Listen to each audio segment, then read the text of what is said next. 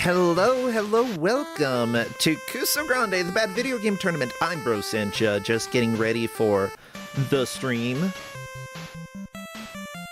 The stream is the dream, yeah. Hope y'all out there dreaming, I guess? I don't know. Or whatever it is you're doing. Are you dreaming? Are you awake? Are you delusional? I don't know what's going on. Thank you so much, by the way, Linkura, for the sub. Moi. Let me just make sure that I get all of my announcements correct in the right places. Update Blue Sky because I gotta do that. Let me know, by the way, if my audio sounds a little bit weird, because every once in a while Windows is like, hey, you know how you are? You know how you sound? Let's go ahead and just change all of the audio levels for no good reason, because we are Windows. And we will punish you. We're just gonna punish you. Yeah, but if you do hear me, like, cut out or anything, just let me know, because I definitely would love to know. Good to see everybody. Hopefully you're doing okay. I know that I, have been a little bit absent. Wasn't here yesterday. We did have a match on Tuesday, but also I've been working a lot. You can hear a weird voice bleeding through the audio channel. How dare you, Chiron? It's not a Kusogrande without Chiron just hopping in and immediately insulting me. That's just how it goes. But yeah, it's been a stressful week, but I've also gotten a lot of NES development done this week. I got to deal with the nightmare of finally getting the audio working correctly for the NES game. Cloud, oh my gosh, thank you for all those gift subs. Oh, you are so cool. But yeah, like right now, the audio actually works really well for it, and I'm so happy. It works exactly as hoped. Yes, I had to use 3 instruments back to back sometimes in order to make it sound correct. But I've got a limit of 64 instruments for the NES, so, hopefully that'll be fine.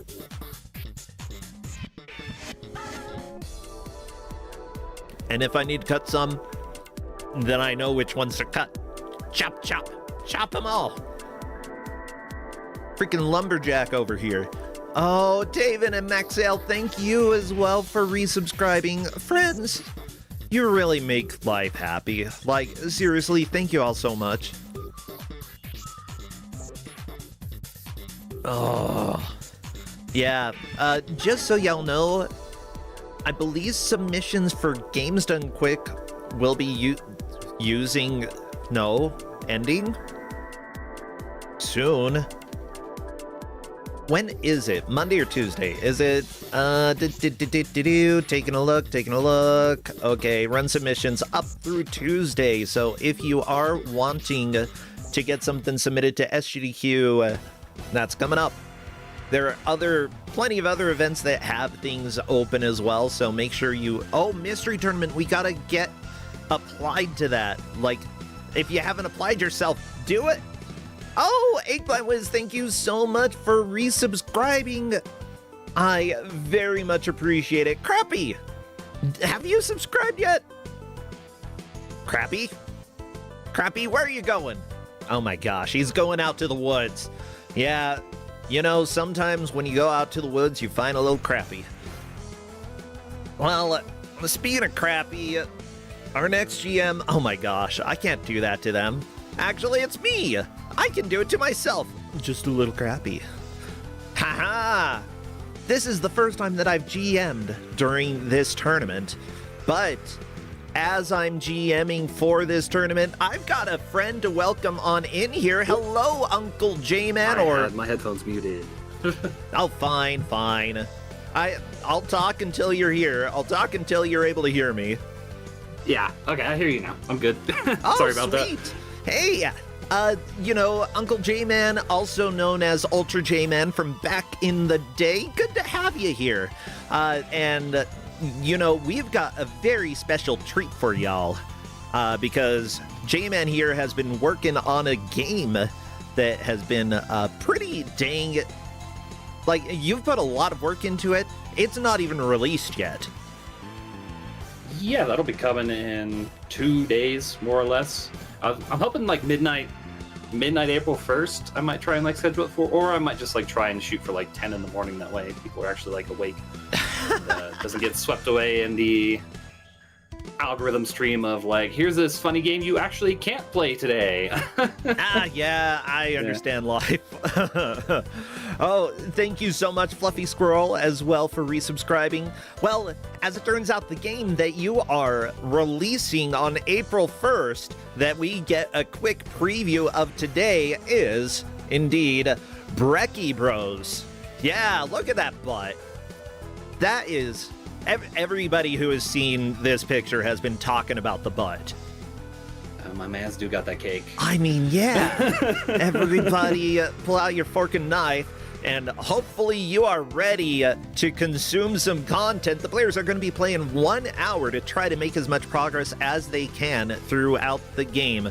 We have them playing on the well-fed difficulty, followed by, if they happen to beat that, we're going to the harder difficulties as time goes on. Whoever makes the most progress will be the victor, taking home those 10 delicious points. Whoever doesn't, though, will only be getting 2 points. And if I'm not mistaken, we have 2 people getting eliminated from the tournament because of this. The last 2 players will be out. The first 2 players will be moving on and have a chance to make it to the bracket. So, you know, J-Man, I think that I've known you longer than... if you aren't watching the stream on Discord, you're welcome to watch it there and keep your eyes on the Twitch You actually chat. got the I got the stream open right now. I'm gonna go ahead and post that up on my socials. That way, people maybe pop in. Yeah, but if you don't want to hear echoing and stuff and you still want to hear the music from the game, watching the preview through Discord will do that for you. Gotcha. Yeah, that's not a bad idea. I took a surprising amount of work to make sure that would work correctly. Yeah, and then I'll just pop out the stream chat. That makes a lot of sense. Yeah, this screen does not have any audio, so it's a little silent here. Don't worry, we'll have plenty of audio when the players begin. Yeah, so I think I'm just about ready to begin. Sometimes first match we do begin a little bit early. The players were able to look at the Poot Camp manual. Actually, maybe I'll tell Nardi to look through that manual because it's funny. I think it's worth it.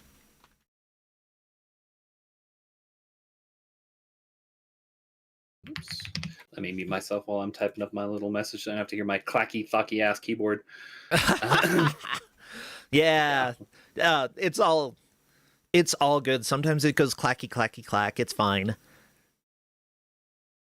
Yeah, J-Man, of course. Oh yeah, let's go. So welcome to Poot Camp. So you want to learn to poot with power? Let's flip the page and get into it. Check it out. This is what you'll be seeing in game. That's me at the bottom, by the way. Just sup, dude. These are your UI icons: lives, farts, and timer. Use your D-pad, analog stick, arrow keys. I can even stick to any surface. Just move up against it, and up I go. Yep, even the ceiling. Cool, right? I'll automatically wrap around legends too. No worries there. Pressing any controller button, spacebar, or shift key lets me jump. The longer you hold it, the higher I go. If you press and hold the jump button in the air, I'll charge up my signature butt boost. You can face any direction while this is going down, like up, right, not up. Oh, and then my favorite, opposite right. Let go and I'll butt boost in the direction you faced me. Butt boost can be used to take out those alien butt heads. Be careful though. I'll always bounce back a tiny bit after hitting an enemy. Hitting an enemy will grant a fart back. Try chinning butt boost for maximum score. If you hold the directional button towards the surface I'm standing on, then push and hold the jump button, I'll do a poot scoot. Oh yeah. It works just like my butt boost and can take out bad guys lickety-split. Trying to remember that I'll always bounce back a little bit. It's just how I'm built. Got all that? Sweet, we're almost done. Every stage has 20 collectible food items. Eat them all for a 3,000 bonus point thingy. That's it. Now you've read the tutorial. They skipped through it a little faster than I could read, but you've got a general idea of what's going on now. They got the gist. Yeah. They're talking about Poot Scootin'. That's all they need to know. Now I'm trying to remember, before we start, is there any light flashing in this game? Because I don't believe so. I mean, so there's... I wouldn't say there's like any sort of like major flashing during like the main game, but if somebody were to say like finish the game and actually do like the secret thing, like I think that might be enough to trigger some people. So like basically, if anybody gets to like the secret boss, yeah. If somehow somebody did, because I've been surprised before about how fast people blow through certain things. Yeah. I mean, I would be shocked if everybody, because they're going for speed rather than necessarily collectibles. But Fair. This is something that the players will learn as time goes on, that collectibles can be helpful. Well, let me check to see if they are ready to begin. Other than that, we have a tradition. Are you all ready? We have a tradition of chat spamming emotes related to the game. Obviously, breakfast items would be useful here. Muscles and farts. Farts and butts. I think that those would be good emotes, everybody. So get all of those prepared. Yeah, we've got a butt emote in this channel. It's a good butt. Muscles. Yeah, I noticed that. Yeah. Impressive. Okay. Well, all of the players are ready. We're going to do the countdown. So go ahead and spam those emotes. As soon as I see movement in a stage, I will start our timer. I think I'm still... Let's see. Let's go. It's 5 minutes till I can spam the butts. I'm in delay. Oh, shoot. Yeah. Wait, can I add you as a VIP? Don't worry about it. It's okay. Too bad. I'm on call. That's fine. Hello. Hello, Omega Number. Welcome. You coming to commentate? Yeah, you asked me to.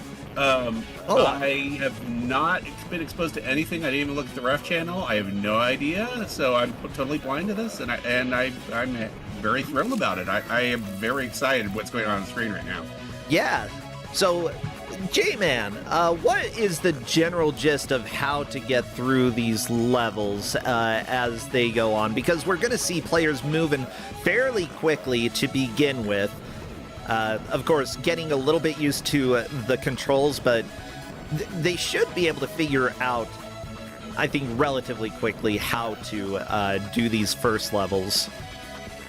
Yeah, I mean, the gist of it is basically, it's similar to one of those, like, single-screen arcade-style games. I guess, like, so, like the Bubble original Bobble? Mario Bros. Like Bubble Bobble, the original Mario Bros. And the idea is to clear out all the enemies in each stage. Collectible food will add to your score. If you collect all the food in a level, you get a score bonus, and score is important on the lower difficulties because it'll get you some extra lives and let you stay in the game a little bit longer.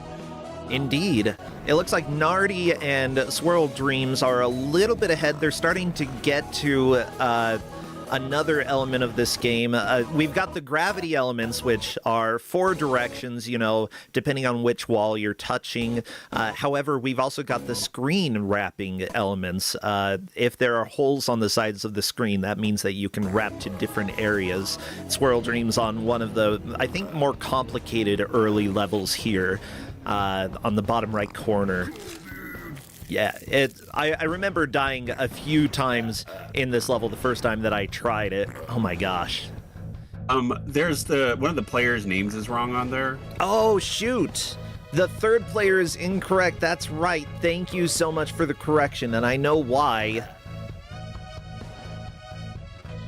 Because I made a mistake. There. I've got it fixed. Yes?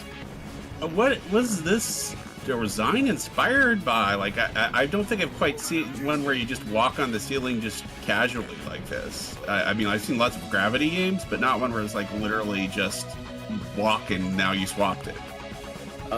So there's a few inspirations. One was a friend of mine, Neon Lair, Kyle Riley, made a prototype about 10 years ago for a jam, and we both kind of like cooked up these goofy, stupid characters for it. And in that, you were kind of like jetting around the arena, and you could only attach the sides if you used like the jet thing. So I used like a bit of that as like an influence. But the other big influence is just like, I kind of love the ambition of Mohawk and Headphone Jack, but I wanted to like not make people completely nauseous just looking at the game. So that was kind of like the compromise. Plus, I think it's just fun. Like, I've never seen anybody use the mechanic quite like you said.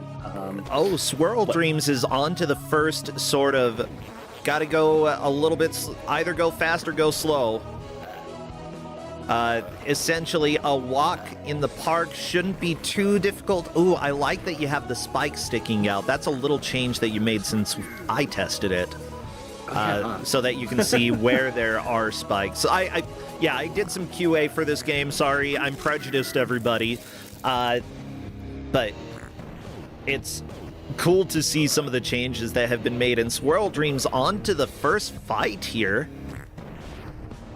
Or the first boss battle, yeah. So who is this guy? The guy in the egg? This is Benedict Burt, and I don't think I can make the joke that I would normally make about this guy, so I won't. But is it PG-13-esque? I did, maybe. It's like it's so hard to say. Just so try it. Just try it. Okay, I'll forgive you. It's Benedict Burt. He's a little bit of an in-shell, you know, like. Okay, no, that's a good one. I like that. But yeah, like it's this one was fun because a lot of people, when I had them first played, didn't really intuit that you're supposed to smack the butt. So as time has gone on, I've just added more and more and more blatant, ridiculous side posting to the point where I don't know if you guys can like hear the track in game, but like it kind of starts to tell you. We will be hearing it on Nardi's screen as soon as we get past this auto scroller, but.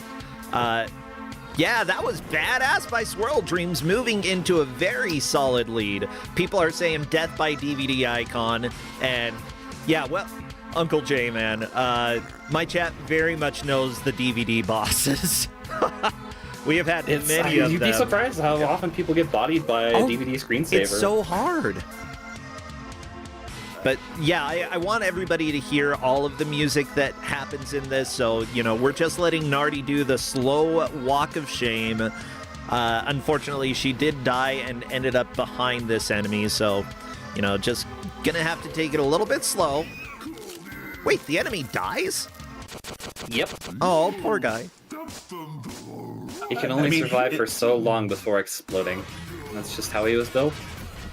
Does this design have a lot of opportunities to catch up? Is this like one where there's going to be some part where people are definitely going to get stuck, or if somebody like is really paying attention, they can just blaze on through? It really depends on if how careful people are with their lives. Yep. So let's see. There are no continues in this game. So Swirl Dreams, they started with this difficulty with 30 lives. You can get extra lives based off of points, but otherwise, once they're out of lives, it's back to the beginning of the game. It's fairly punishing in that regard, but considering how short it is, I think that it's appropriate to have it be that difficult. That's kind of my main... Like, just as a behind-the-scenes design ethos of it, like, my big thing was, like, I want to see people play it and then, like, get a little further on each continue. And that's regardless of difficulty. Like, you want to play with, like, 30 lives and that's your comfort zone, go for it. If you want to play with 50, you got that, 10, so on and so forth. Yeah. So yeah, we got some badass action there. On to the next set of stages, and I really like the music here. Like, I think this is the one that I really vibe with. Oh. And it does look like Swirl Dreams is now starting to have a little more trouble. Yep. It does feel like the first levels, Swirl Dreams was able to just coast without even really being careful, and now it's only gonna trying to have to switch modes and actually slow down a bit to keep from dying too much. But it's really with this kind of danger where you could have to restart the whole thing. It's people are racing you, so it's really tricky to know how fast you should be trying to go. I love the difficulty of like figuring out what is the appropriate speed to make progress, or am I going to risk a game over if I do stuff a little too reckless? Risk versus reward is a decision that the players have to make consistently while they are playing here. And Swirl Dreams, I can see, is slowing down now, and that is the right move. Yeah, with 30 lives, I'm not too surprised that Swirl Dreams is about where they are. We might be able to see boss number 2 if they manage to make that much progress, but honestly, a full game over is probably expected. Nardi, on the other hand, still has 18 lives left. This is the top left, the one that we're listening to. And compared to Spader and Swirl Dreams, I think has the biggest opportunity to possibly move into the lead. Yeah, right around where Swirl Dreams is at is about the point where I started to kind of understand my own stage design ethos a little bit behind the game too, but it's also the point where the game starts ramping up in difficulty. Yes. And it kind of ramps up quickly because the game's, I'd say, maybe about 15 minutes long for a casual playthrough when you actually are able to finish it. Now, Neon Lair in Twitch chat is saying, that's my solo. I'm listening to the song. Did you have other people chime or pitch in a little bit? Yeah, Neon Lair is Kyle Riley in the credits. He's usually my cohort in crime for a lot of the soundtrack. So for this one, he helped out on most of the early game stuff, like the first few worlds and the boss track. A lot of the late game stuff is just stuff that I kind of did, skirting off on my own a little bit, and then using bits and pieces of some of the motifing from the first few worlds. This is such a jam, though. I know that you've been... I remember, I think it was about 10 years ago that I tried out a game that you put out. It was probably more than 10 years ago at this point, honestly. It's 11-ish or now. Yeah, 12. About that. It's been a while. And it was a lot more surreal, a lot more bizarre, whereas this definitely harkens back to old school platforming games. It has a lot of the Game Boy Jam feel, which I know you were going for with the color palette here, and the music is just extremely catchy here. So how exactly has that changed over the years? From a little bit, a bit more surreal. I think you still do plenty of surreal stuff, though, is what I would assume. For me, it's just more understanding what I like notationally and how to structure things more. The Midnight Station was just kind of it was freeform madness at that point. I played bass guitar for a long time and I played in metal bands, but compositionally, I never really learned composition. So I am still just kind of banging pots and pans together and seeing what sticks. But it's in a way that's more reasonable now of okay, if I do this and I transition this way, it's going to sound a bit more like this. And of course, I build off of a lot of what Neon Lair does too. And then lately, we've kind of reversed roles a little bit here and there. And Neon's starting to build off of some stuff where I'll build the skeleton and then he'll work the melodies. Or sometimes he'll build the skeleton and I'll work the melodies. And it's just, we become more closely entwined with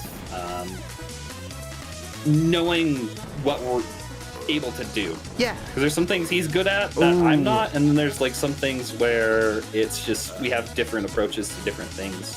By the way, full game over for Spader and Swirl Dreams. They are back to the beginning. They are playing on a difficulty that gives 30 lives, but I didn't tell them how many levels there are. There are 30 levels to go through, from what I understand. That includes the boss stages as well, right? Yeah, so it's 27 stages and 3 bosses across 3 worlds, and then of course, I kind of played my hand earlier, but I talked about it on social media, so it doesn't matter. It's a small enough game. But there's a secret boss if you meet certain conditions as well. Yep. So technically 31.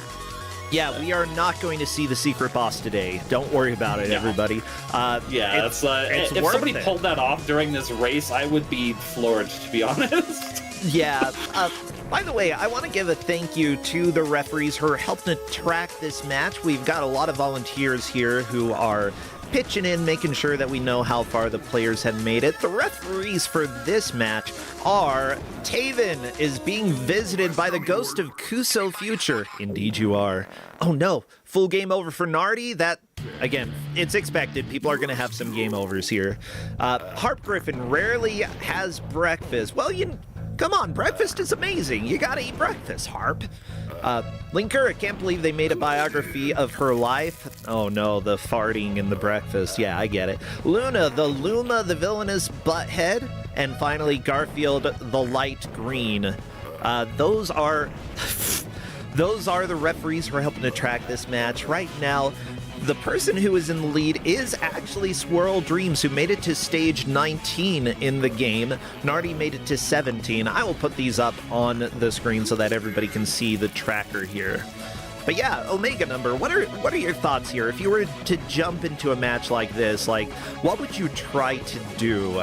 At least, like, are there certain things that you would start off early and then change the strategy that you approach later? I would definitely be trying early on to experiment with the controls because it is a little unusual, and it feels like there ought to be some maneuvers that you can do that you might not be able to do in a normal game. Like, oh, if I jump in at the right moment and then just turn and step, then I'll like insta boost to a different direction. You know, so some kind of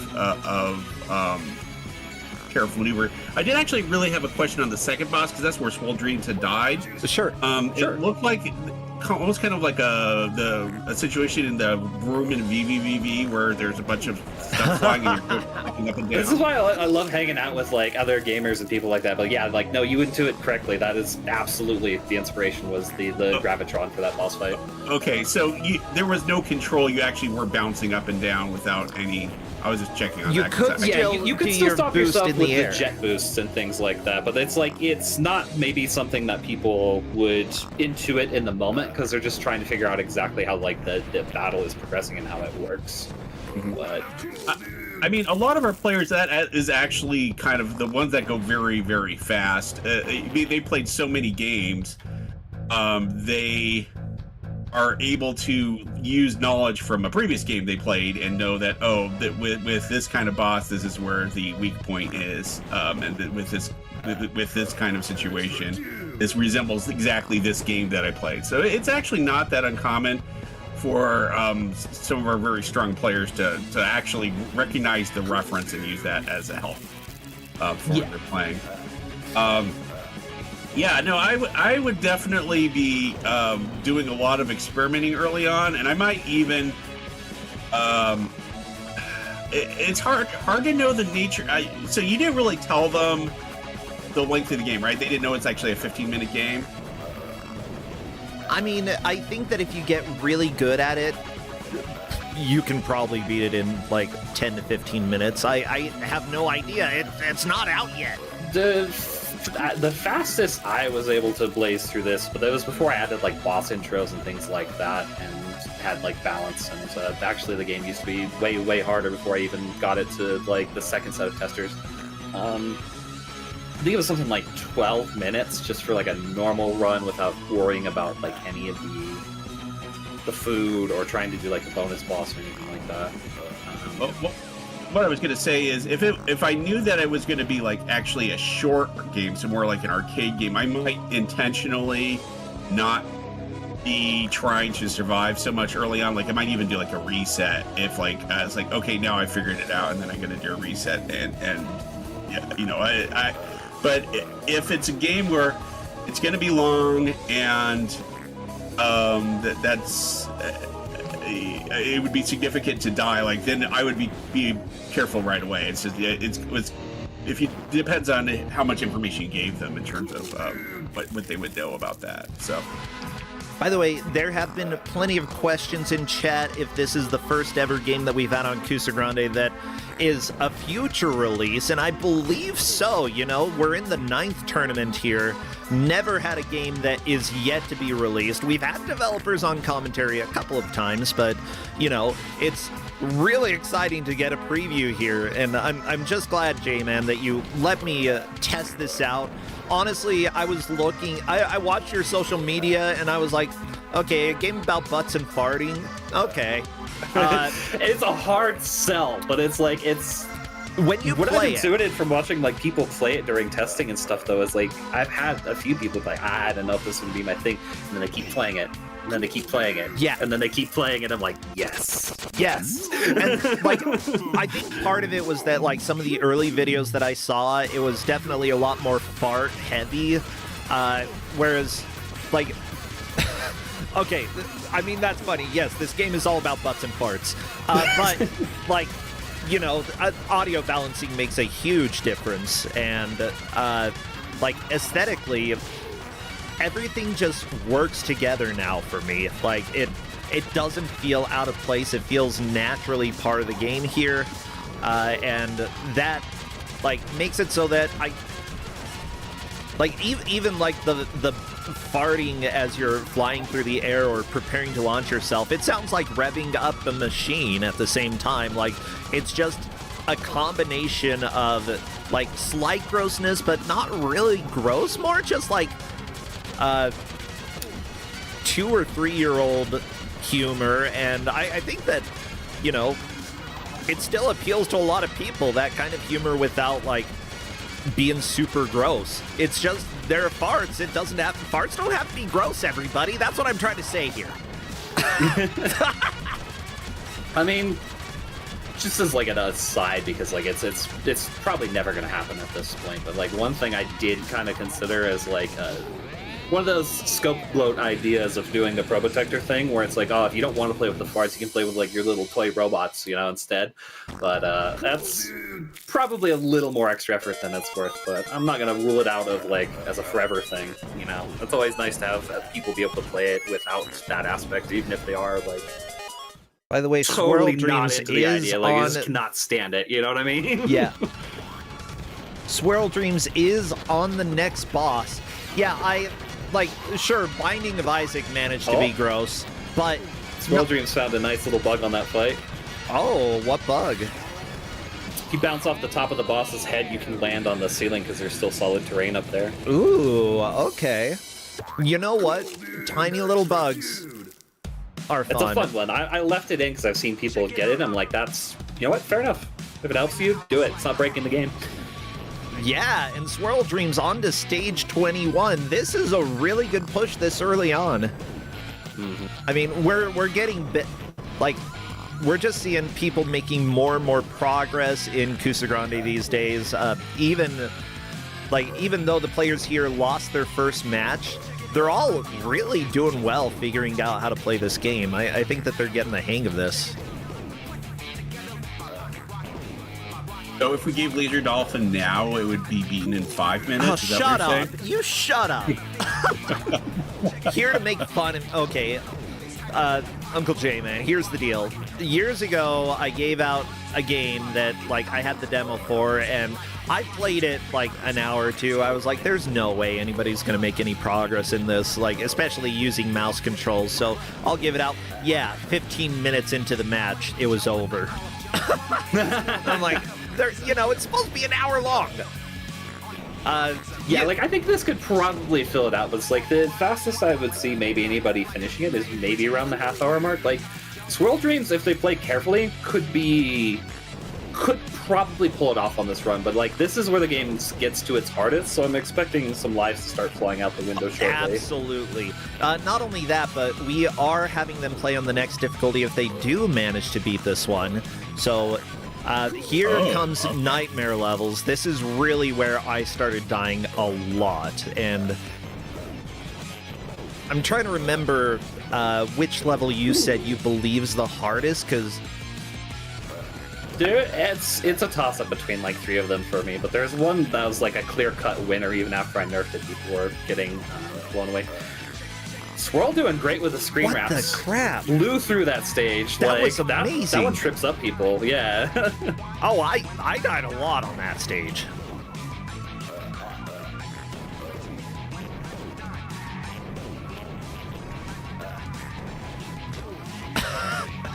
Oh, so actually, I have to ask: is there a story to this game? Is there a plot? I mean, the intro basically gives you about as much plot as there's gonna be, and then there's,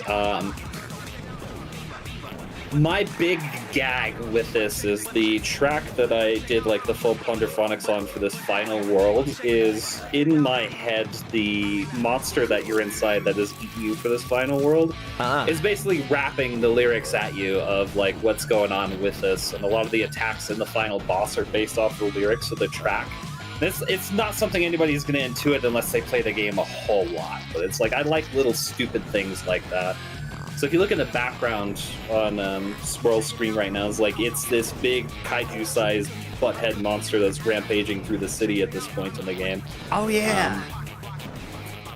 But the idea is like, yeah, just aliens came from space and they're stealing your food and they abducted your bro, so you gotta get him back. We gotta help our bro. Like, Yeah, this is it's called nothing Brekkie special. Bros. This isn't Brekkie Man. You know? And don't worry, if we get to see the ending, the bro will come into play. I'm gonna let the players know as well that if they happen to get an ending, make sure to let the ending play out. I don't think you can skip it, actually. No, it'll automatically. So it's one of those in favor of being an old school arcade kind of style game. Is like you let the credits. Jeez, we speak good. You let the credits play out, and then it'll get to the end. You wait a few seconds. It'll take you to the game over screen with your high score, and then you can just restart the game from there. Yeah, perfect. Just keep it simple. Yeah, this music, we can definitely hear some of that sort of hard rock influence that you were talking about earlier playing into this.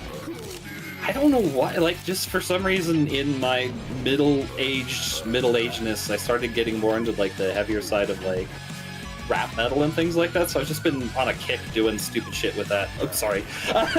You're fine. Like, you're the dev, and that's PG-13 anyway. Hello, It's fair, Twitch yeah, but, yeah. PG team. I appreciate that somehow I'm still on you. Despite the last month or so. Oh. Yeah. Yeah, Swirl Dreams is actually nearing the end here, but with only 2 lives left, gonna be very difficult. The thing is, you can earn extra lives based off of score. So, collecting the various collectibles do get you more points. I don't remember the point thresholds to get extra lives, but, you know, it's... Every 25,000. 25,000 points. Okay, time to do the Walk of Shame. Or die. Oh! No! Close. Very close. One stage away. Yeah, I think we're going to see a game completion before the end of this match. And then we're going to see the next difficulty, which isn't different, it's just fewer lives. Yeah. Yeah. So the only real difference for difficulties is if you play on the 2 highest difficulties, instead of 1-ups, you get point bonuses for hitting the 25,000 threshold. On the second highest, which is Starving, you get a 5,000 point bonus, and then on Ravenous, which is the hardcore 1 life mode, you get 10,000. So your score is going to skyrocket if you're playing on the 1 life mode, but you got to be super careful. The fact You're going to want to that take you those put a big 1 life mode risks in this. constantly for more points. So Yeah, the thing is, you can also get multipliers based off of hitting enemies while you're still flying without touching the ground. One thing that I haven't seen people doing very much in the game so far is sort of the sliding along the ground. In fact, I don't know if I've seen any of the players really use that. If you're sitting on the ground and you hold down, whatever down is compared to you, and press attack, then you do, or jump, whatever it is, then you sort of slide along the ground doing a butt boost. yeah, the little poot scoot is what it is. Yeah. But Yeah, like it's not the most intuitive, but like my own personal design ethos is I'm okay with that. Like a lot of people are telling me like add a second button, just put it on a second button. It's like, no, I want you to think about like what would it feel like in real life if you were to press yourself up against the floor so hard and you had to like fart to push yourself. You gotta push yourself against it. So like I wanted to put that in the controls. It's like part of the control scheme. So Yeah. You gotta think about doing these things. Does this sound like anything you've ever done in real life, Omega Number? Like, no? Okay. Nope. Well, maybe we need more butt-based transportation. We just had 2 game overs on the second boss, by the way. That does seem to be a big wall for the other players. Yeah. This roll comes down by. And I was wanting to ask our Sure. developer here, have you watched Kusogrande before? Like, are you actually... I think I probably watched some in like the early days. when it was rough. Oh my god. For sure. But it's been like a good like minute. I know it's been like ongoing for a long time, but it's like I kind of sort of like vanished from like the speedrun and bad game scene and all that kind of stuff. Not like for any particular reason. I just got busy with other things and getting into game development will eat up a lot of your time. Even making this was like active development, like was probably like 3 to 4 months, but like in terms of starting it and like learning the code side of things and things like that, it's probably been closer to like 5 going on 6 months just to get everything ready for this, even though it's just a tiny little game. yeah, you made this in Godot, right? Yes. See, Godot you can make 4.5. really cool stuff in Godot. Godot is great. I could not recommend it enough. If you are more of like a visual person, like you like visuals of putting things together and then seeing how they operate with your code, like for me it's been one of the most like intuitive systems for that. Maybe the coding logic isn't the greatest sometimes, but it's like I can put stuff together quickly like I wasn't able to in something like GameMaker or Unity or anything like that. Well, badass for Swirl Dreams. Moving back on to the second set of levels. This is level 11. Spader still in this group of stages as well, with a lot of lives too. 18 lives left. Spader has been going a lot slower. You do have a timer at the top right, but we haven't actually seen any of the players run out of time on the stage I saw yet. somebody have to run from the Reaper earlier. Oh. I think it might have been Spader or is it Nardy or Nardi? Nardi. Yeah. It was one of those two. I'm pretty sure I saw the Reaper Pepper appear. So that's kind of the quote-unquote punishment for running out of time, is you have to deal with that. Yeah, it doesn't automatically kill you. Instead, an invincible enemy shows up, chasing you down, and if it touches you, you die. Very But- bubble. Yeah, he's not invincible if he touches you. Well, he is invincible until he touches you and kills you, in which case he'll go away for another minute. Which I think is fair, because if you just had him chain massacring you when you had, like, playing easiest difficulty 50 lives, that's not Ask fun. Neon Lair about that. Ask Neon Lair about that. Uh-oh. They definitely let me have a bit of an earful about how it originally worked. Yeah, no, it used to not despawn, and it was way faster. The Reapers, the Reaper Pepper. How Yes. did you feel about the way it originally worked? Yeah, tell us your thoughts, Neon Lair. I'm watching. Oh, the anti-fun mechanic. Okay, I see There's a reason what I you're let saying. Neon Lair play first, is they do not mince words about criticism. I think that's great. Honestly, like, feedback is one of the really hard things to really know how to deal with, but I think the more that you work on creative projects, the easier it becomes, and like the more you're like, oh, feedback is actually extremely helpful, and they're not destroying my soul.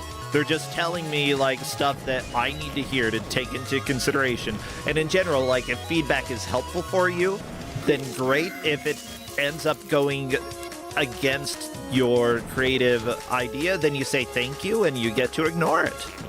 Mm-hmm. Yeah, they had a lot of good suggestions that pretty well, I'd say like maybe like 75 to 80% of what they suggested did end up being some adjustments that I made to the game. Yeah, that's awesome. I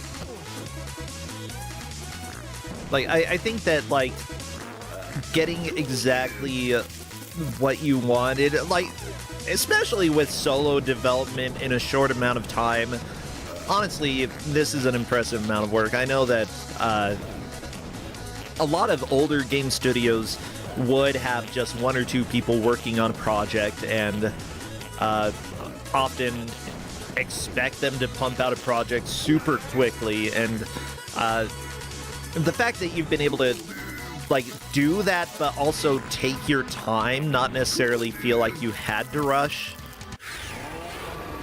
I think, you know, allowed you to make things a little bit... It let me put a level of polish on it that maybe you wouldn't get. So, like, if this were like I guess say like a 90s production or something, I imagine, like you said, it'd probably be a team of like 3 to 4 people crammed into a studio trying to make it over like a month or something, and it'd probably have like a lot more with that actual like Kuso jank to it. Oh yeah. Ooh, Swirl Dreams has learned the stay on one side of the Gravitron when you can. Mm-hmm. Yeah, that's why everybody wanted to do... Oh, what? Sorry, what was that Omega number? Spader was having a lot of trouble with the Graviton, but did finally get it through that time. That was a lot of lives spent on that, just even getting a hang of the mechanics there, it seemed like. The first time you do it, you're going to lose a lot of lives. It's just, you know, unless you manage to figure out a little bit of the cheese, which it's not completely fail-safe, you are still going to have obstacles fly into the safe areas that you want to stay in. But, you know, making it so that the less you have to think in something that is really dangerous, the better.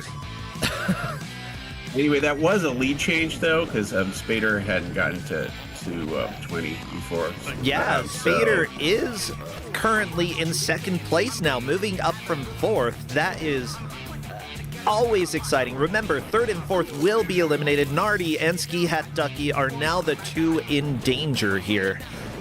Just so you all know as well, looking at the boss fight, it does appear that Ski Hat Ducky got 3 hits on the boss, whereas Nardi got 2.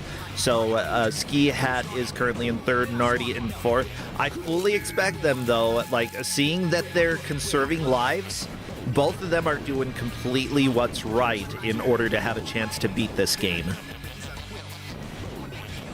Sometimes you got to bring it down to make that little bit of progress. Yeah, it's always, even when I was testing, even though I've probably put like a good couple 100 hours into just playing the thing myself, I tend to find when I start losing the most lives is when I get super confident, like, I can whip around, I've played this game for like 100 hours, and I'll just like fly into a spike and be like, oh yeah, huh? Yeah. I mean, it's a good sign that, like, especially if you're making a game for yourself, if it still challenges you, that's always exciting. You know, and I'm working on an NES platformer, and it's probably going to be a lot more, like, targeted towards, like, your typical younger, like, NES audience, like a lot of platformers from the day. So I don't know if things will be nearly this difficult. It's I think that, like, balancing how difficult it is compared to the length of the game takes a little bit of work, but it works just right here. Yeah, I think so my internal design thing was, like, I was aiming for, like, NES Contra hard, but without having to enter the 30 lives code. Like, I just baked that into the difficulties after a point for, like, early tests. Yeah. And I still think it maybe is possibly slightly harder than that. It's hard to say. And it's definitely hard to say, like, where it falls on that metric, but it's like the big thing that I wanted with all the different difficulty choices and life counts is I wanted people to be able to pick it and play it at their own pace, but I didn't want it to be, like, So I didn't want there to be like a 99 lives mode, because then you don't even have to think about playing the game. I wanted it to be a thing where it's like you have to think and you have to learn, and there's this little bit of friction as you sort of fight your way through the game. Just a little bit, just like a hair of it, you know? Yeah, I remember us talking about that earlier, and I thought of like 1,001 Spikes, that you've got a lot of lives in that game, 1,001, but it still really matters, and you can start getting low in it because of like the sheer difficulty of that game. The pretty games are like that too. Like, I love those games and what they do with just having tons and tons and tons of lives, because it can still get kind of stressful towards the end. Oh yeah, depending on the difficulty you're playing on. Yeah, and as Neon, I do have a question. go ahead. So how likely is a final boss first try on this? Because we might be seeing that on With Swirl. the amount of lives Swirl has, it's pretty likely. I think so. If Swirl can maintain that amount of lives, like I have no doubt that it'll be a clear. Like, they're well on their way right now. Yeah, this room is a little bit of a nightmare though. So this stretch of 3 stages that Swirl just played through, like the one prior to this and the one before that and this one, it's always been a toss-up on which one is the most difficult. I'd say the one they're on now used to be. After post-nerf, that may not be the case. Oh my god, they managed to thread the needle. I had to use iframes. But if you're playing on the 1 life difficulty, iframes are not an option. Nope. Yeah, I mean, unless you use them right as you enter a stage. Still totally viable, but you can only do so much with it. Okay, just don't rush too much. That's the biggest thing. Because if you rush too much, then you get behind Silly Boy. Then you gotta wait. You gotta wait for the little... Does he have a name? No. Oh. I was gonna Say say the one enemy I didn't name. Help! Help! Oh, there's a bro. Oh no, it's the Butt Man. Here we are, the final boss.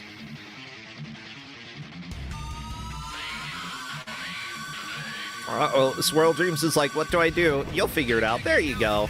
Okay. Yeah, sometimes you gotta try something. This might look familiar to some people, which you were pointing out. I'd never played the game that influenced this, but I'd seen it.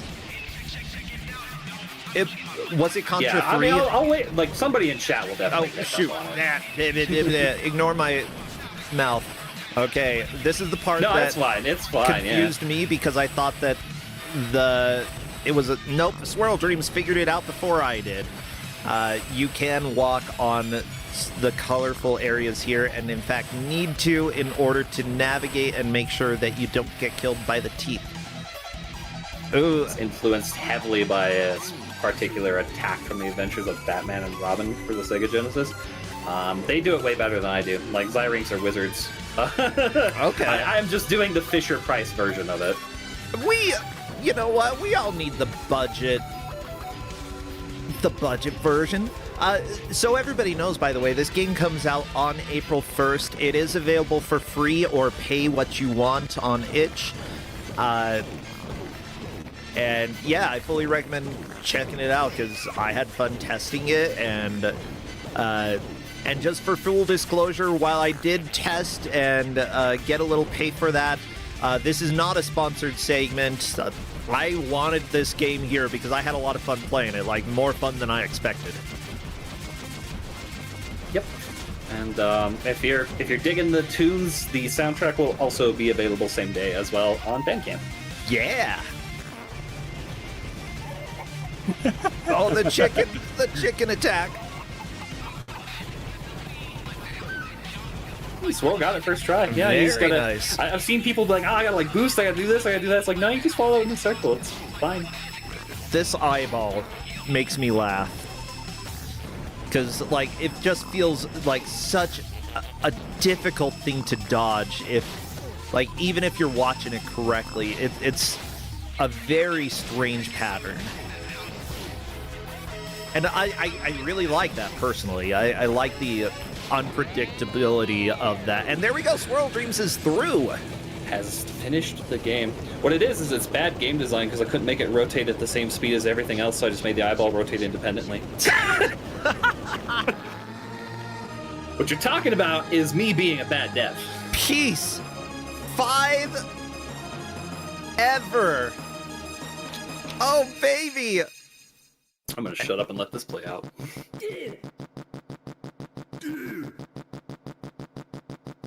Hell yeah.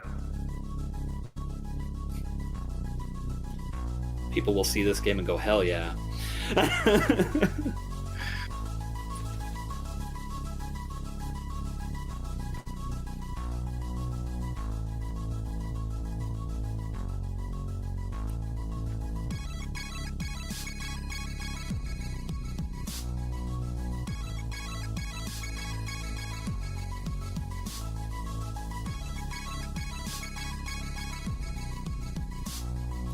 Do, do, do, do, do, do, do, do, do.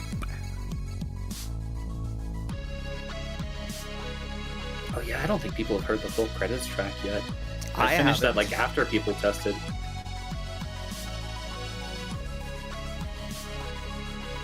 I tried to combine Streets of Rage and Secret of Evermore, and I'm gonna leave it at that. Yeah. Ooh, thanks to Treasure. And your stomach. I had chronic stomach pain for like 6 years, let me tell you. Ooh, It's no fun. rumor has it there's a special challenge waiting for those that chow down in every level. Dun-dun-dun.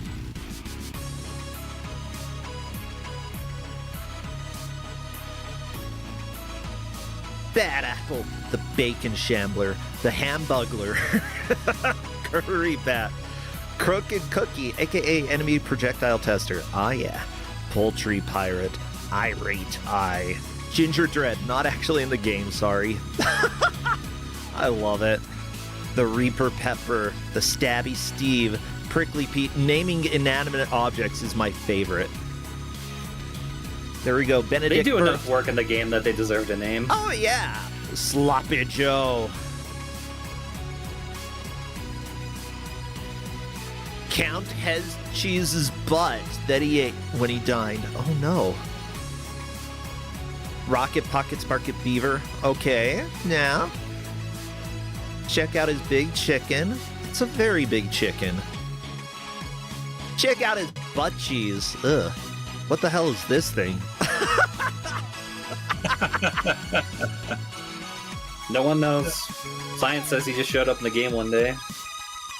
Ultimate True Neo Omega Head Cheese. There's also Rip Handsome and Thrash Hollandaise.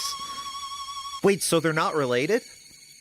So they can smooch. They're bros. Okay. They're bros. Okay. They're bros. I was just trying to figure out, is it fine if they smooch? And it's confirmed. Proud of you.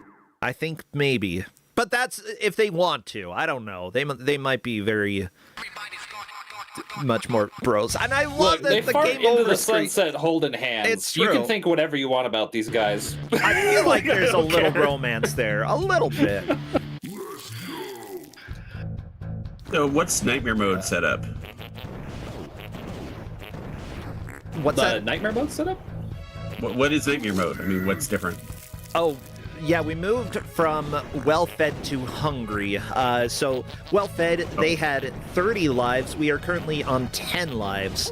And because of that, you have to be a lot more careful to not take damage. And also, hopefully the players have been paying attention that getting points will give them 1-ups. Because while that's something that you wouldn't really worry about too much when you are playing in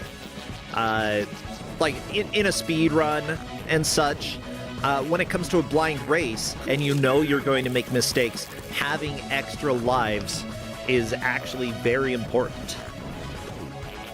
It's sort of what I love that's different from your average tournament, because there are a lot of tournaments that have a lot more I'm trying to think. A lot more modern games, that are forgiving when it comes to continues and such. We do not always have those. We have a lot of retro games where points actually do matter. And I find it fascinating that you decide to bring that in, Uncle J-Man, rather than just have it, as an extra thing that points do matter while you're playing. Well, the thing too is like it kind of all started to fold unto itself because like originally it was like, okay, the food's not doing enough, so what if you get like an extra point bonus and that adds to the 1-ups, and then it's like now I changed the amount of lives people have on the difficulties, more people can get into it. But it's like the thing is, if they really enjoy the game, it's like, okay, now I got to the point where it's like I can collect these items and I can do this and I get enough lives to beat it on Hungry. Maybe I try out Ravenous. Now I only have 5 lives, but instead that's all going to add to my score. And it's just like you get better and you get better and you get better and you start to feel more confident. And that was kind of the big thing I wanted with the design, is that regardless of the skill level that you enter this game at, even if you've never played a game, seen a game that looks like this before, you could enter it and reasonably every time you're playing it, you're getting a little bit better. Oh, yeah. Oh, no, Swirl Dreams has to do... Oh, not quite Walk of Shame. It was almost Walk of Shame. I had to do the Walk of Shame when I was testing. Nope. Walk of Shame.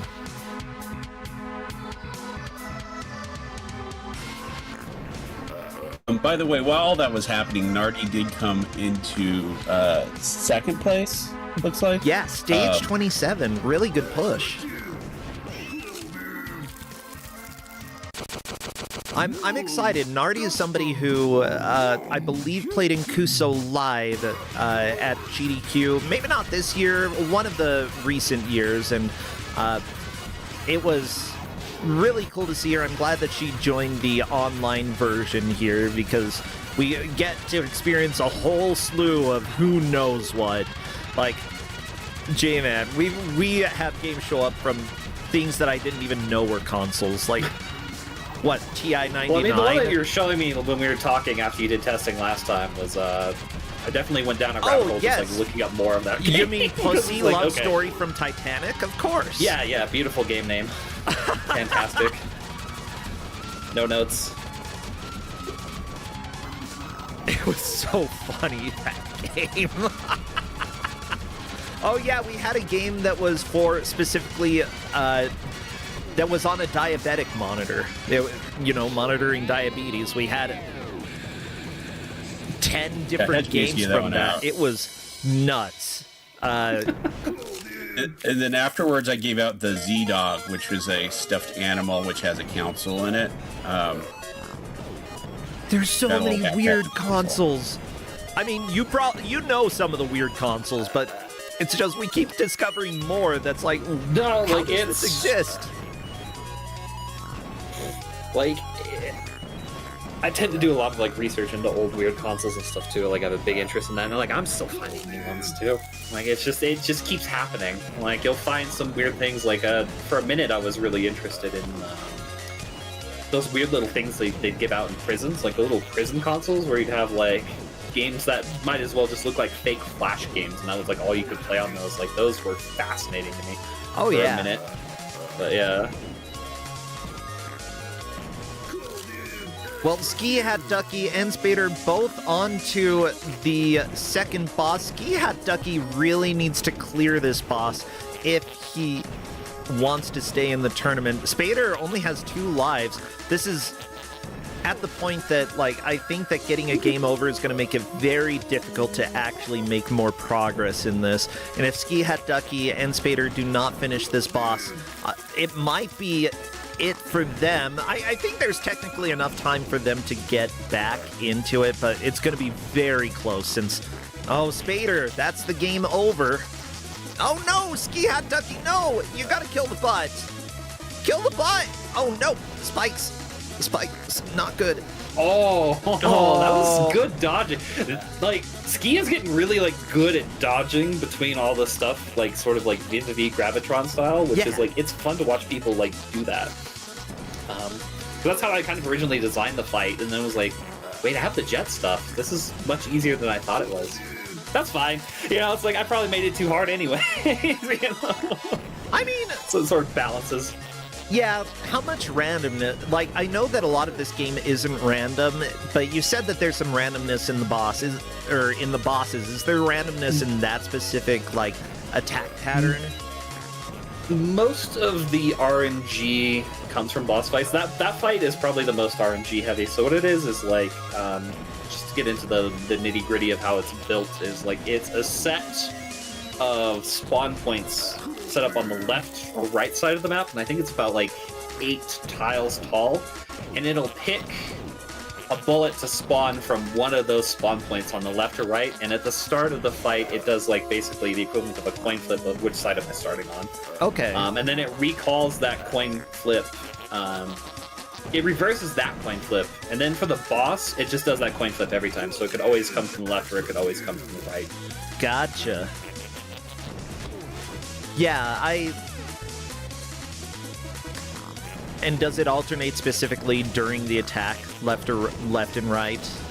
Yeah, up until you get to like the second phase of the fight, and then it's just it's spawning from 2 directions at once. But I think it still alternates the non-regular projectiles. And what I mean by that is like the bouncing ones and the circular King K. Rool Donkey Kong Country 2 cannonballs, basically.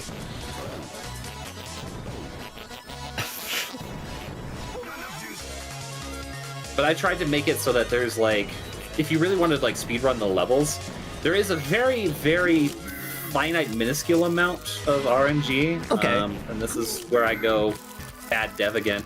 It's because the juicing that I did on the sprites is I attached the hitboxes to the sprites, which I probably should have done. So those bats, for example, if you look in the lower left corner at Spader screen, Yes. they're very slightly contracting and expanding to make them feel a little more animated. But what that means is their hitbox, when it hits certain corners, instead of just bouncing cleanly, sometimes they'll bounce back the way that they came just because it's expanding and contracting constantly. So it's just this tiny bit of RNG. It makes them like a little more annoying to deal with, but that's bats. So I'm okay with it. And like, because they start in the exact same place, if they're starting in the exact same part of the animation, then it just looks like RNG. They'll still move consistently. Somewhat. I've seen them move a little bit different each time, no. but I think that's just because the animation system maybe doesn't fully run at the exact FPS that it says. Like, I have everything coded to Delta time, which is all under the hood stuff that nobody needs to understand, but... I understand it. There's still some weird things that I see where it's like, is it really doing it, though? Yeah. Yeah. That's just development. It's consistent enough that I'm happy with it. Yeah. I think that there's some interesting quirks with Godot, and specifically the timing, that technically things should work consistently based off of the time, but I don't know. I'm going to have to play with it more to see if I run into the same issues. Here I was, like, having them move for a certain amount of time, and then I'm like, I'm going to have enemies stop and have it a random amount of time that they're stopped, just so that I can mess with people a little bit more, you know? Yeah, I mean, that works. That's like totally a design choice if you want to put it on a specific enemy of like, okay, when they go into this, it could be this amount of time or that amount of time. I just know I need to get out of the way when they do that. Oh, yeah. Nardi, by the way, is making a good push through this again. Ski Hat Ducky and Spader, you know, they're the two who are in danger of being eliminated, but they're not giving up. They're getting right back into this. I do think that there's technically, if they go fast enough, they might, especially Ski Hat Ducky doesn't know how well the other players have done, so could be thinking, you know, there is one last shot for me to do better than I've done before. And that's the more important thing when it comes to a blind race like this, you know, improving your own personal best. Don't worry too much about how others have done, because there's no way to know. And with something that is like as difficult as this, it's just, there's probably going to be one or two people who really click with it. And if you're not one of those, that's fine. Try not to come in last. If you do come in last, it's not a big deal. You know, it's just every genre, people will click with a little bit differently, you know? And Yeah, the wonderful thing about the tournament these days, like, it started off being very platformer heavy because that was what I really liked. But now we never know what genre we're getting. I don't even know what to call this game because, like, I mean, it's kind of a platformer. A single screen platformer is essentially what I called it. Yeah. You can jump. It's a platformer. Fair. Yeah, I mean, Bubble Bobble I keep thinking about when I'm looking at it, so, yeah. Swirl That's Dreams fair. got screen-savered. Yeah, every once in a while the boss is just really good at fitting into that corner.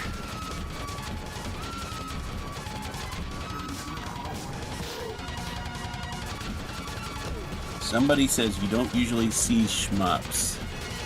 I did give a shmup last year. I'll probably give another one this year. Yeah, We'll see. Magius, you probably shouldn't necessarily count on us not having shmups, because I remember that 3D Contra game, Contra Wars? I don't remember what it was. It's either Legacy of War or See the Contra Adventure. I think it was both See of the those are Contra very Adventure. interesting. Yeah. I love Contra Adventure. I love that one. Is just way more ambitious and way over the top. Legacy of War is silly.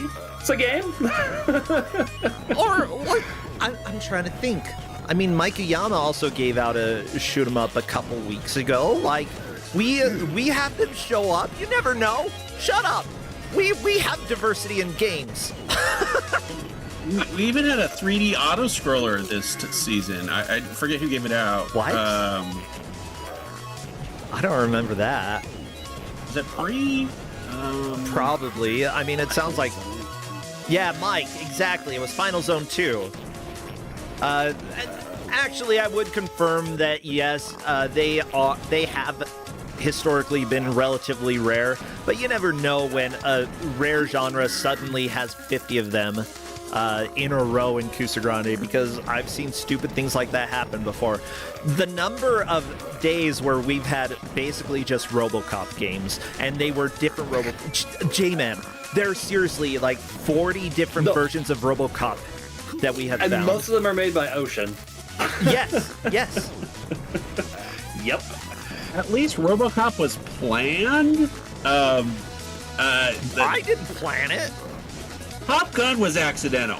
I remember there was like 3 Top Gun games in a row. I believe that one was purely by accident. Well, the new movie was out. I think it was more they saw that other people were giving out Top Gun, and they're like, let's go ahead and do this. Well, everybody, that is time. Brecky Bros coming out again on April 1st. Congratulations to all the players. Where the crap did I put my music? Come on. It's boring without music. We need some jams. I'm gonna take off since you have the dev here. Thank you for such an enjoyable game. That was a terrific watch. Y'all take care. No problem. And thanks to everybody that like participated, all the runners trying to finish the game. Yeah. And of course, you guys for putting on Kusogrande and actually letting me showcase the game. Yeah, I'm going to welcome the winner in to come and chat. Swirl Dreams took the victory here. I'd like to hear some of the reaction to what they said. If you've got a few more minutes. But yeah, Swirl Dreams did a fantastic job. Nardi coming in second place. Those two will be moving on in the tournament. After that, Spader and Ski Hat Ducky unfortunately eliminated, but they did a fantastic job. You know, someone's got to get eliminated, and, well, it wasn't us. Hello there, Swirl Dreams, and congratulations. You made it to the second difficulty, Hungry, and made it all the way to stage 20. What the crap? I am a little exhausted right now. Oh, why so? Just trying to like speed through that is just trying to do a precision platformer like that, just that fast is just. I loved it though. That game is amazing. Like seriously, this is one of the best single screen platformers I played. Like seriously. Wow, thank you. Yeah, I told you that the dev was going to be here. The thing is, we call this the quote-unquote bad video game tournament because, as it turns out, there are a lot of games out there that, like the definition of Kusoge is super huge these days, and because of that, we've just tried to embrace all the different types. Ski Hat Ducky is still playing, by the way. I don't blame them. I don't blame It them. happens. Like I said, during testing, I had people who were like, I don't know if I'm gonna like this, and they keep playing, and they keep playing. They'll finish the game, and they'll sit there, and I'll be talking to them, getting their thoughts, and they're still just sitting there playing and playing. I'm like, okay, I mean, I don't have to do anything else. It's job completed.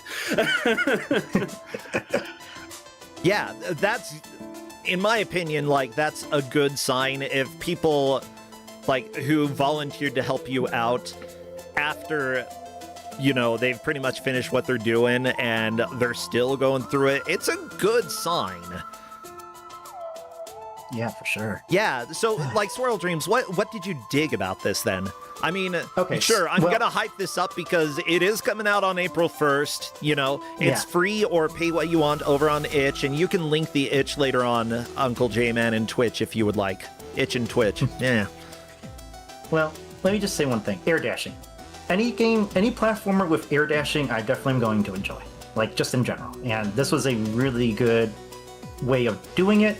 I took a bit at the start trying to get used to the idea of, being able to stick to, like, all four of the platforms. So I was kind of struggling for, like, the first 5 minutes. But then I was like, yeah, I get it. I get how I can adjust myself. And I get how I can, like, do what I was normally not really charging air dashes. I was just doing, like, tap and just get going and everywhere. And I just, like, yeah, I just really enjoyed it. Like, if you want me to compare it to something just like the air dashing, I stopped playing at this point, but recently I finally got around to the first Hollow Knight, and I was at the very hard, super, like, optional area where you have to, I think, do a lot of air dashing there, but this is a little bit less insane than that, but it definitely reminded me of that. I know the area that you're talking Oh, about. yeah. That's like, I tried to...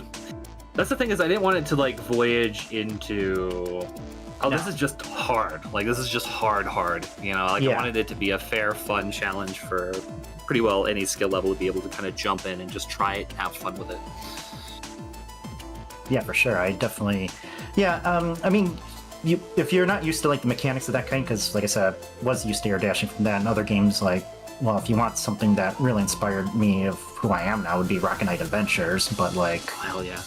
Yeah, it's definitely a good way to get used to that sort of mid-air, like, directional mechanics. A game like this that's a little bit shorter, a little bit on the point of what it's doing with its mechanics, and being single screen, it's a bit easier to keep track of everything. But yeah, I just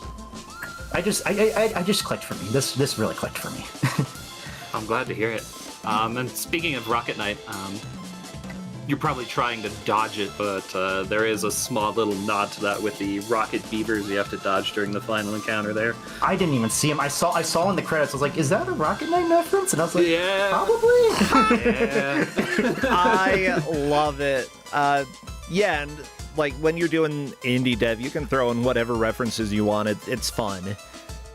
Yeah. But yeah, We're- I mean, J-Man, considering that you're releasing this soon, like, were there any questions that you had from our player here? I mean, basically, like, when I watch people play it and stuff like that, I just kind of see if they're, like, intuiting it, if they're, like, picking it up and they're learning to play it and they're progressively getting better and stuff like Yeah. that. I mean, I think you basically kind of, like, covered everything that I would have, like, asked of, like, just... Yeah. If there was, like, any... So if there's, like, any one thing that you disliked about it, like, what would that be? Can I say more of a bug than a dislike, if that's okay, that I noticed? Yeah, no problem. During the Gravitron boss, the second one, I did get stuck a lot at the top of the clouds. I'm not sure if, like, it's, like, going too fast, it clips through whatever the horizontal plane that would reverse your gravity is, or whatever. That's I got a little bit of actually, game like, dev a bug knowledge, that so. wasn't found until I had so another speedrun from Okay. the olden days. I had a friend, Rom Scout, test it. Yeah. They found that bug first, and it was like, so, like, it's interesting because, like, I've watched people intuit that fight as you have to hit it from above, and you can't just charge face first into it. And everybody that's tried that has bounced up there and stuck to the ceiling, and it's like, You know what? I'll leave that in because if you just stay there and you use that to dodge and stuff, it makes the fight a little bit easier. And it's just a fun bug. Okay, yeah, then Yeah. definitely keep it in. I was just something I noticed while I was playing. I was I wasn't sure if caught it you was doing it. I'm like, oh, somebody found it. Yeah. Anything else that you wanted to note, Swirl Dreams, or? Yeah, I like all the little references. I don't know all of them, but like in the house like carpet, that that was so awesomely sampled in the third stage. It's not a competition, but I wanted to win anyways. I love it. Yeah. Well, seriously, great job, Swirl Dreams, and great job to everybody else who played. Again, Uncle J-Man put it in Twitch chat, sadfolks.itch.io/Brecky Bros. You can catch that on April 1st. Again, available for free, or if you want to pay, then you are welcome to do so. You know, I love that we have people from old school speedrunning showing up in different ways these days, and it's always exciting for me. Thank you so much. Any last thoughts before I let you go, Uncle J-Man? No, just staying out there and have a good time, and thanks for having me. Sure thing. Swirl Dreams, anything that you want to plug before I let you go? I guess a few things. I've been doing more volunteering work this year, and in a few weeks, I'm going to VGMCon, and I'm going to help volunteer out with Midwest Speed Fest. I was going to help out with Fastest Furs, the online event, but they're the same weekend. Oops. So anyway, I'm just shouting out like various speedrun events, always good causes and everything. And hey, if you want to volunteer, you can do that too. You don't always have to submit runs and play runs. They always need help. So. Oh yeah. Well, thank you so much, and always plug events that are coming up, plug submissions, because it's really important to share that so other people can get involved. Well, thank you both so much. I'll let you go, and have a great rest of your Sunday, okay? Yep, thank you so much. Guys, take it easy. Yeah, you too. See ya. See ya. Yeah, see you around. Well, everybody, I hope that you had fun with this game. I tested it out. I think that it's an absolute joy. Yes, I did get a little pay for doing QA, so thank you so much. But, I didn't bring it here because of that. I brought it here because I thought that it would be a really enjoyable watch. And what can you say? Sharing something before it's released? I love being able to do that. Crappy. What do you think about that? You think that was pretty cool? Yeah? Oh, he's gonna go eat breakfast. Go with your bro. Go smooch him, okay? Is Crappy gonna be the new Brecky bro? Who knows? Maybe. Well, everybody, we have the second match coming up, and who better to give out a game than our GM, Clades. Oh my god. Clades. You Kanoko? Come on, Kanoko on in here. Give us a game. Hello there. They vetoed 5 times. Oh no. They vetoed 5 times. I had to nuke them. Oh no. I had to nuke them, Brosentia. Oh no. So, I want you to imagine for a second. It's the early 90s. You're working for Lucasfilm Games, and you got it in your head that you want a multimedia franchise. Comic books, cartoons, video games. So you get working on it. There's a pilot episode for a cartoon. There's a 6-issue comic series. And there's an NES game. And that NES game comes out. And, well, we'll see, because today the players have to play it. It's for the NES, it is Defenders of Dynatron City. Well, everybody, That's not the game. That's not the game. You didn't change it. I didn't? You didn't change it. We had a veto like 15 minutes late. I pinged you. I'm sorry. Ah! I thought that was the same game. Everybody forget No. whatever you saw there. Don't worry about it. No one saw that. Don't worry about it. Yeah, okay. So... Okay, I can do this. Crap. I'm sorry, Clades. I love you. Don't worry, I don't even know what that was. That was the game that almost came out, but it's not this one. Okay, now it's just not showing the picture. What the freak? Well, the players are going to get to play nothing for an hour, I guess. Where's they'll wish picture? that. They'll wish that for certain. Okay, where's the game pick? There. There we go. There we go. Defenders of Dynatron City. Okay, can you understand why I thought they were the same thing? I mean, there's some similarities in the name for sure. Yeah. I've gotten confused myself thinking about the two games. But they are not remotely the same. Wait, this is the game that I saw this last week on Thursday. Yeah, this was in the GM Hangout last week. Never mind. This game is perfect, everybody. Yeah. There's a monkey kid. So I believe it was Kazuya who was playing this for me in the Hangout. And she was quite cross about it, actually. No, she had fun. I don't think that's true.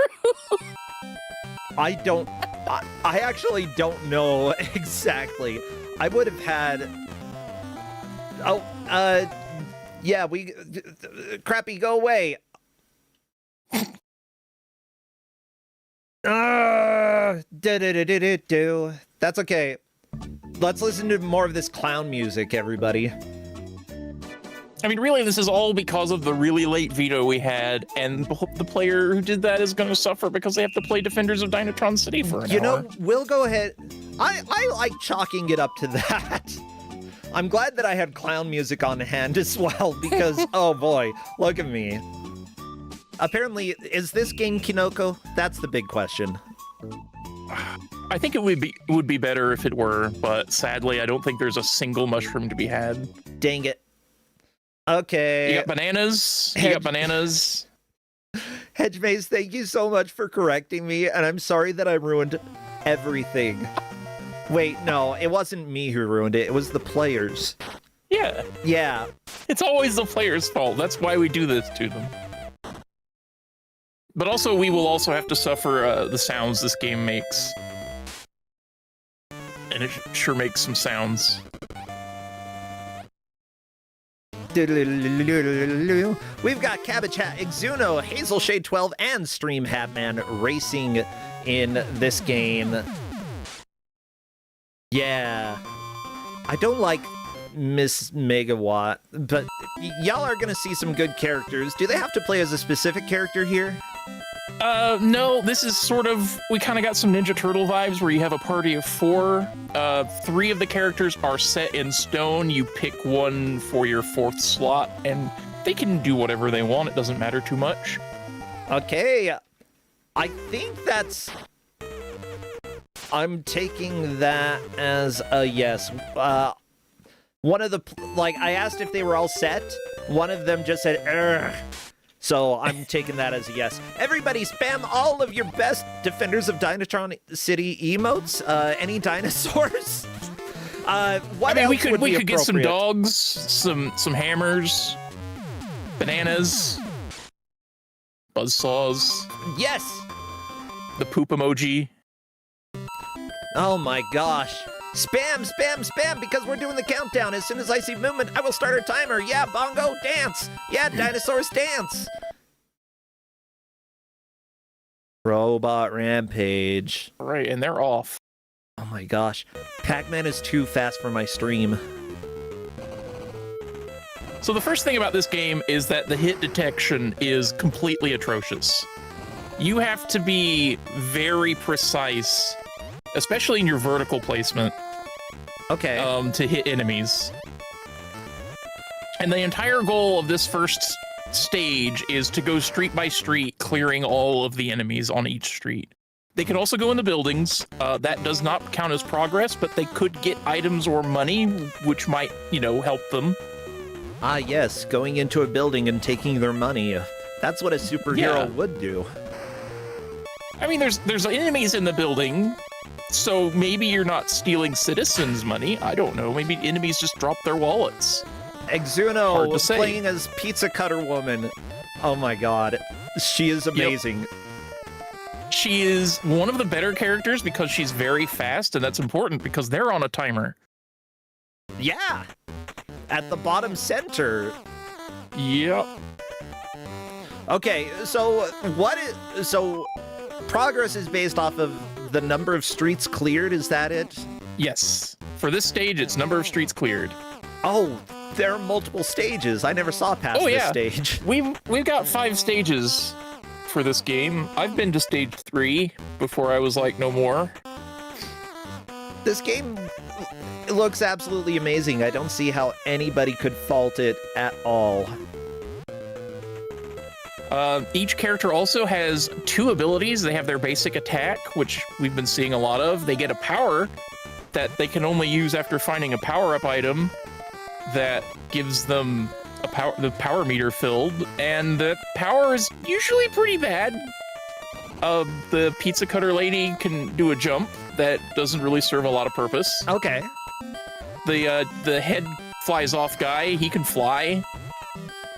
I could not actually tell you. I think the dog might also fly. I don't remember. The hammer guy just jumps.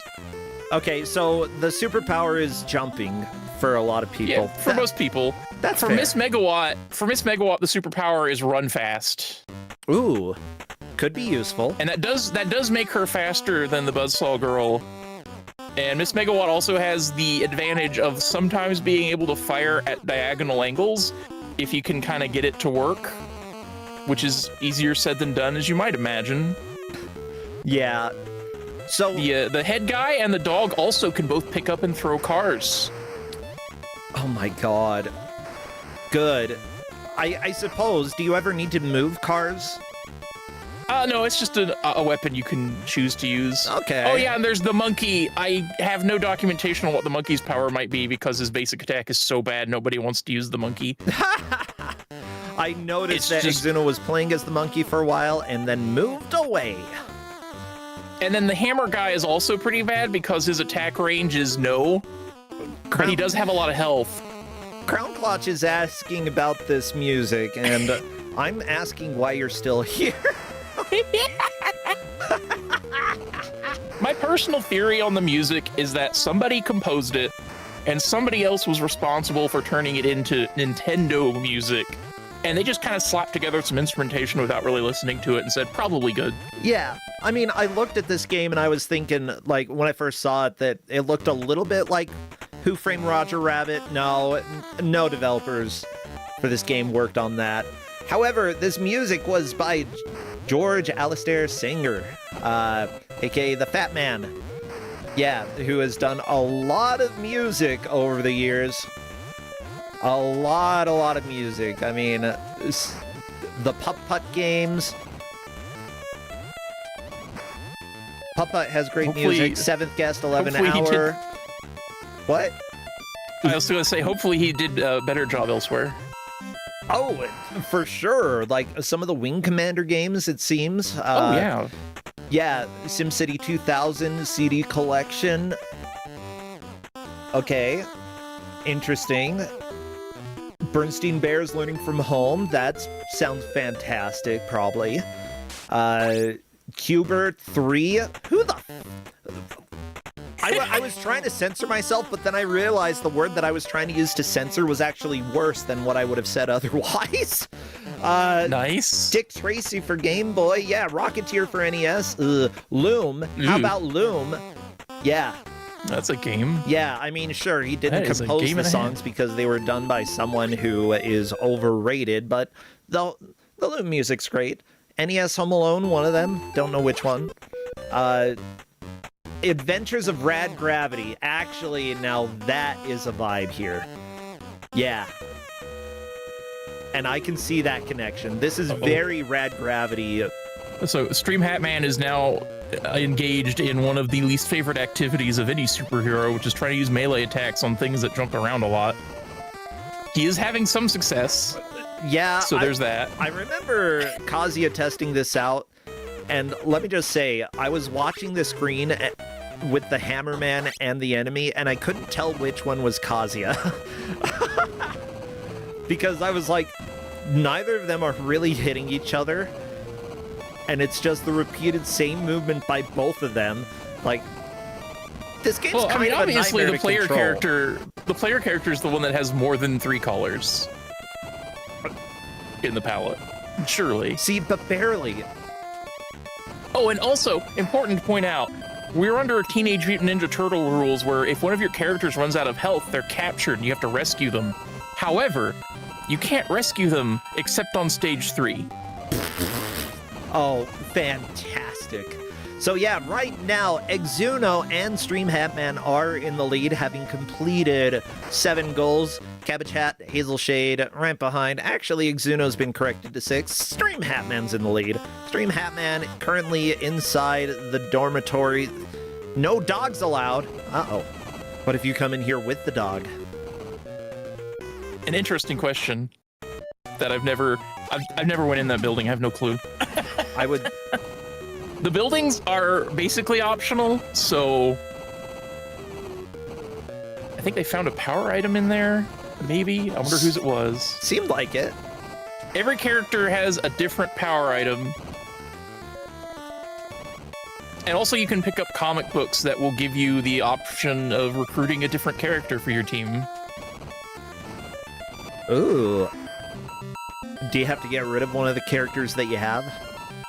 Yeah, you only have 4 characters on your team at once. Good. I don't know if you can replace a trapped character with a new character or not. You might just be stuck. I hope you can. Oh, they're in jail. Let's just forget about Jane. They're in She's jail. history. Someone call the monkey.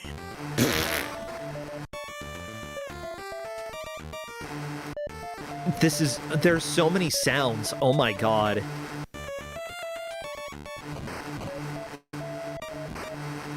A ridiculous amount of sounds. That's okay. Like, who doesn't like audio, you know? Well, I would read you the intro, except it is in comic book form at a resolution that I cannot read. Yeah, I didn't give them the manual because the only scan I can find of the manual is really bad. Yeah, this is Just terrible. real bad. And I didn't want there to be like, oh, some people have trouble reading it, so I just transcribed what information seemed important. Okay. So I'm looking, there's a section called Getting Started. The original Defenders team consists of Toolbox, Buzzsaw Girl, and Monkey Kid. You must choose a 4th superhero to add to the team. Your choices are Jet Headstrong, Ms. Megawatt, and Radium Dog. And then it has an image of the HUD and it points to stuff. And the first thing that it wants to point at is cars, which aren't in the HUD. Jet, Headstrong, and Radium Dog can pick up cars on the... I like that this is the #1 thing to know about the game, that 2 characters can pick up the freaking cars. Okay. Buildings. As soon as you've cleared a street, its shops and buildings will reopen. Okay, maybe it's just pointing to random things on the screen, and most of them are like, duh. Cars are cars. Okay, there's hero symbol, which is on the left side. Turns out there's just a symbol showing which character you're playing in case you can't tell when you look up. Okay, 4, health meter. The health meter is there, which I mean, Cabbage Hat, it's gone down quite a bit. It looks like a fuel gauge, that's all. Cool. Mm-hmm. Okay, time counter. And the power meter also looks like a fuel gauge when it's present. Well, oh yeah, I see it on Stream Hatman's screen. Oh, there's that jump. That really useful jump. That's so useful. Wait, the jump killed the enemy. Exino has cleared all the streets and now has to find and fight the blimp. Yeah, go do it. Kill the But blimp. they are very short on time. Yeah, more I should time also than point most out of the others. that this level is like you can freely roam the streets as you can see on the map, but the actual screens are always scrolling left to right, so which cardinal direction left and right are changes depending on what street you're on. Okay. So navigating is pretty bad. Oh, yeah, notice there is a compass on the screen, the N with the arrow next to it. That shows you which way is north. As it turns out, if you go down certain streets, north will be a different direction, so you have to keep that in mind. Chat is talking about the naming conventions. The reason the guy is called Toolbox is because he doesn't just have a hammer for a head. If for some reason you were to go and read the comics or watch the cartoon, you would find that he also has plier hands. What? And probably other things. Oh my god. I don't want those. Meanwhile, Jet Headstrong's power is really just his head comes off and is jet powered. That's it. That's his power. His head comes off. Heck yeah.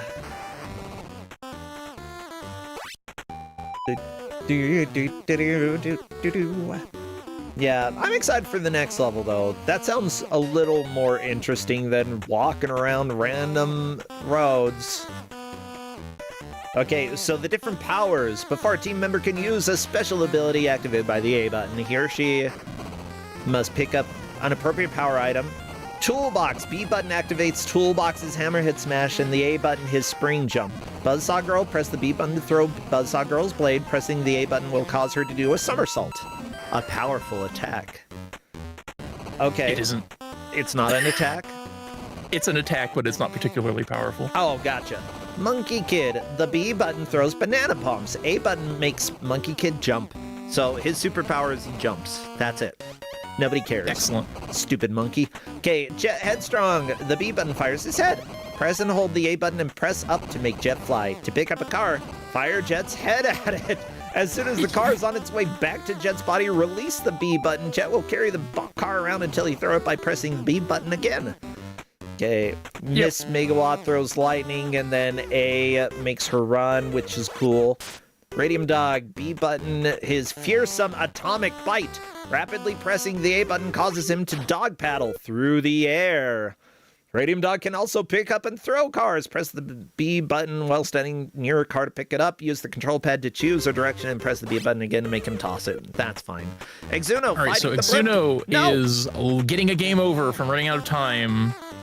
I don't think they understood that they were supposed to be attacking the blimp, and they were just attacking the endless stream of enemies coming out of the blimp. But now Stream Hatman has a chance to go find the blimp and maybe have an easier time of it because they have a ranged attack. Do it. And that is very useful. But they're going to check out some buildings already first. Has that shot? How? This is a lot of time left. That is a lot of time left. Did That Stream gives the Hatman, impression like- that they figured out what was going on. That's fair. That's fair. Well, let me go ahead and swap the audio over there so that we can hear a little bit of if the music and changes when they make it to the blimp. A really magical thing about the sound, about the music in this, if you're in the pause menu, you get character-specific tunes Ooh. for whoever you have selected, and that's the only place. I mean, it's cool. Thank you.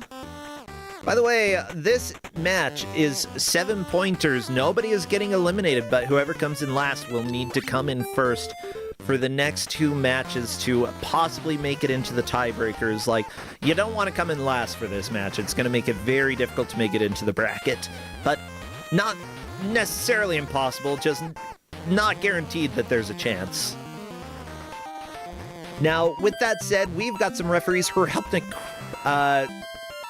to track this match, and I really appreciate that help because, yeah, welcome to my life. It's a little bit hard to keep track of everything that's going on. The referees are Bad Chop used to be a robot dinosaur but got vetoed. Oh my gosh. Linker, I can't believe this didn't get an entire cinematic universe. You know, we could still make it. There's AO3, you know. Garfield the Lightning didn't make the team. It's all that lasagna. I'm telling you, should have cut back. Redford is on a street. That's cool. And finally, Toasty Stoat has very special properties. Ooh, now I wonder what those are. Do I get to find out? Tell me your special properties. Like, are you bacon? I do like how they couldn't be bothered to make an icon that looked like food, and it's just a square that says food. That's how you get health back. Ah, yes. Get the food. How do you know it's food? Well, it says food on the box. Get the official food brand food. We've got drugs, beauty It's parlor, edible. health club. I'm glad that when you go inside the stores that the windows are backwards. That's a nice It is a nice touch. There's also enemies inside who don't count for anything, but they're in there just to be rude, I suppose. Those butts. Now, one thing that I'm a little bit jealous of with this game, because I'm working on an NES game, it looks like they use 8x8 tiles, but because of what I'm using, I have to do 16x16 tiles, and that's a nightmare. Ooh. Yeah, like, because of that, they're able to, like, repurpose the tiles a lot more in this game than I'm able to do. Thank you. Whoever decided to go with 16x16 tiles, you've made my life fantastic. To their credit, I think this game has fairly minimal sprite flashing, so that's nice. Yeah, I mean, that doesn't have to deal with the background. Sprite flashing, yeah, I haven't seen that much, but it's likely due to how skinny all of the enemies and characters are, because you can only have a certain number of object sprites in a horizontal line before you start getting flashing. And when you have sort of like the dog on Hazel Shade's screen, having the dog, there's a much higher likelihood of actually having some flashing because you have horizontal a wider dog. Yeah, it's like probably 24 green or horizontal 32 pixels wide. Yeah, green horizontal dog. I'm guessing 24 pixels wide, which means you're going to get some flashing occasionally if everything lines up correctly. And I have seen some sprite flashing. Yeah, a little bit. Yeah, not as much as not you would much. expect from a game of this overall quality level, though. Yeah, the thing is, like, this game was made by a legit company. Lucasfilm Games, they made some amazing games. This is not one of them. But like, legitimately, you go back in the day and look at other games. Oh, Stream Hatman's at the blimp. Fight the blimp. How do you hit the blimp? You just jump up and throw? It's got some flashing bits on it, and those are the parts that you can hit. But the flashing bit does move around, so have fun. Oh no. Okay. Well, and then if they beat the blimp, they will get a supercharger, and you get a supercharger for each of the first 4 levels that you complete. And the fun thing about the supercharger is that I'm pretty sure you need it, or just about need, all 4 to beat the last boss. But you can use them whenever, and they're consumable. Uh-oh. Oh no. So it's like possible that a player could get a supercharger and just go like, oh, I'm just gonna use this, and then get to the last boss and, well, can't be the last boss. Too bad. Well, I don't think we're gonna have anybody make it there. Probably not. We might see level 2. Then again, I'm playing Silent Hill F right now, and in order to get the ending that I'm going for, I can't take one specific healing item. I can't use it. Oh. If I do, even a single time, and it's also the most common healing item in the game, so it's nice. really annoying to keep getting it and being like, I need to make sure that it doesn't enter my, like, quick use menu, and if it does, then I need to put something else in there. Now it's taking up inventory space when I could be picking up other items. I hate this. Yeah, I mean, if I use it, then I'll get the first ending of the game. I haven't gotten anything other than the first ending, so no spoilers. Yeah, I haven't started that game yet because I'm still on Death Stranding 2, where I want to play moving that. a lot of boxes around and falling down hills. Oh, I think Hatman actually attempted to attack the blimp.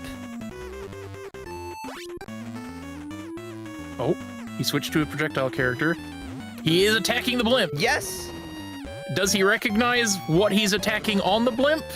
I mean, considering Hard that it to doesn't say. really, like, have much feedback about whether you're dealing damage know. or not. Oh, He's flying. is I don't flying know if that's an helping attack? or not. I he can attack while flying. That. I mean, that part's helpful, Because I guess. you don't need your head to fly, as it turns out. It's It's true. auxiliary. I mean, for him, it's very optional. I hate this music, by the way. Yeah, it's pretty bad. Yeah, I don't have anything else to say on that. It's just Remember, bad. this company made Willow for NES.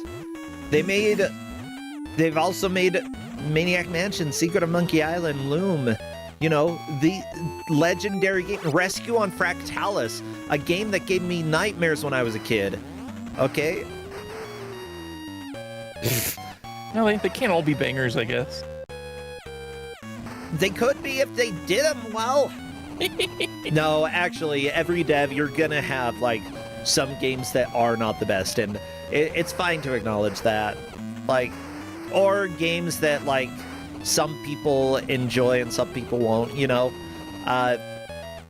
It's kind of difficult when it's an indie dev, but when it's a company, like indie devs, there are some indie devs that almost always have something amazing. But when you're a company and you're just pumping out games, you know, trying to get them out the door, then odds are you're going to have some games that do not quite work out as well as you had hoped, or at least as management had hoped, you know. And I think that this is one of those. Yeah.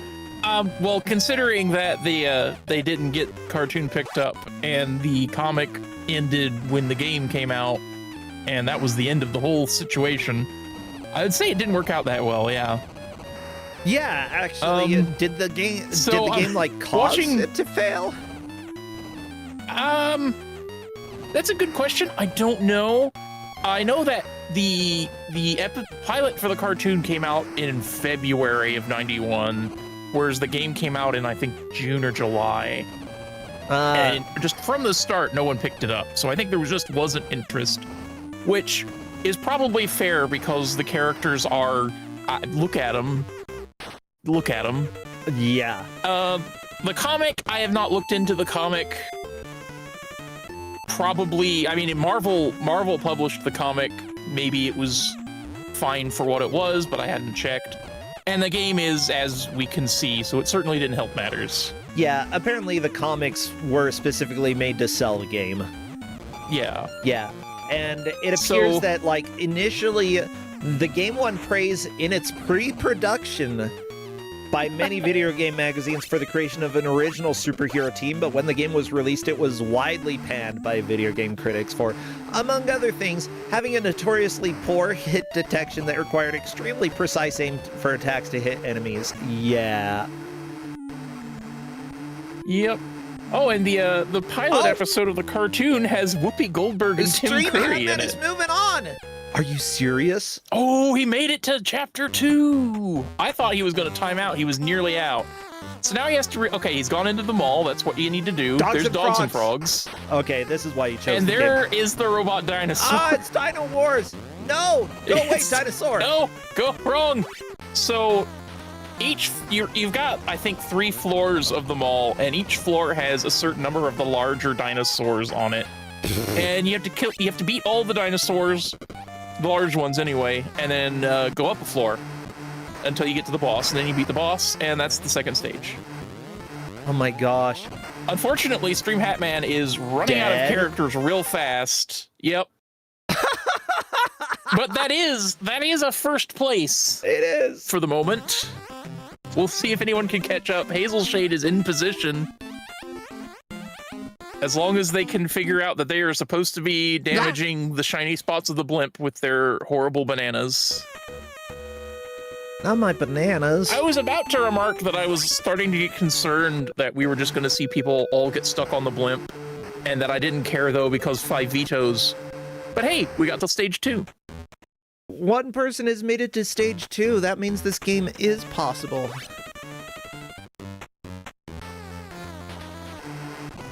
I like that Stream Hatman immediately raids the FBI. I mean, might as well. I'm in the lore for this series. Oh, it tells you how to kill the blimp in there. Oh, nice. The lore for this series Dynatron City is just full of radiation and people mutate all the time. It's just a thing. Yeah, This I mean, happens. that sounds about right. Kazia in chat is asking, how long did it take me to get to stage 2 once in vetting Clades? Oh, quite a while. I wasn't timing it, but certainly longer than you probably wanted it to be. It was a good time. Dynatron set in Chernobyl. I think it's just that all the nuclear energy that they're using is radiating everybody. I do appreciate Which that the you stores have wonder, different hints, okay, though. You do wonder, okay, why are there some superheroes and some people are just like, they got extra arms or something? I don't know. It's not a very good video game. No or dogs. setting. Wait, this is Harry's Diner. Maybe it means no hot dogs. We're out of hot dogs. Dang it, Harry. Food item. Yes.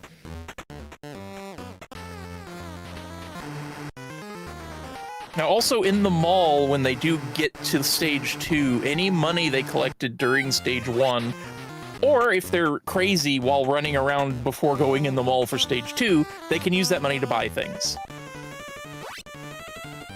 Is it worth it? I don't know. You can buy food, I guess. Get some health back. Yeah. Because you are not actually required to go into the mall. Obviously, if you run out of time, it's game over, and you can't make any progress outside of the mall in stage 2, but you can still wander around and go into shops. What is the advantage of playing as Toolbox? If you get hit by something while playing as Toolbox, your other characters don't take that damage. It's true. And That's it. wait, That's it. what about his head, though? Doesn't his head... Or is Toolbox the hammer guy? Yeah. Toolbox is the hammer guy we currently see on Hazel Shade's screen. The advantage Like is the only that...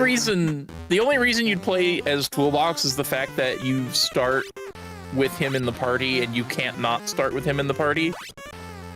Yeah, like, Damage Sponge is pretty decent. And if you do, for some reason, get his power, his jump attack can actually kill stuff. But other than that, he kind of sucks. Yeah. He's kind of the worst. I mean, his superpower is to hit things with his own face. Just That's like good. bending, like he just bends over, he just bows really fast and hits things with his face. Like you could argue that the jet guy also hits things with his face, but his face is powered by rockets. Or a rocket at least.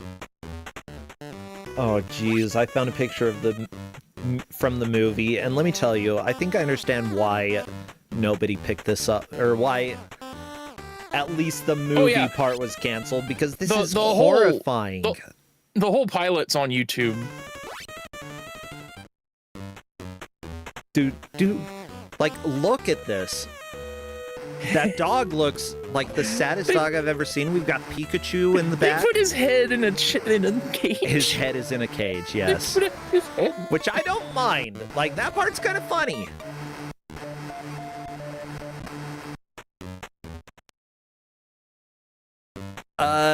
Yeah. I don't recognize everybody in here. No, I recognize everybody, but the monkey was missing. The monkey's not there. The monkey... So the monkey, you might think, okay, the monkey mutated to be super intelligent. No, he was a talking monkey before he turned into a superhero. Oh, I don't know what. I didn't really watch the pilot episode all that, in all that much detail. I just sort of skimmed through it because it's Dynatron City. But, like, he starts off the episode already being a talking monkey. I'm just trying to think, like, yeah, that would be smart for a monkey to talk, but, like... And then everybody else on the team mutates, like, partway through the episode. And really, does anyone on the Fantastic Four have it that bad when they all at least still have legs? That is a good point. Or, like, you know, faces that they don't have to whack against people. Yeah, like, we don't have hard evidence that pizza cutter girl has, like, 2 separate legs under her unipant. He tried to kiss me with that hammerhead, but I just got a concussion. Oh, and just for fun, Kazuya in the GM chat on Discord saying it's the second worst game that she tested during the GM hangout. Cabbage Hat on to stage 2, by the way. Time to go in the Mega Mall. Now, the worst game will be a secret for later. I don't want to spoil that for anybody. Was that I'm sure the it'll worst show game? up, though. I mean, it made me laugh. Yeah, I had a lot of feelings. It was very funny. It was a very funny time, but it was not a good video game. Oh, no. Wait, Cabbage Hat, already game over. Well, about as much progress as Stream Hatman. I think literally the same amount of progress as Stream Hatman. Oh my god. This game is horrifying, but it seems like, why would you play as anybody other than Pizza Hut Girl or Pizza whatever? I don't know. Well, the main issue is that she runs out of health eventually, and then you got a problem. I mean, okay, why would you choose any of the characters other than her to put into your party? So she, I believe, is in the party no matter what you do. Oh, perfect. Okay, I don't have to choose her. I just have her anyway. Your party has to have Toolbox, the Pizza Cutter, and I think the Monkey. I'm really concerned about having a blade that close to my crotch, though. Like, and it's, I mean, we're always assuming there. It's always there. Can she bend her legs? Yeah, but I'm not sure if she has knees or just bendy legs. It's not super clear. Like, if she has knees, then she is a danger to herself. Can you imagine just being stuck, never being able to bend your knees for all eternity because you're a pizza cutter? Oh, like, this is hell. This is what happened to her. She is in hell. I feel like there's several other things to be concerned about before not being able to bend your knees very much. I don't know. I don't want to saw my groin in half. Like if your legs don't come apart anymore, doesn't that make it slightly more difficult to go to the bathroom? Do you even have the bits for going to the bathroom anymore? Are you just going to be full of poop like the game? I mean, you could just... You probably have a butthole. Just fall backwards and poop that way. Fall back? Yeah, you just kind of have to lay down. It's... Yeah, you can't squat.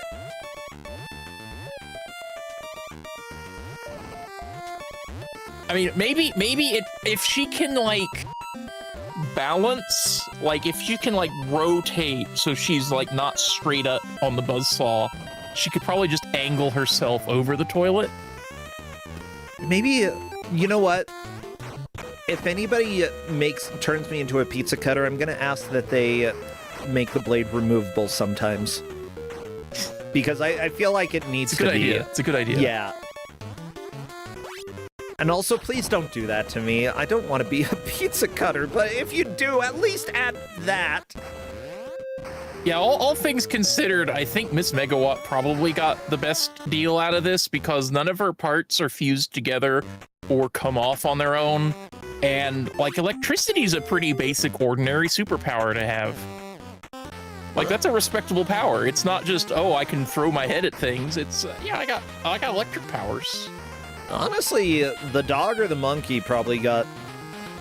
I don't know. No, not the monkey, because now it is able to be existential about things. Dog probably the monkey now is has the to luckiest. pay taxes. Yeah. The monkey has to pay taxes. Oh my now. god. I gotta finish my taxes. And the dog is probably radioactive, maybe. I mean, everything in this town is, so maybe that's not a big problem, but might be otherwise. Just extra radioactive, you know?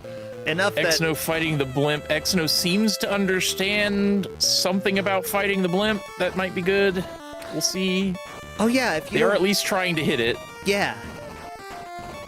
Oh great, the tracker changed back. I was just about to mention the It tracker just seems to be automatically wrong. does that sometimes. Welcome to stupid stuff. Stupid. It's fine. It's fine. I'm So we got two fixing it. players tied on dogs and frogs. Dogs and frogs. Dogs and frogs. Dogs and frogs. I hate the music. It is too repetitive.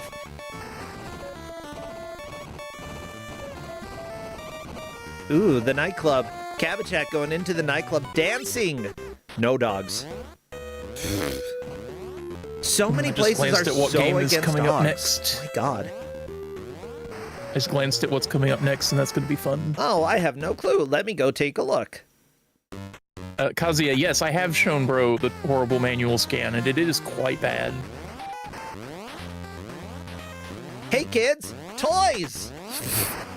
That's how you distract them. Every place says no there dogs. is some This good is so- signage. There is some good signage in this game. It is kind of funny. Okay, not every Miss place says Magnetic no Doll. dogs, but so many.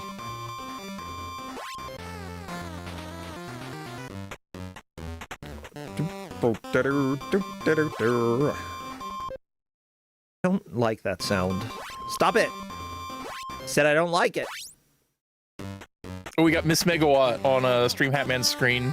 Her character design is fine. The sprite, on the other hand, she's made out of crinkle fries. She looks like Marge Simpson turned into yeah, crinkle fries. She shoots crinkle fries. Her hair is crinkle fries. If you do it right, she can shoot at an angle. I don't know how it works. Okay, she can actually. And she's kill also some real stuff. fast. Yeah, the speed. She can actually move faster than Pizza Cutter, which is not always what you want, but it is an option. Ah, Unfortunately, Stream Hatman is about to run out of time.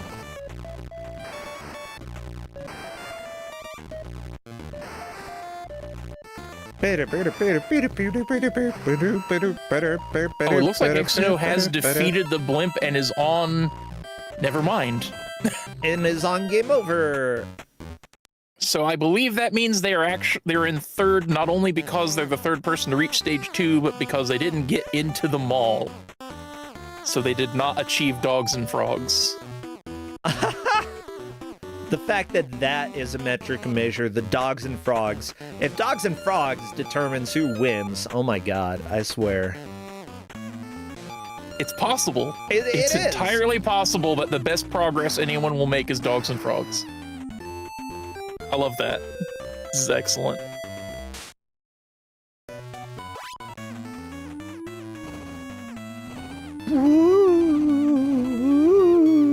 Now, if they actually get to the very end of the game, which they won't, and fight the final boss, which again they won't, Radium Dog is the best character at that point because they have the best damage output. Until then, you know, melee attack character, kind of problem, big problem. Yeah. Unfortunately, Stream Hatman almost losing the monkey, but getting through. We're going back to the mall. So it's being pointed out in chat that time resets when a character gets trapped. That is probably good information to have. I was not aware of that. So it looks like running out of time just loses your current character, perhaps? Or losing your current character at least resets the time? I don't know. All right, Stream that Hatman is using one the jump. defeated robot. Baby, we've got progress. The important question will be, are they going to go upstairs or are they going to accidentally walk outside first? The problem is, if you walk outside and come back in, that thing respawns No. and you have to fight it again. Tantan Sunan.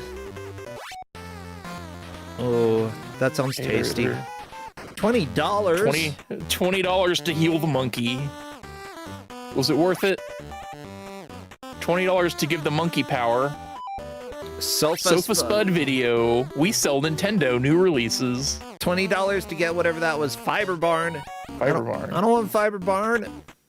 Okay. Oh, come on. You can go up there. Yeah, all right. That is the second Jackson part Fox. of stage 2. That is definite progress. I mean, it was already progress, but now it's definite progress. You want some jocks and frocks, everybody? I think this level has 2 dinosaurs. CPU for you. Is it for me? That's what it says. I couldn't read the for you part.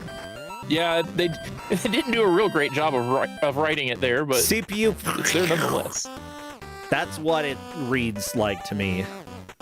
BMX for you. They ran out of ideas for signs. This is just the for you floor. So Stream Hat Man is doing well, pencils and stencils. Doing well, but they are running out of power for Hammerhead Guy.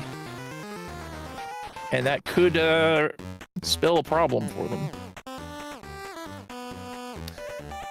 So per chat, Wikipedia says the cartoon was going to have Christopher voice the mad scientist.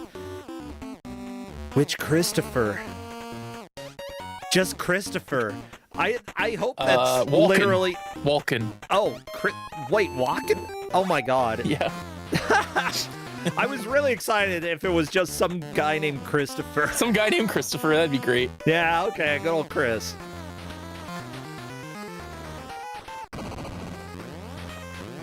Someone is asking if a robot is shooting lasers out of the chest. No, maybe. I don't know. I hope not. I'm fine with it. I mean, broadly speaking, robots are more typical to fire missiles out of the chest area, I think. I mean, yeah, in Suds Gentlemen and duds. Broncos, they have the mammary cannons. No pets. I'm sorry. I'm just trying to think of movies where projectiles do come out of nipples, and yeah, Gentlemen Broncos is the primary one that I can think of. Can't think of very many others. I may be aware of a few that are not safe for work, so to speak. There might Cabachat have been getting ninjas. trapped, and yeah, it doesn't look like the timer is resetting, at least in the mall. Uh-oh. I don't know, this game, like, consistency in this game don't seem like they go hand in hand. Apparently Austin Powers kind of fits in there. I'm sure there are other movies that probably can't be referenced too much.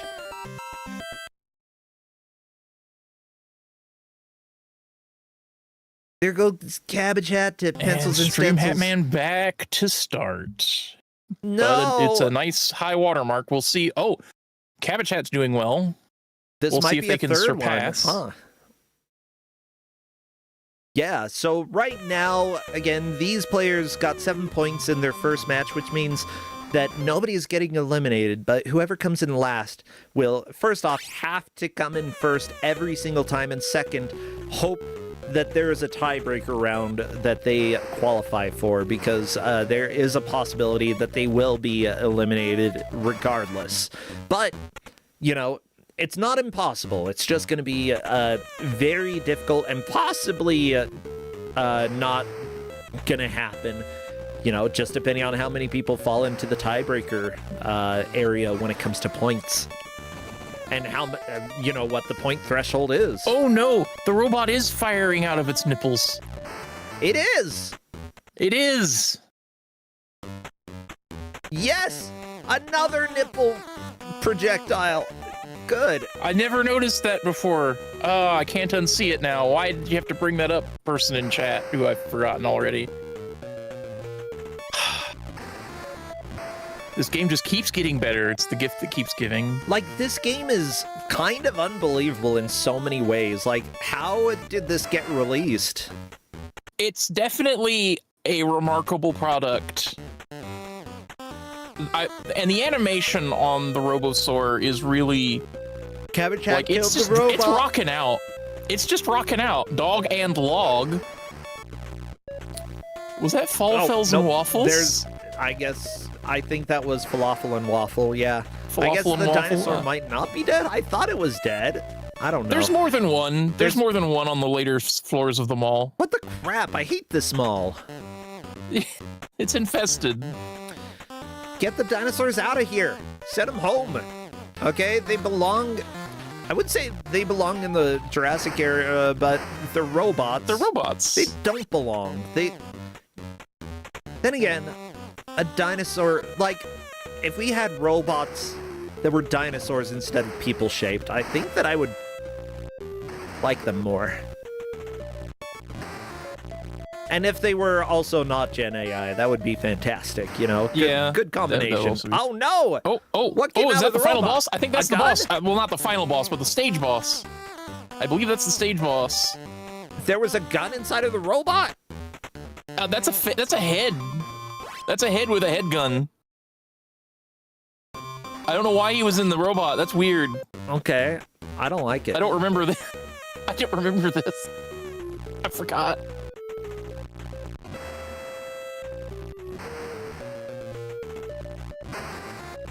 Gosh, Cabbage Hat has been running on, like, low health for so long here. It's amazing. And I'm guessing that they're on their last character, but I don't know. I believe so.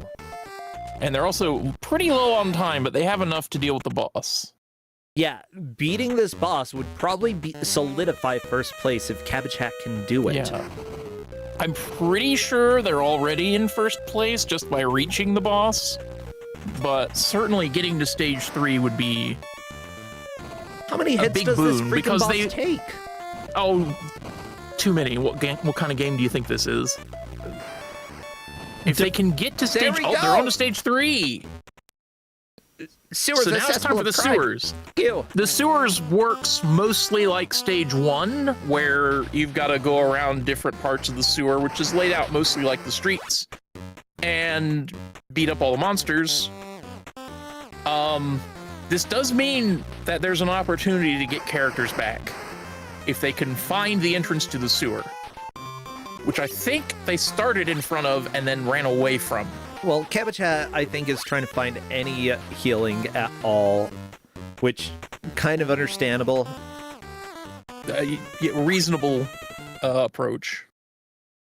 That or just might be a little bit confused. Yeah, you gotta go to the sewer plant, but Cabbage Hat was trying to go in there earlier. You have to wait for the text at the bottom of the screen to finish before you can actually go in. Gotta go to the sewer plant. And yeah, like, the text at the bottom was telling you what you need to do in the stage, and because of that, we're gonna have a death. Mm-hmm. I mean, it's fine. It's probably gonna be first place for this match. Like, not a Exino bad- is stuck with the monkey. Oh, they just used a supercharger, which is maybe not... Well, it wasn't a great idea because it didn't last very long. And certainly now, if they somehow manage to get to the end of the game, which they're not, No! they would not have been able to beat it. The dinosaur jumped on the monkey. How dare you? A dinosaur thinks it's Mario. I don't... Does Mario ever jump on Donkey Kong? If not, he should. I like how we're seeing players converge on Miss Megawatt, which is probably the correct decision. Yeah. Honestly, Miss Megawatt... out She's of got all the run fast, selectable she's got characters- projectiles, and she's the only character who can fire at an angle, which might be useful, I don't know. It could, in Unfortunately, theory. Hazel Shade is down to melee characters. No, Hazel Which- Shade, no. Gotta fight a blimp with your face. Ordinary video game. Da-da-da.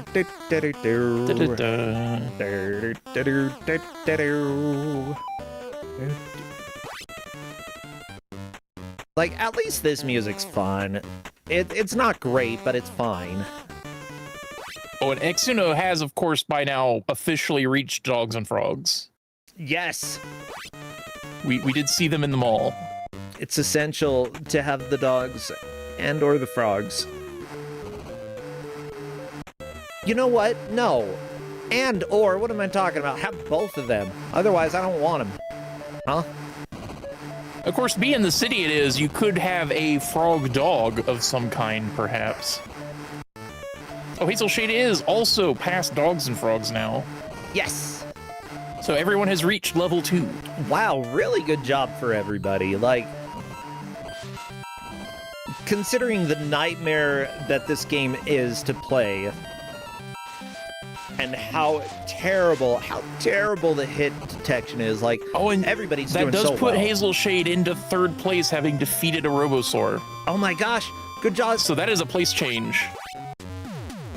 So that means that Exuno currently behind everybody else. Exuno desperately needs to kill a blimp and get back and kill a dinosaur. It's possible. There's not much time left, but no, it's very possible in this amount of time. Darn, darn, darn, darn, darn, darn, darn, darn, darn, darn, darn. Yeah, I guess Chad is right that Mario can high jump onto a Kong in Super Mario RPG. I'll count it. I don't care.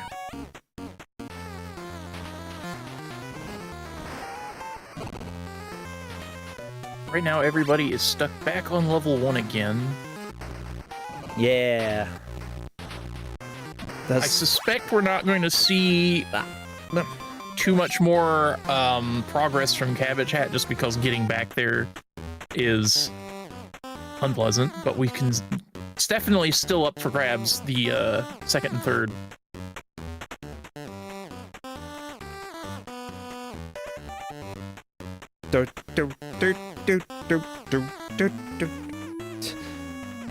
This music I figured this game was going to be in my back pocket. I really figured this was going to be in my back pocket for a while. They really got me today. Yeah, it's been a whole, what, 3 days? Yeah, this just got vetted. Yeah. I just did the write. I did the write-up for this yesterday. I thought, well, I probably won't need this, but I'll go ahead and write it up just in case. Good thing you did. And here we are. 5 vetoes. 5 vetoes. I mean, I believe it. Exuno's here. I'm gonna bet that 90% of those vetoes were Exuno. And I'm actually gonna go check. And by 90, vetoes came for I'm different gonna people. say 80% because you can't get 90% of 5. That doesn't make sense. 80%. 4 of them from Exuno, 1 from Stream Hat Man. Let's see. There was a Cabbage Hat veto. Dang it.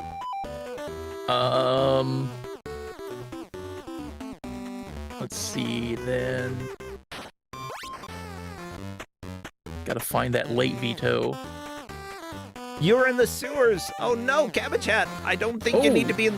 Do you need to be in the sewers? Yeah, you do. Yeah, Cabbage Hat is in the lead.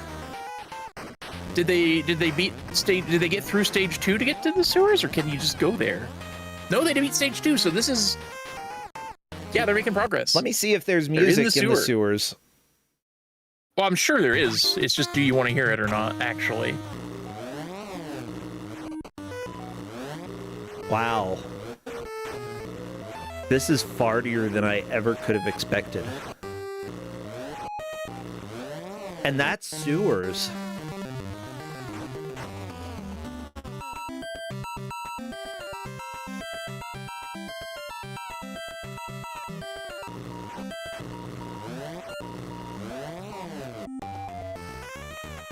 Okay, it turns out Cabbage Hat was most of the vetoes. What? Yep. Okay, that's fair. Fine.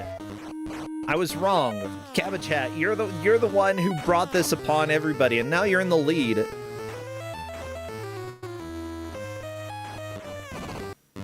Oh no, Defender's defeated! Who could have seen that coming? Okay, well, let's go back to Hatman's audio then, I guess. Or let's listen to the title screen. This sounds cool. Yeah, that's a nice refresh for the 2 seconds that we get to hear it. Freedom, Radium Dog, Ms. Megawatt.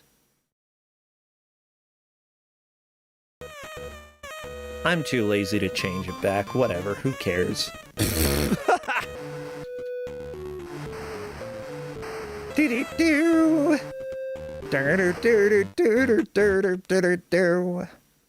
Hey, Exuno, through the blimp, getting into dinosaur fights. Come on, you gotta take them down. Gotta kill the dinosaurs. Oh, I can't count. It was only 4 vetoes, but I didn't have a 5th game ready, so wouldn't have changed the outcome anyway. I mean, You don't have to count to be a GM, as it 4 turns out. vetoes means that you had 5 games, and this was one of them. Yeah. Yeah. FBI, open up ourselves. Stream Hatman on the boss. ABs and CDs. CDs what now? Ha! Oh, you know, I heard somebody trying to explain how much they hate explaining CDs to younger people.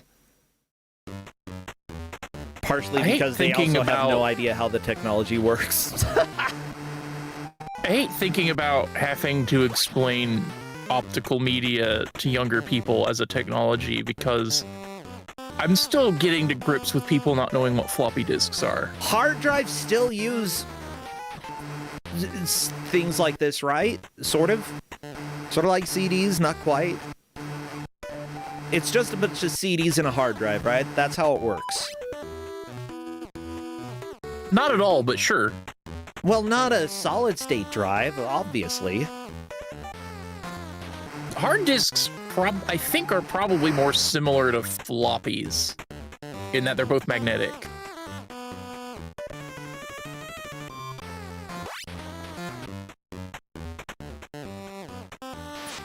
I'm about... I was going to say 90% sure, but no, we're going to lower that number down to like 80, maybe 70% sure that there's still a decent number of hard drives that basically have CDs inside of them. And that's why they get loud when they start loading something, because they got to go spin those CDs, baby. Yeah, but they're discs of metal. They're not CDs. CDs are metal? What are you talking about? Or are they metal? CDs are they're plastic. They have some metal, right? They're mostly plastic.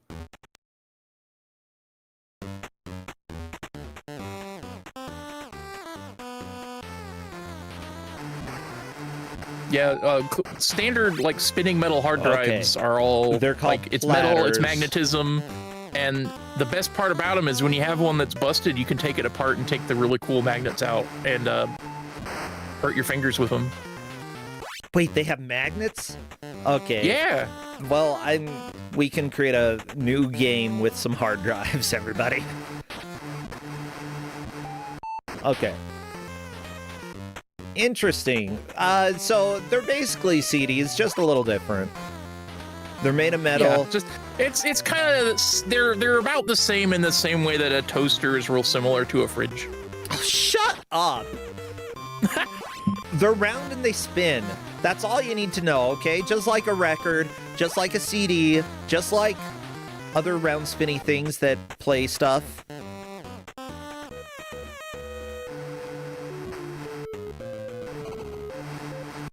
All right, so I think Gramophone. our positions are pretty well locked in now as we're coming up on time. Yeah. What a video game. Just like a pizza cutter, do those play stuff? Can you play a song with a pizza cutter? If you can, then I'm I sure count it. if you tried real hard, someone could manage. Do, do, do, do, do, do, do. Nobody understands me. Nobody understands me. And that everybody is close enough to time. I don't care anymore. Time. We had whatever the crap this is. Defenders of Dynatron City.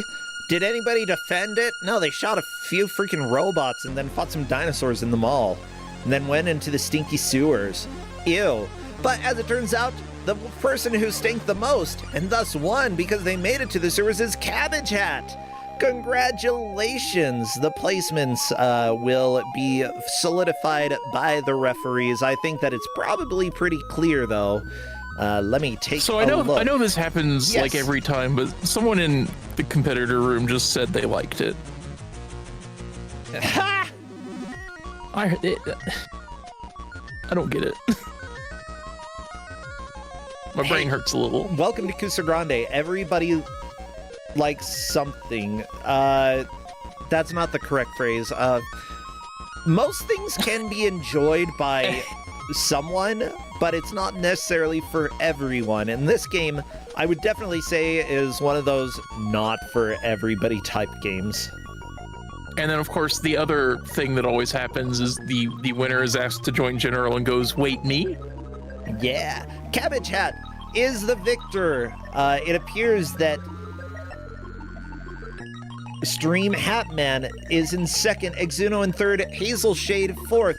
Nobody eliminated, but those should be the placements. We'll see if Cabbage Hat comes and joins. Yeah, you're welcome to come and talk about the trauma that you experienced because of Defenders of Dynatron City. Now, note, compared to the last game, where people kept playing it, this game, wait, never mind, Stream Hatman said that he liked it, and he's still playing it. Oh my god. I mean, he came in second place, he didn't do bad. We'll see if Cabbage Hat comes over. Hatman's just walking around with a car on his head. Great. Well, my general consensus of myself and nobody else is that this game is kind of butts. But Yeah, like, I'd say it's very butts. yeah, the being able to actually damage anything is extremely difficult. But there's a little bit of charm in the jank that I'm not a hater of, you know? I feel like a little extra time for the developers to work on this. They could have, like, really polished up some of the combat. The combat is just, it's got the classic trying to get it out the door too fast and just not giving the devs enough time to actually make it solid there. Just seeing if Cabbage Hat will come and join us.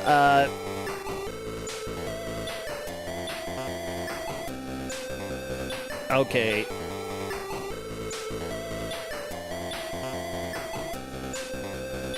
There they are. There we go. Hello there, Cabbage Hat, and welcome. Congratulations on your victory today. If you want to take a victory, I don't know. Do we have audio problems? It's possible. That or Cabbage old Hat is Discord. just judging us right now. I mean, I wouldn't blame them either way. Oh, yeah, Discord. A lovely, lovely Hello? thing. There you are. Hello. I wasn't hearing anything. Sorry, that was absolutely bizarre. Yeah, Hello. Discord being Discord? Yeah, probably. but congratulations. You managed to make it down into the sewers. Somebody else made it to stage 3, but they actually walked away from the sewers, and because of that, it put you into the victory. Yeah, the thing is, like, at the beginning of stage 3, you can't enter any buildings while the text is at the bottom. And that's one of the lessons that you've got to learn in this game in order to know, I got to wait this out and then go into the sewers. I feel like I never noticed that myself. But I definitely noticed there was a delay after defeating all the enemies, and then just wiggle near doors until you go inside. Yep, it was because of the text at the bottom. It made you read it. I mean, this game seems to be a mess of you can't do things while other things are happening, so that makes sense. Yeah. With that said, like, Stream Hatman is like, it's really not that bad. I kind of enjoyed it. What about you? I could see. I don't think I'll put any time into it anytime soon, but there's enough interesting, I don't know, choices that they made for the structure of it that I can see what they were going for. They didn't hit on an execution level at all, but I can see what they were going for, and that's kind of interesting. Yeah. Like having the different. Do you ever get your other teammates back, or are they just gone? You You can can in get them stage back in 3. the sewer. I thought that might be the case. I didn't spend enough time in the sewer, obviously. But also, this is. I feel like I'm admitting to something terrible here. I mismapped my controller, so I didn't have the special button where I thought it was for that entire match until the very end. Oh no! So I'm just going around punching, thinking that, oh, specials are an awful lot like punches. This is strange. Why is it not working the way I thought it was? So that's fun. I mean, as it turns out, most of the specials are not really helpful in the game. Yeah, they're mostly pretty bad. I found out at the end, the dog, which I turned into by accident because I read a comic, Oh my gosh! can fly. Yes. Can fly when you hammer the button, but you can't go up to the high level of the sewers. Like, that's where I died, obviously. And the electric lady can run fast, which is very funny. She can run still put it on the very screen, fast hang on. compared to everybody else. Oh my Yeah, gosh. her power is run fast, and I think pretty much everyone else has the power of either jump or fly. I don't think it's still on stream. I'm not watching the stream, but I'm doing zoomies right now. It's funny. Yeah, it's all good. It's all good. Unfortunately, yeah, I'm doing setup for the next match, so I have to move off. But People can check zoomies it are out for good. themselves.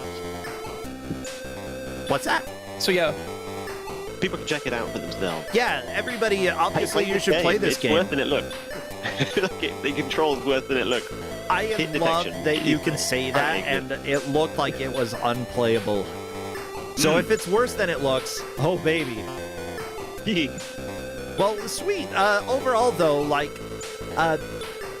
you know, we talked a lot about the bad things, but also you said that you could see what they were going for. They had some interesting ideas. I feel like, you know, they were trying to make a comic book series that would then tie into a game. Obviously, It definitely is that it was probably the multimedia property, and it seemed like they wanted to kind of go for an open world city thing. Like, you could go into all the houses, you can go to all the different streets. For the limitations of the time, that's very ambitious. Yeah, and I'd rather have a game that has too much ambition and falls flat than a game that is just every other game. You know, I did see some reviews that said it's like too many other action games, but I mean, maybe the combat is, but the other stuff, the exploration, the fight, they actually had a decent number of rewards inside the buildings while you were exploring. Yeah, there's quite a lot. They don't tell you what any of them do or how to use them, but they're there, that's important. Yeah, it's true. Or which character you have to be to collect them sometimes. Like, that was all over the place. Oh, You yeah, can't use that's the this. best. You can't use this. You can't use this. Do you have the character even that can use it? You may have just not brought them with you. But I want to use it. Well, sweet. I'm not sure that you do. Yeah. Is this a game that you could ever see yourself returning to? I think I would maybe try to make myself finish it just to see if I could, but no more than that. Yeah, that's fair. Honestly, you started, like, the important thing is to take less damage early on so that you can do well. And it turns out Buzzsaw Legs Lady is perfect for that. Oh, really? Yeah. She's got the fast buzzsaws. I mean, I like her. Hits everything much more reliably than the hammer man. I won't get into it. You probably need to move on. The guy with the hammer can hit nothing. Like, I don't see the point. Yeah. Why would you bring him with you? Yeah, Melee's kind of dumb. He's it's very there bad. to take hits when you just You don't know what to do. don't know. Yeah, Yep. when you don't know what to do, just pull out the hammer man for a while. his jump does do damage, so there is that at least. Yeah, so It's if you get his special The power, main I reason- definitely had mapped. Yeah. The main reason you bring him with you is because the game makes you, so Oh no, You have to. He's the diversity hire. Like, sorry, we had to get a hammer man in. oh, yeah. he might be a robot. Why not? We're just gonna say the stereotypical, if the right ring, whatever. Blah. We just don't I'm like not saying Hammer that. Man. He hits things with his face. He has His a hard time parents- kissing. He looks like he's got a Thomas the Tank Engine face. Actually, now I'm looking at it. His parents complained. He's got that plier hands. Ooh, that's for compliance. Okay, anyways, Cabbage Hat, anything you want to shout out? Any streams that you're doing, or if not, anything you want to plug? Any games that you've been enjoying? I mean, I took a month off, but I'm back to streaming the same thing that I realised I shouted out the last time I was on voice here. Playing Klonoa Heroes, finally got round to it for the Game Boy Advance. That's going well. It's going to take me a while. And also join Mystery Tournament. The sign-ups end soon, and we want everyone that we can get. They end on Tuesday, everybody. Join Mystery Tournament. Yes. Clades, how about you? Anything you want to plug? Anything that people should know? Well, just because we had the game, if you go to the general channel of the Kusogrande Discord, I have posted a link to the pilot episode of the cartoon. Ooh. I'm going to watch it. I bet it's terrible. It's not. It's animated fairly well, but I mean, nobody picked it up. That should tell you everything you need to know.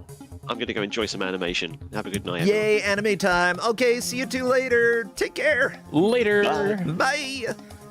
Well, everybody, I am going to run a quick ad because I got to stand up and use the restroom, so we will see you in a little bit. Stay tuned.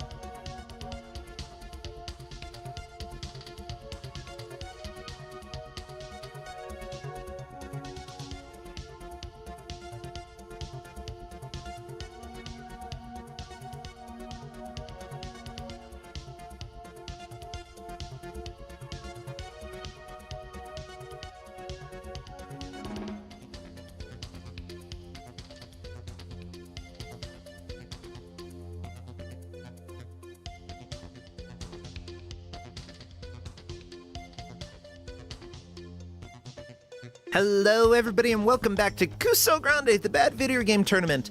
I am heating up some stuff in the microwave, so I'll need to stand up and grab that in a little bit.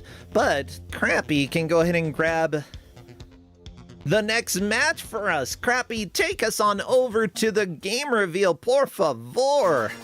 Oh no, watch out, there's Dinah. I don't remember what the last game was called. I don't know.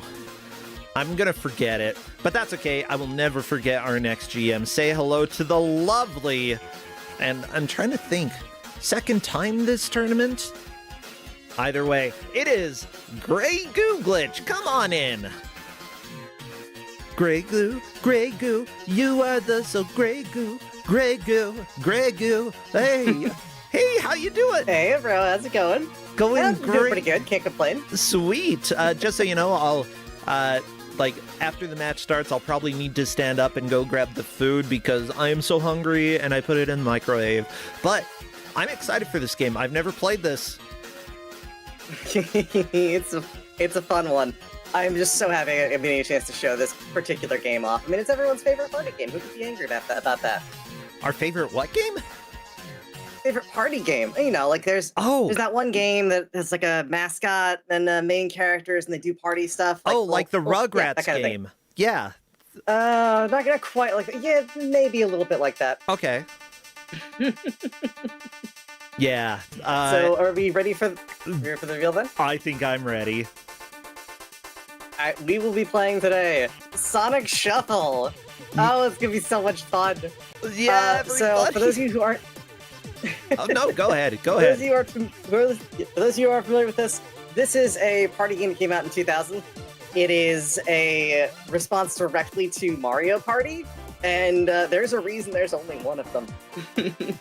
Oh, really? Yeah. Yep, it is. Yeah, it's on the Dreamcast. It tried to use the VMU technology, which was cool at the time, but like you can't really play it now because without that, it makes some things impossible to do.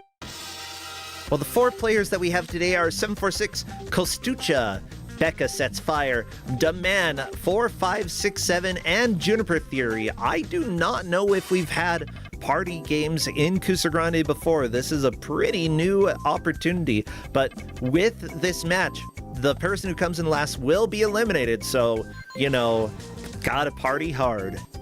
At least in my opinion, you know? Why party absolutely. lightly? No. You gotta at least gotta have go full sore force muscles with that, the next day. Yeah.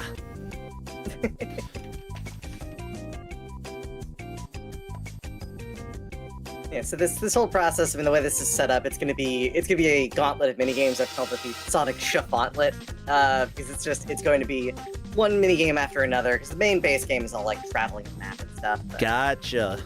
So they will be playing some specific minigames here. Yeah, we have an order of 30-ish minigames. They'll be playing them all in specific order. They will, in fact, be allowed to skip minigames, but only after they fail from 3 games. Okay, gotcha. Well, Yep, all so of it gives them us are basically ready. a legal playing game. Perfect. So I'm gonna do the countdown. Best of luck. What would be good emotes for chat to spam? Obviously, any Sonic emotes.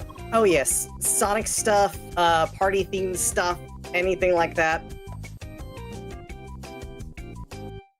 And per our refs, they Party have a hats. very special tracking sheet, so I'm excited to see some of that in a little bit. As soon as I see movement, I will start a timer. Spam your emotes. Ignore the alligator. Or don't. It's a good alligator. Looks like they've started up the minigames. Very nice.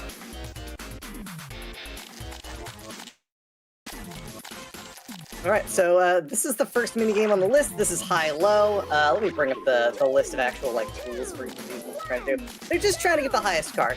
And it's just remembering what cards where, picking the highest one. Real easy introduction. Gotcha. Sonic winning for 746. They're playing as big, right?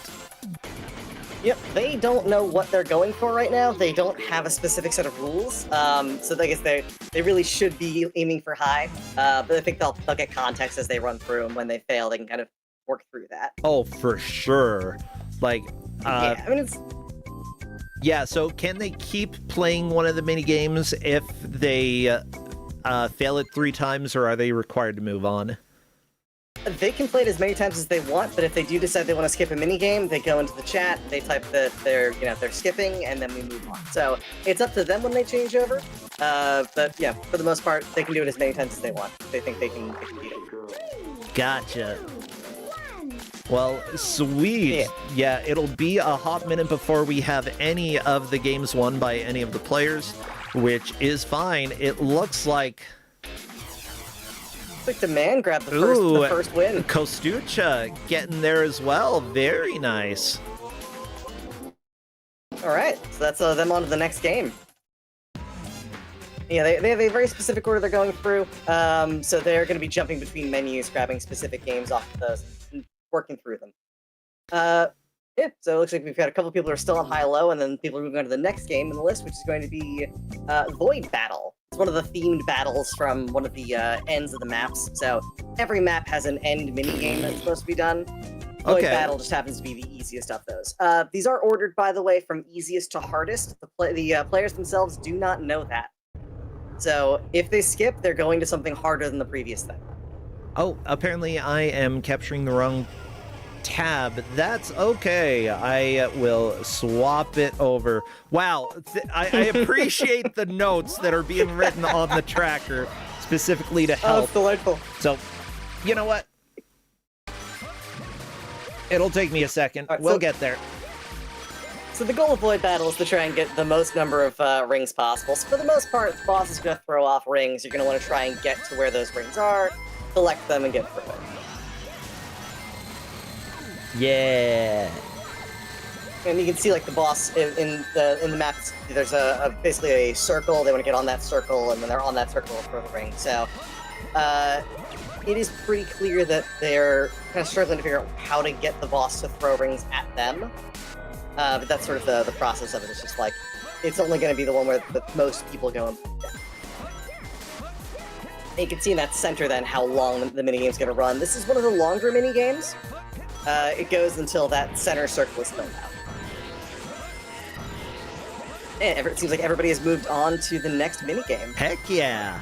Oh, good. Yeah, like we're gonna have a little slow but steady progress here, which is completely fine. And yeah, I'm looking at the ref sheet. Thank you so much, refs, for all of the work that you put in, and also to our GMs for helping make sure that everything is set up for the match. Like, seriously, I know that you put a lot of work into making sure that this was something that would be doable. So thank you so much. Oh yeah, no, absolutely. I mean, when I first realized that we had Dreamcast on the pack this year, I knew I had to do more Dreamcast stuff, and this is the first one that popped in my brain. It's like Sonic Shuffle, people know it, people have heard about it, but very few people have actually played it, surprisingly enough. I haven't. I'm going to swap over to Yeah, it looks like Becca's audio just because we're getting some choppiness from Kostucha. But that's fine, they're still continuing on. Yeah, it looks like the man has won Void Battle as well. Very nice. Double check to confirm that, but I believe that he did.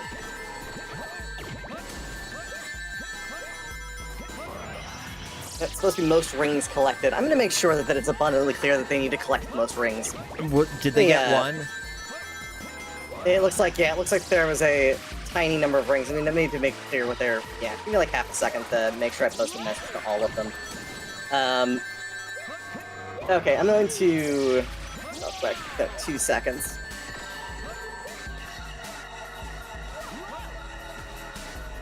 Yeah, go for it.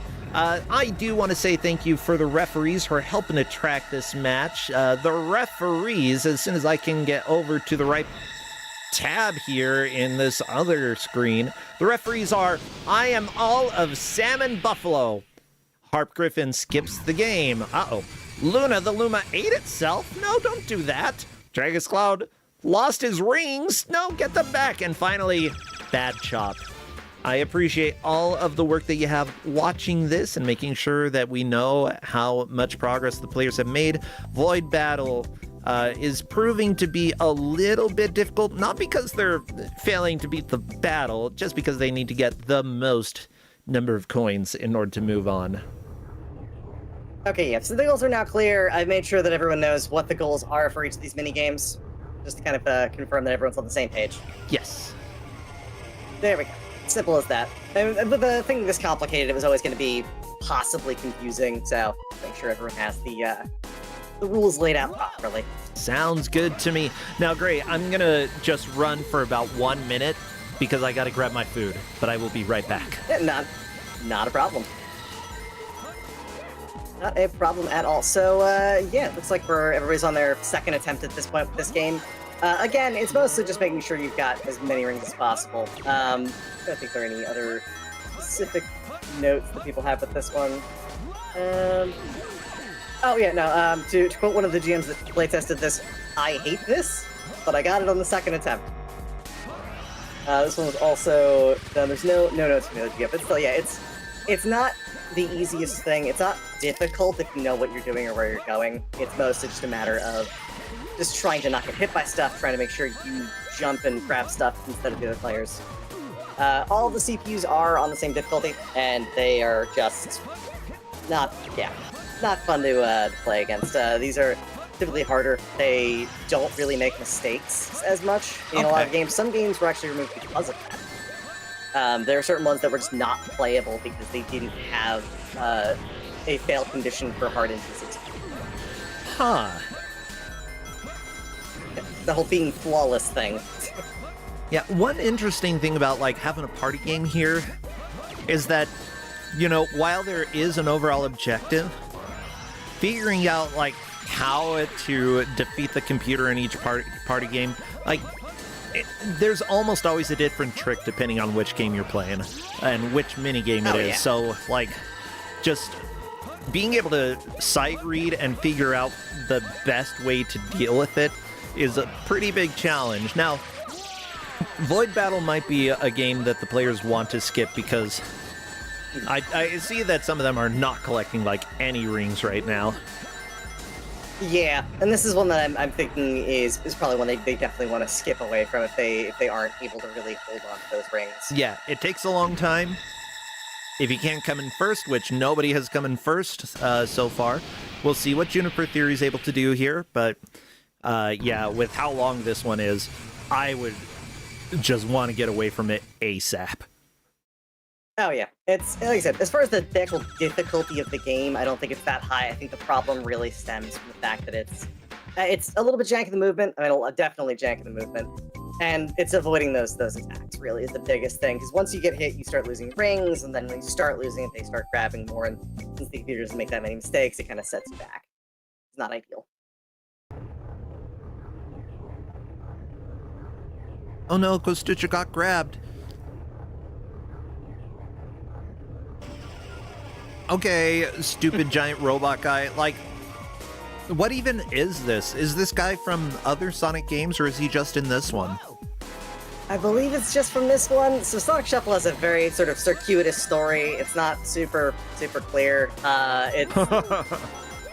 They came up with the idea and then they back justified a story, and the story does not make a lot of sense. It's like some kind of void monster is taking over. I can't honestly remember the story. It's been so long since I played through anything but just the minigames. I just love how Sonic, like, here's the deal. Mario's like, there's a dinosaur who kidnapped the princess. Gotta save her. Sonic's, on the other hand, it's like the most in-depth lore that I literally couldn't care for most of the time. But I suppose, like, they definitely wanted to go with a cooler aesthetic when it came to Sonic.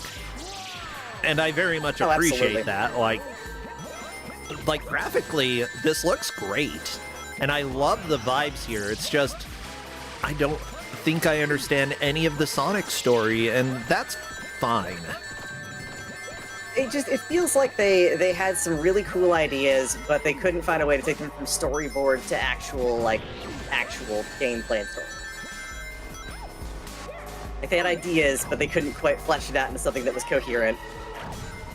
Okay, Kostucha, I think this is your last, your third attempt at this game, if I'm not mistaken, and if so, then he may be able to move on and do something else.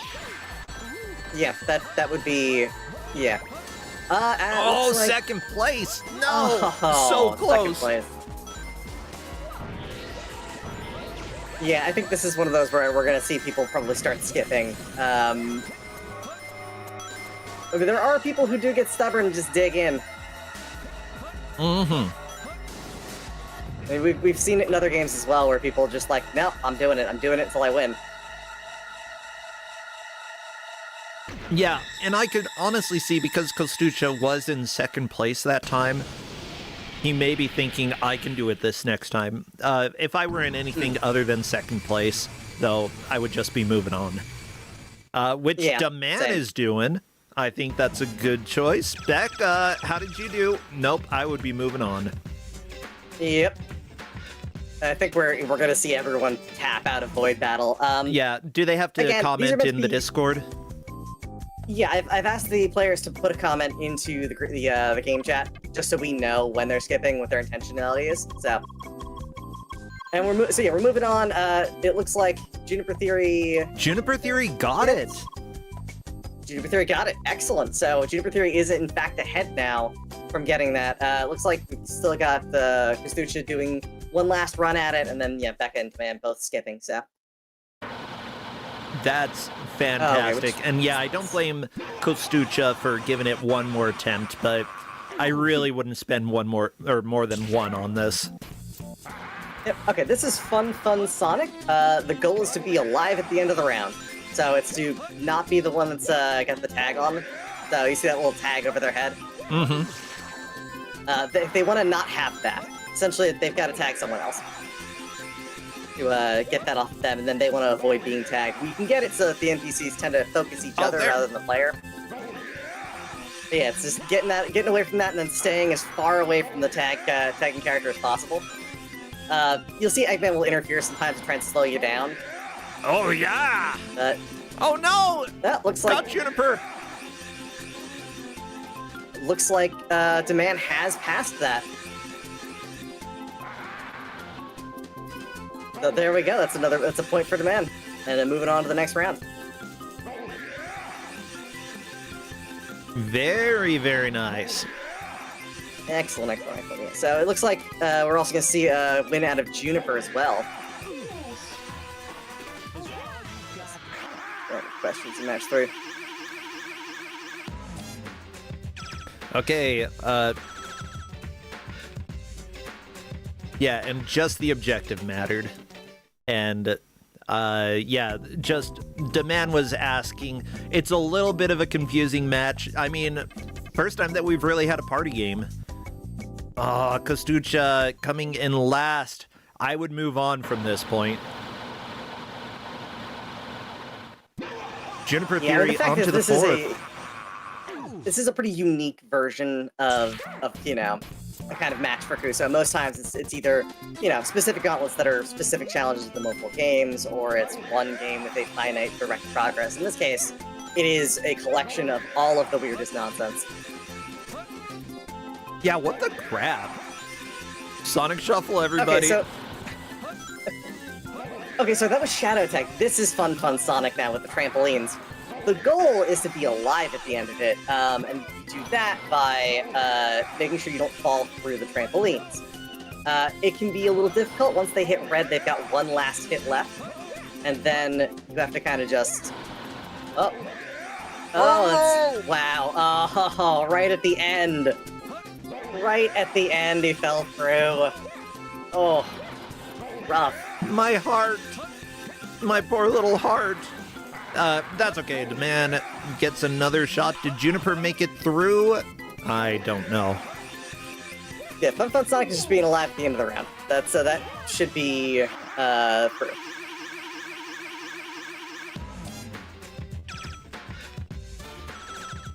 It appears Juniper Theory did beat that and is moving on to the 5th game here.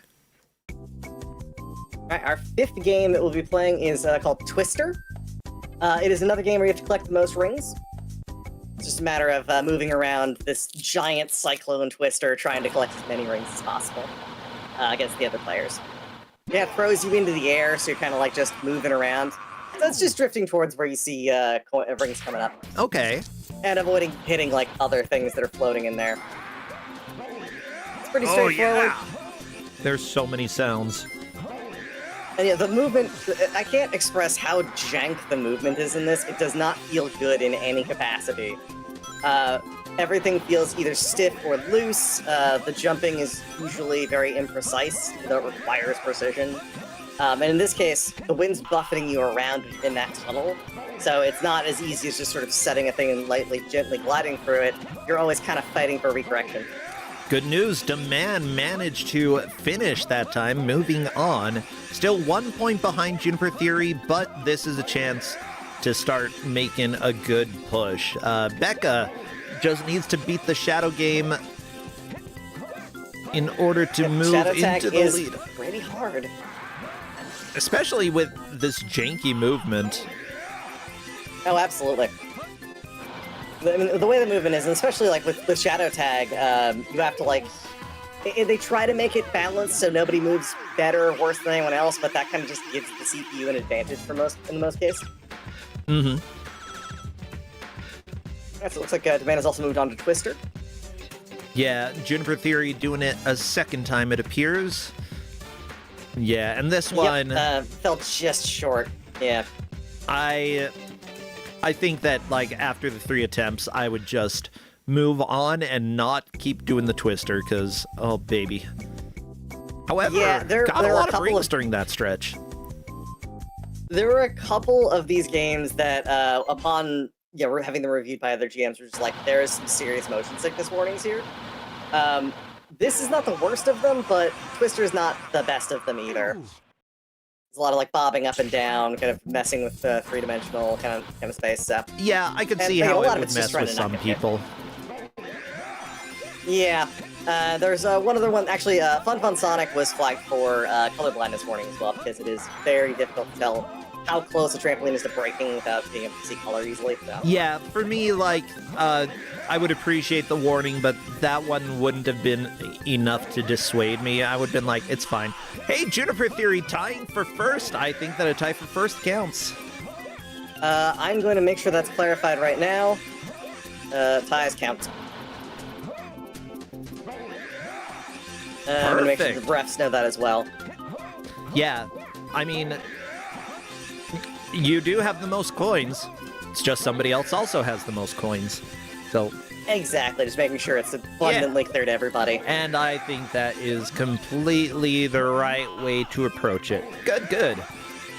For those who are wondering, by the way, this game was made by Hudson Soft, which has made some fantastic games and some questionable games. I love Hudson. Oh yeah, Hudson's a great company in a lot of ways. I mean, from the early days of like being a NES hardware manufacturer and some of the earlier NES games to some of their later stuff, which was, you know, all the Bomberman stuff and sorts of things. Like they have an infamous collection of games under their purview, put it that way. Yeah, and I mean, like, we were talking during one of the last matches, you know, not every game that a big developer is going to make is going to be a hit.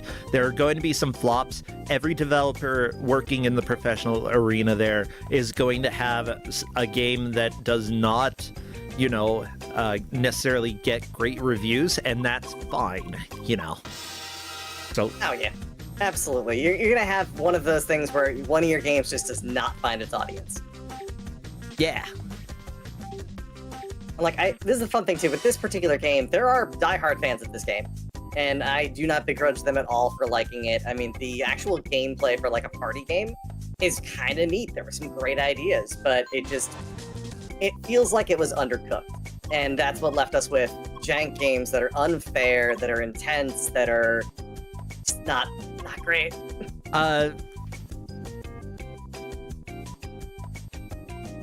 Okay, so refs, Becca is checking to see if she beat Shadow Tag.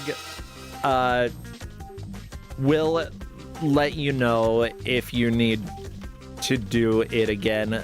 So Becca's like, I think that I beat it, but I'm not sure, so I'm gonna move on. And I would say refs, just let us know if she needs to go back and do it one more time.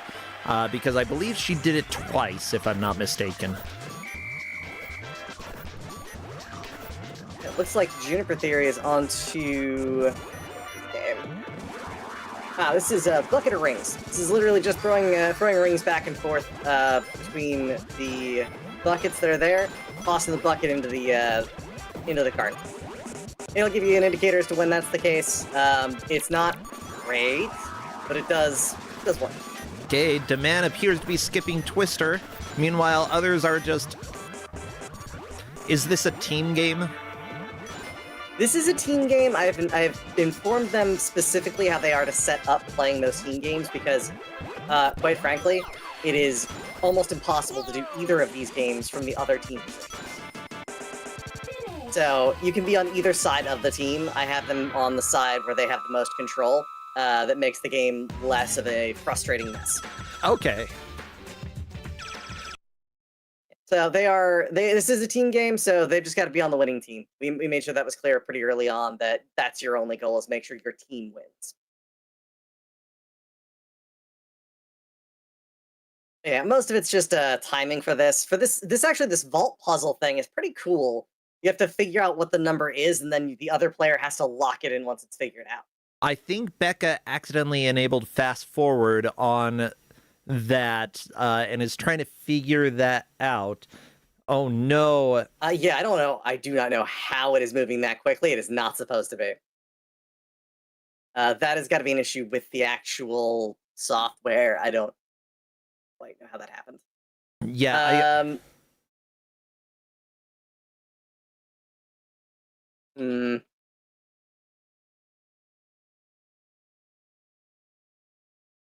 That is less than ideal. You know what? It is fine. We'll go ahead and swap audio to somebody else while Becca works on getting this figured out. If it is something that like is just some random issue that they're dealing with, it could have been a hotkey that Becca accidentally pressed. If we need to give bonus time, we've done it before. We'll do it again. It looks like Kostucha thinks it's spacebar. Hit space for it to do that. It looks like it's going slow again. Okay, there we go. So they need to know, don't hit space. We'll make sure that Becca at least gets a little bit of mega time for that. That was roughly, like 20 or 30 seconds of dealing with it being incorrect. It's not technically over for Becca yet. There is a chance it'll reset and bring everyone back. No, just challenge times 2. So no free revive, unfortunately. Yeah. But, considering that she had no control over the game until now after dealing with that issue, we'll let the referees decide, how much bonus time, if there is any given, which, due to a weird hotkey in a weird place, I think that might be fine. Yeah, it makes absolute sense. Meanwhile, it looks like Juniper is moving on to the next one for Juniper. Skybridge? No. Oh, Through the Tunnel. Through the Tunnel is an interesting one. It's one of those things where you have to move forward for a certain amount of time and then duck to avoid things. I know when I first played it, it took me like one attempt to get it. It wasn't a huge deal. But I do know that there were a couple of people who struggled with it in testing, so... It's mostly trying to not be stuck on that little platform as it falls back, so like the train cars are falling off as you go along. Sonic... And you just gotta be in the Oh my front. god, that was Sonic's fault on Demand's team game. It was all you, Sonic, okay? Demand was trying his best. Sonic, what you doing? Why you doing that, Sonic? Oh, it's not over yet. Juniper Theory can get back on. It's just, and I'd say now it's over at this point. So, you have to wait until the end of the minigame. Should be over soon enough, so, be fine. We did sort of institute the idea that you can't reset mid-game just because we don't want people, knowing it's over and then immediately resetting gives sort of their advantage. So people are going to wait until the actual minigames end, and then they'll immediately jump back into it. Okay, so as it turns out, Becca did successfully complete Shadow Tag, and we've let her know. So that is going, that is a point that she got. The thing is, if you don't notice it yourself and don't move on to the next game, that's on you as a player, and player error definitely happens from time to time. Oh, absolutely. I mean, everyone, it happens to everybody at some point where they don't realize they've done a thing and they end up not moving on, not changing something. Oh, yeah. Yeah, we've seen it a couple times. I mean, I've seen it directly multiple times. But yeah, so it looks like Juniper Theory is still working away at through the tunnel, and Demand did not see how Demand ended that last one.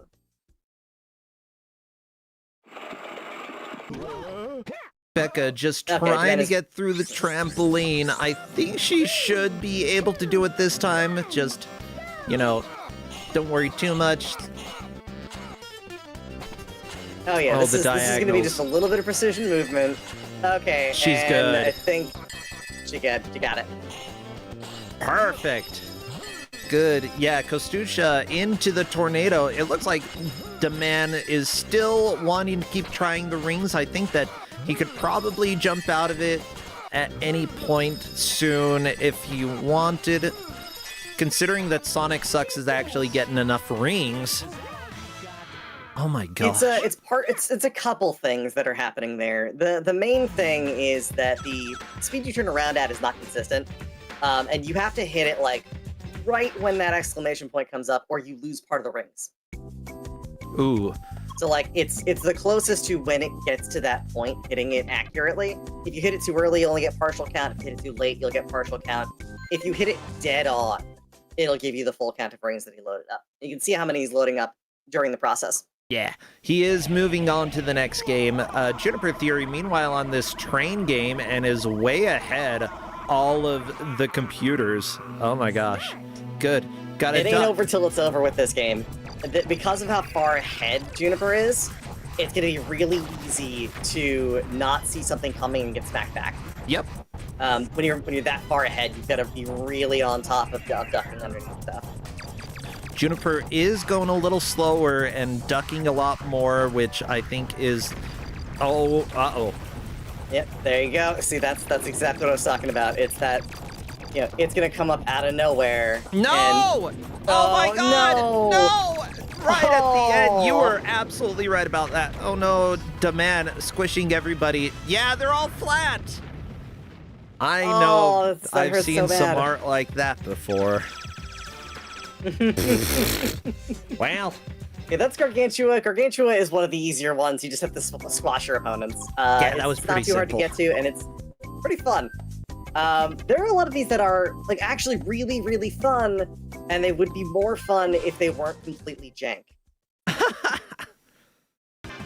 So like they're great ideas. There are a lot of these things that are really solid ideas, and it's the tried and true oldest explanation for bad games. Oh, Overly yeah. ambitious with an inability to make it playable. By the way, as you can see, everybody, you know, with how far Demand and Juniper Theory are, they're on the same minigame, but Juniper Theory has so many more points just due to actually successfully getting some of the games done rather than skipping them. Mind you, I believe... No, Juniper Theory I don't think has skipped any of them. Has managed to get a clear for every single one. I believe you are correct. We are on game 9, which is the Through the Tunnel, and that is... That is a clear. That is clear.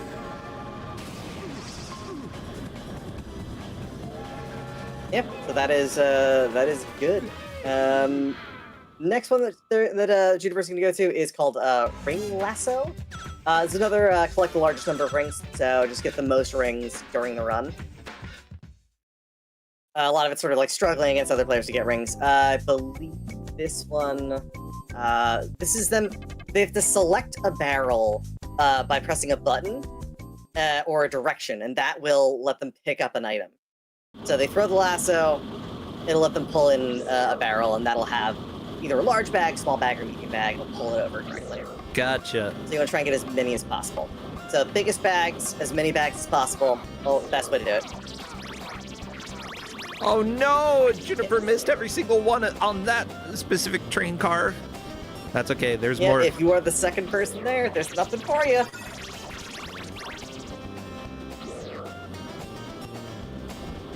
Yeehaw!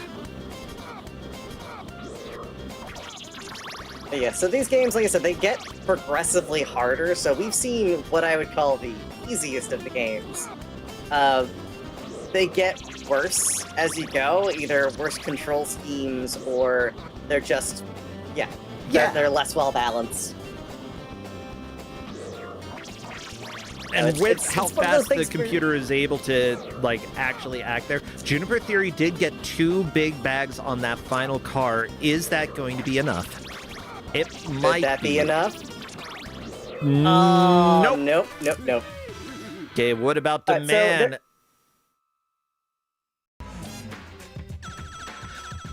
Demand takes the victory there, moving on to the next game. Very nice. Okay, so So speaking of games that are like that, where the computer can move faster and react faster, there's a game called Sonic Gunslinger.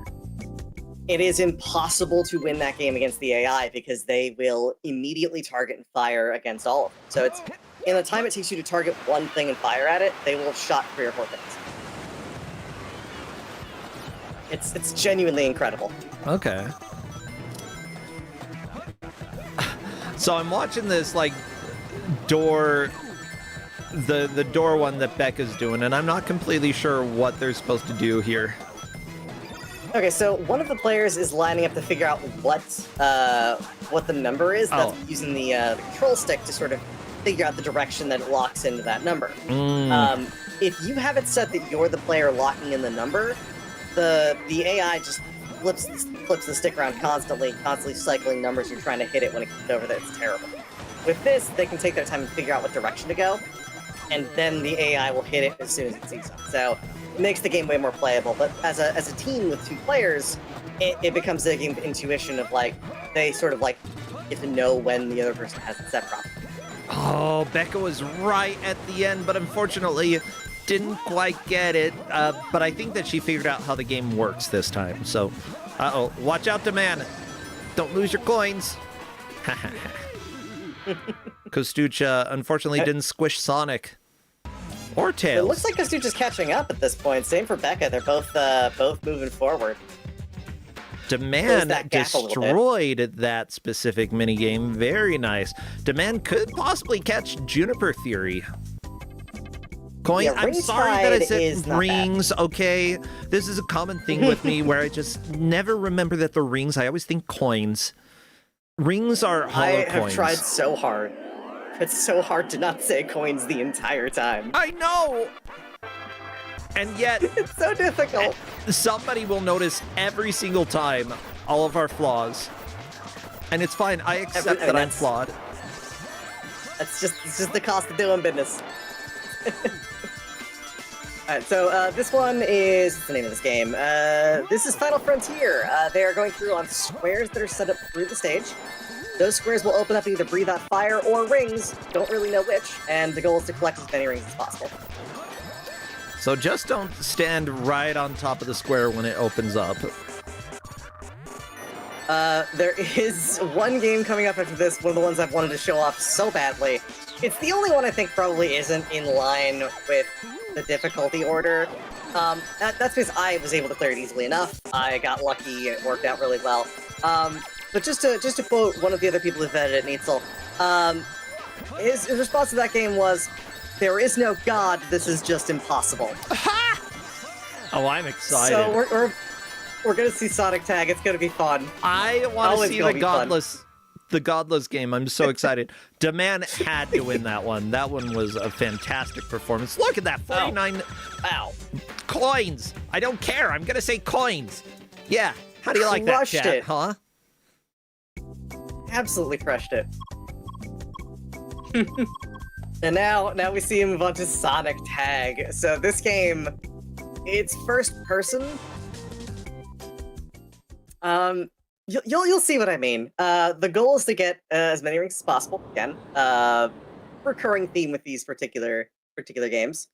Let's go back to the actual play order quick.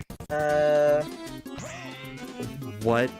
Yep, Sonic Tag. I don't So you gotta like kind of, it's not this. first person, it's third person, but it's like the camera's locked to you and it moves. Hair trigger movement. You want to try and collect rings and not be it. So you can't collect rings when you're it. You have to tag someone else and then go collect rings. Yeah, this is impossible. What the? Yeah, I want to swear about this. This is bad. There's also just like no understanding what anything does. There's like springs that you can hit, but they launch you into a gong. There's no reason for it. It's just there. I will say all of the graphical issues that we're running into, those are... I wouldn't necessarily say they are issues with emulation. They are not as clean as they would be on original hardware that way. Okay, so it's not quite this bad on original hardware. Not it's quite. Also not good on original hardware either. Neitzel, yeah, I fully understand why you said this is a godless world, but the god is Hudson Soft. That's who the god is here. Yeah, somebody decided that that was okay to ship, and I don't know why. There was someone in a QA department that looked at that game and said, yeah, it's fine. Well, luckily you can blame management, and the management that we get to blame for this game are Hirokazu Kojima. Wait. And Shuji Utsumi. Is that the Kojima that... No, it's not the same one. Lumines? No, that's not... Okay. You're thinking of Hideo Kojima, aren't you? Yeah, this is a different Kojima. Different Kojima entirely. I love that we're like putting these developers on blast for a game they made 25 years ago. It's perfect. You know what? And I love it. Keep making games 25 years ago, please. Oh yeah. Oh, it's so good. Yeah, there are a lot of games in this that are somewhat forgiving in like falling off. Like in the Final Frontier, if you fall off the platform, it'll spawn you back in. You just ring, it's fine. There are other ones where if you fall off, you're gone. You're done. Yeah. You just gotta wait. Okay, demand has not been tagged. That's the important thing. Demand Don't needs get to- tagged. Mind you, Tails is just running into corners and not really doing anything. Yeah. Tails So now just- the man needs to find rings. Wow, Tails so, like, sucks. hitting- Oh, never mind. It Oh, looked like Tails got him. it looked more like Demand ran into Tails. Yeah, so Demand ran into our kidnap friend over there. It looks like...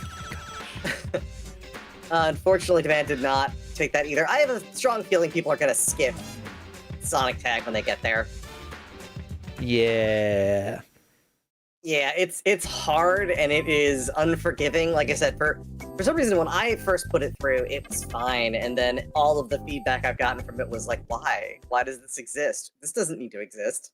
Now, mind you, one of the could have been producers for perfectly this happy game without this. is current, or at least I believe is currently the CEO of Sega. So you can blame, you can literally blame Sega management for this game. Sega, why? Thank you. Why do? You needed to put games on the Dreamcast. Thank you for making this. You know, you didn't make all the correct choices for the Dreamcast, but at least you allowed this to be made, I guess. I love the Dreamcast. It's one of my favorite consoles. Like, it's a very weird console that has some really interesting ideas. And like, they made some choices. This game is definitely a choice. I need to play more Dreamcast stuff. Hazel Shade, thank you for those 5 gift subs. You are absolutely amazing. I very, very much appreciate it. Alright, it looks like we're about to see Juniper Theory go into Sonic Tag. Yeah, you know what? Oh, that's gonna be fun. No, I'd say, like, this is certainly something that, you know, needed polish, but if you're a project manager, you don't necessarily control all the deadlines, and you don't really get to control when a game comes out or not. So if it's close enough, and you're like, the CEO is like, you need to ship this, then you're like, okay, we're doing it. Boss said so. So, like, Yeah, just the levels of management that come in corporations, like, you can usually blame one of those layers, but I don't blame the producer necessarily. I blame the C-suite if you ever get the chance to blame somebody. Oh yeah, they're the ones that are always just like, you gotta move fast, you gotta break things. Like, nobody wants to move fast or break things. See, Yeah. It turns out we break things, you break things. Now, with that said, like, Nobody likes the guy who was the executive producer, who is now CEO, has been over, like, the Like a Dragon Pirate Yakuza in Hawaii, executive producer for that. Fantastic. I haven't played it yet, but I hear fantastic. Also, Like a Dragon Infinite Wealth, which is fantastic, and I have played that. So Oh yeah, Infinite Wealth is great. yeah. I want to play the Pirates, though. I haven't finished Like a Dragon Infinite Wealth. I just need to get back to it at some point. I don't think Just I've one of those things finished where, like, any of them. They're so long. I know. And that's the problem. Like, I love long games at times, but like sometimes those just feel like they go on forever. Yeah. and then I get distracted because I discovered Horsey Game yesterday, and Horsey Game? oh my god, you need to look up Horsey Game if you don't know Horsey Game. Currently my game of the year, as far as I like, just based off of vibes alone. But you breed horses and then they race and they look like squares, and they move like, you know, those old like training simulators to try to get like a character moving to move like across a platformer and move correctly so that they can actually finish a level, and like their limbs flail and stuff. It's a little bit like that. Sort of, yeah, except that you're not actually controlling the horse. It's controlled by the built-in AI, and you know, you're the one who's like cutting out the generations that fail and focusing on the generations that do well, instead of you know, computer training that happened with certain physics tests. You get to be the computer in that case and determine what is good and what it's not, and it's fascinating. I love it. That sounds amazing and horrendous, and I kind of love it. Yeah, and then like you've got a horse, and then suddenly someone's like, breed it with this bunny and make sure that it wins a race, please, and make sure it has big ears too. And you're like, okay, so you breed the bunny with one of your good race horses until you finally get one that has the bunny ears, and then have it go win a race, and then give it back to the guy, and he's so happy. That sounds amazing. I'll have to look into that as as something to play around with. Play Horsey Game. That's the lesson of the stream here, everybody. And also maybe play the Brecky Bros that Ultra J-Man came and commentated his own game for, because that was a lot of fun. Alright, I'm gonna say one thing about this game. You're watching people play this game, so you don't have to. You know, unfortunately, the more that I watch it, the more that I think if somebody asked me to play Sonic Shuffle, I would. Oh no.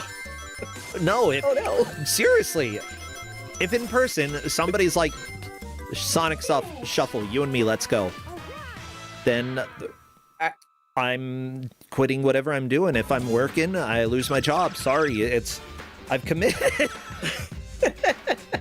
So what I'm hearing is, the next GDQ, I'm gonna have to organize the Sonic Shuffle game. I would play Sonic Shuffle with you, Grey Goo Glitch. Yes. That sounds amazing. I already know a few people who'd be interested. That's funny. Okay, so, where are we at right now? So, Juniper Theory is, I think, probably I'm guessing gonna skip out on Sonic Tag at this point, if she doesn't already. There we go, yep, skip Sonic Tag. Not a Immediately after I surprise. said it. The man is in this very scary maze. It's just like the old Atari game called... Wait, what was the game called? Ghost? House? Spooky? I have no idea. Ghost House Game Atari. Haunted so House. Demand just figured out It's you can Haunted jump. House. So, that is one of the key components to that game. You can jump, and you can use the jump. The winning for this particular game, which was entitled Great Escape, you have to be the first to get into your corner, so just getting out of the map in time isn't enough. They have to be the first one to get to the outside. Yeah, but luckily this game goes pretty quickly compared to some of the other minigames. I think Becca might be skipping a game fairly soon, and yeah, I see her typing in chat that she is going to be skipping that door unlocking thing because Sonic sucks as a teammate. It's just true. Like, you want Tails as your teammate. Sonic's a glory hog. As soon as you start doing well, it was all Sonic. But when things go wrong, no, it was on you. It was on Tails. It was on Demand has Sonic. to wait for Sonic to get to the exit. Sonic! Like, Yeah. Demand won. Yeah. Oh my god, Sonic, just do it. There we go. This is again why I wanted to enforce the idea of like you have to wait for the end of it, I love it. just because. And it's either going to count down or it's going to get to the end. It's one of those things where, you know, if it was just, oh, as soon as they finish the thing, it's done, then reset. Yeah. Nothing, but... Okay, so what's this next one? This is Bomb Relay. Oh, Bomb Relay. Is another team one. They've been instructed on how the teams are set up, so they're going to be passing back and forth. They have to try to not let the bomb go off, which means they have to be the first to get to the end, but that also involves them doing certain actions during the run. So when the hay is red, they're supposed to throw it. Hey. If they throw it too early, they go slower. Oh yeah, I saw it for Demand. Okay. Good. I think Demand is understanding now. Oh, almost. Yeah, the goal of this is you let them build up speed before you toss it back and forth. So it's a very weird kind of concept of like, it's like if you're doing that, you don't have to stop. You can both be running. But yeah. Yeehaw, says Tails. Oh, they are so close. Oh! They won! Demand got through. Very nice. Honestly, I'm a little bit shocked. Okay, Becca is doing the ring thing. Although this seems like the wrong placement. Isn't Sonic supposed to be scooping? Yeah, Sonic's supposed to be scooping. It was spelled out in the rules how they're supposed to set these Oh. What? That would explain why Becca was having such trouble with the other mini game, is because, again, when you swap positions, Sonic is much harder to have in that one specific spot. This is one of those situations where it's a little bit of her own undoing. It was very clearly spelled out in the rules. Then yeah, and I can't obviously intervene at that point, but yeah, she was supposed to swap to be on the other position for the team, and that makes the whole thing a little bit easier to do on both of these games. So it's deeply unfortunate. There's not much we can do, though. Yeah. It's one of those issues of not reading the rules completely clearly. Although it does look like Becca's doing okay with this particular minigame, but the other one is very, very hard to do without being on the other side. And this is going to be a recurring thing for any of the team games, is that, like I said, I specifically set up so that they were on the side that is doable. Yeah. Yeah. Oh, not the way you want to go out, but... I mean, things happen. And yeah, I mean, there's also room for discussion, of course, if there are issues that we weren't aware of. So, you know, there's the possibility of some weird thing happening that, because of, like, a misunderstanding. Like, if it was spelled out very clearly, then, yeah, that's something that the players need to pay attention to. Yeah, I would, my only argument there would be the fact that all three of the other players have figured it out. So, that's either way. We'll figure that out afterwards at this point. Looks like everyone's caught back up to each other, though. So, Kasucha, Demand, both at 11, and Juniper sitting at 12. So, it's still anyone's game at this point for the top 3 spots.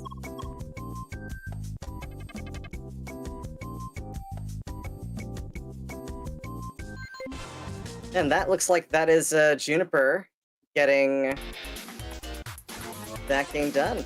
Now it's just a matter of waiting until Sonic either fails or gets to the actual corner. It is confusing me that Sonic's not actually going towards the only open corner, but you know. Good job, Sonic. Yeah. Okay. Fun times. Let me go and review. Just, there's been a little bit of confusion here. Yeah, Great Escape is before Zero-G Snapshot, and then Zero-G Snapshot before Bomb Relay. Let me just see. No, it should be Great Escape into Bomb Relay into Bungee Jump. I think they're looking at the wrong list. There's 2 lists. There's the play order list, which is all of the games in order. And there's the games list, which is all of them alphabetically, I think. or it's just the order they show up in the menus. Let's see. I'm looking at the game order, and per this, Zero G no, they're- snapshot shows up as game 21, but for the ref sheet, it's game Okay. 16. A little odd. On the ref sheet, it's slightly off. I'll have to make sure they're aware of that. I thought we caught that earlier. There were some changes that were made, and I thought this reflected across that. Let me double check. Let me get them a copy of that real Yeah, quick. just send them the picture so that they see what we have. So Yeah. apologies for the confusion there. It happens. It's a complicated match. Okay, Becca, smush them all. Step on them.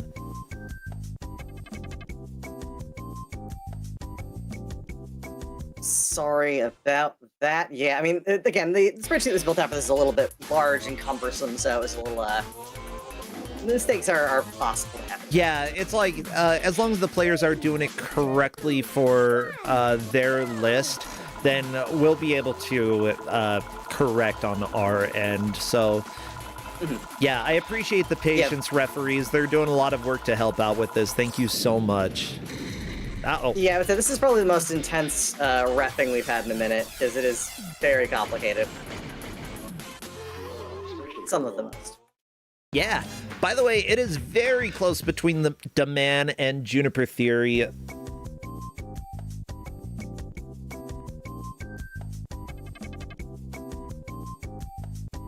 Very much so. Yeah. They're just neck and neck right now. Oh, it looks like the Man took the lead at this point.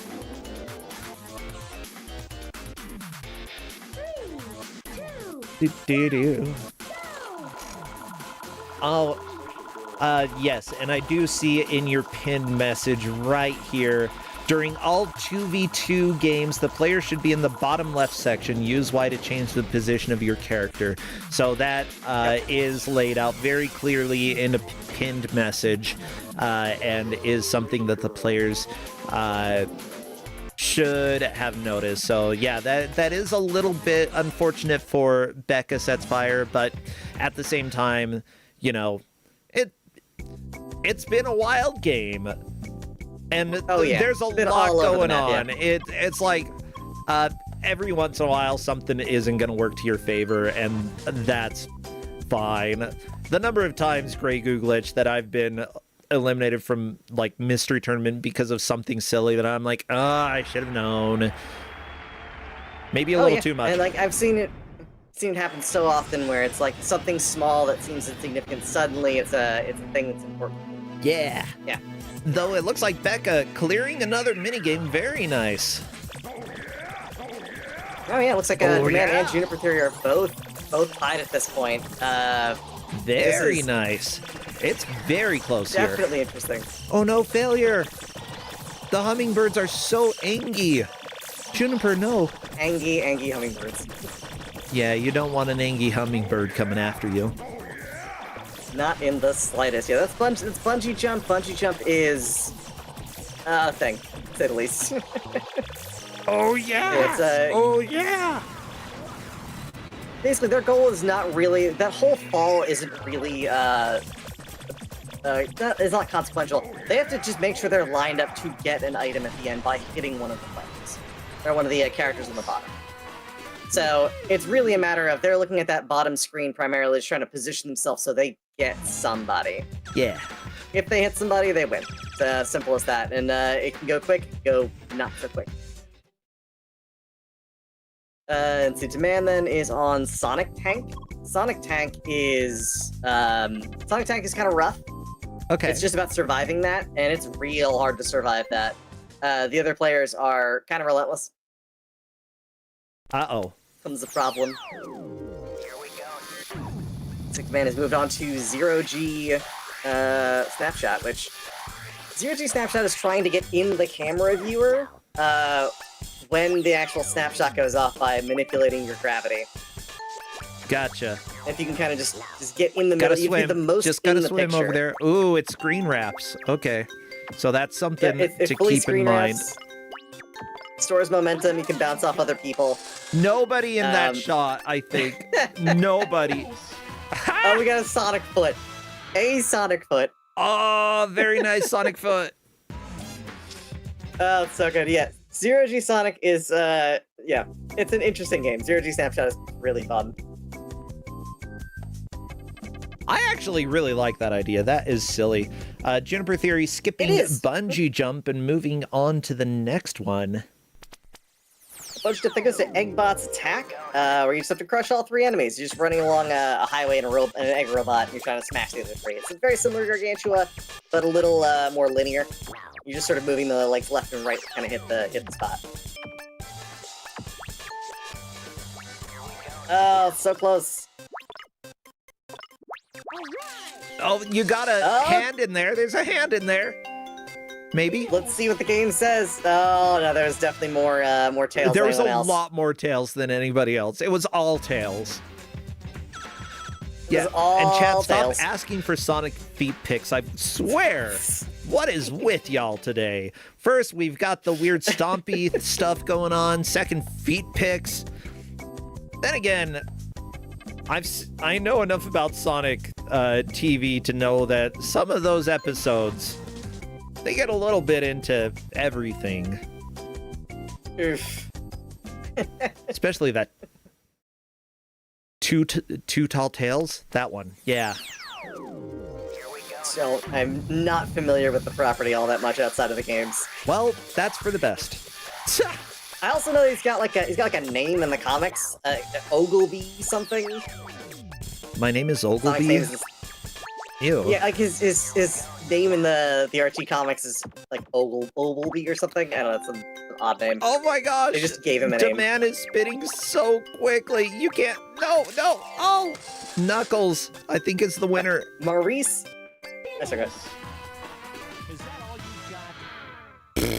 Is that all you've got? Yeah, it's a picture. And a man likely skipping this one. I feel like this is one that I would just be like, I think it's so fun. I'm gonna keep playing it forever.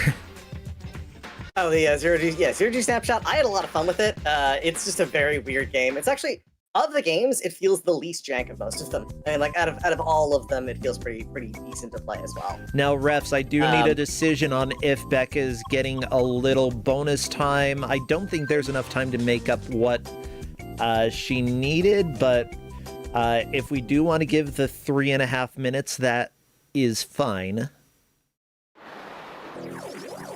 Oh, the goal sheet for that game that you gave, the the photo one, said they need to be in the photo, not necessarily the most in the photo. Get in the photo. Yeah, I believe the intent they for were in that the photo. was to have Yeah. them. Okay, that might not be clear from my perspective whether or not that was in the photo or not. I probably should have clarified that a little bit more. My thought was that they were going to be primarily in the photo, as in the set, like within the photo itself, rather than just having a leg or an arm in there. But that's unclear on my side, so we can kind of discuss what we can do about that then for scoring. By the way, we are given 3.5 minutes extra for Kostucha due to some internet issues that were happening earlier that they had to resolve during the stream. So we will keep going overtime. And because of how this works, I will let them know manually when they should stop. Kostucha will matter. We would possibly give Becca extra time, except that because she is significantly behind everybody else, it unfortunately wouldn't affect placements there, so we'll go ahead and let Kostucha keep going. Because this could matter. Like, if you can clear... it's going to be really difficult in 3.5 minutes, but minigames are minigames for a reason. Absolutely. I like that Becca is still going and the man is still going as well. That's how you do it. You Kostucha keep can going. get 2 wins, and that's, I mean, you'd have to get 3 wins, which is a thing. Yeah, it's... Ooh, and you have to understand how this minigame works. You gotta understand very quickly. Throw when it looks almost like it's saying key instead of hey, just because of the font. I don't know, when it's red, it looks like key to me sometimes. Yeah, it's definitely not the best font choice for that, especially with the bold outlines and all of that. It makes it a little hard to read. Yeah.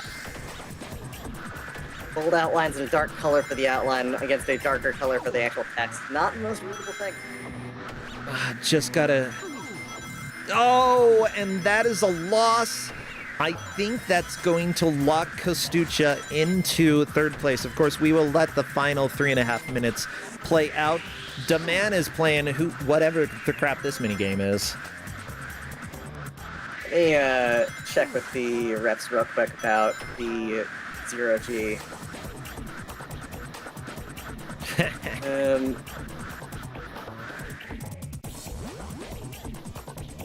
In the picture, 15 seconds. There's really more for the refs to decide. I mean, like I said, from my perspective, it was supposed to be in the actual center of the photo, but that is really sort of their interpretation, which makes the players same similar interpretation.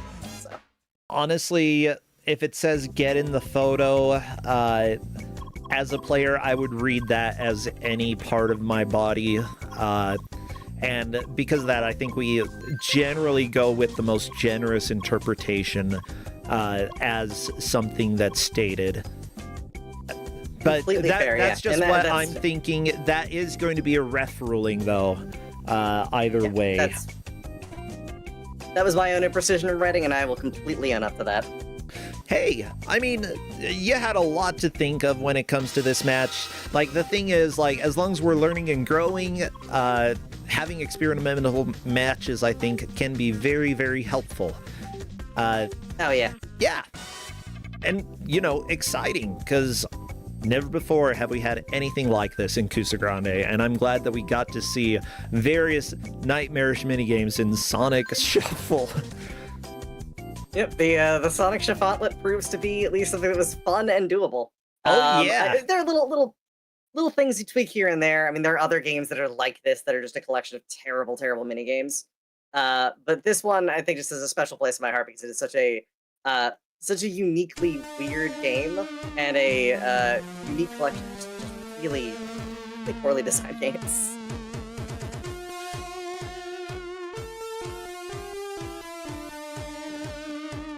Okay, well, that is time for everybody. The referees will be finalizing the scores. It appears that Daman has been given that little bonus there. It was a tiny bit of body inside the photo frame, but because of the umbrella nature of that, that is the tie-breaking moment that gives Daman a slight victory. I'm going to welcome Daman in to come and chat.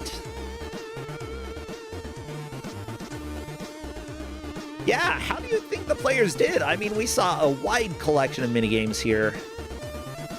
They did about as well as I would have expected anyone to do in that situation. I mean, we did get to 0G Snapshot, which I think was around the same place that our gems kind of got to before they ran out of time.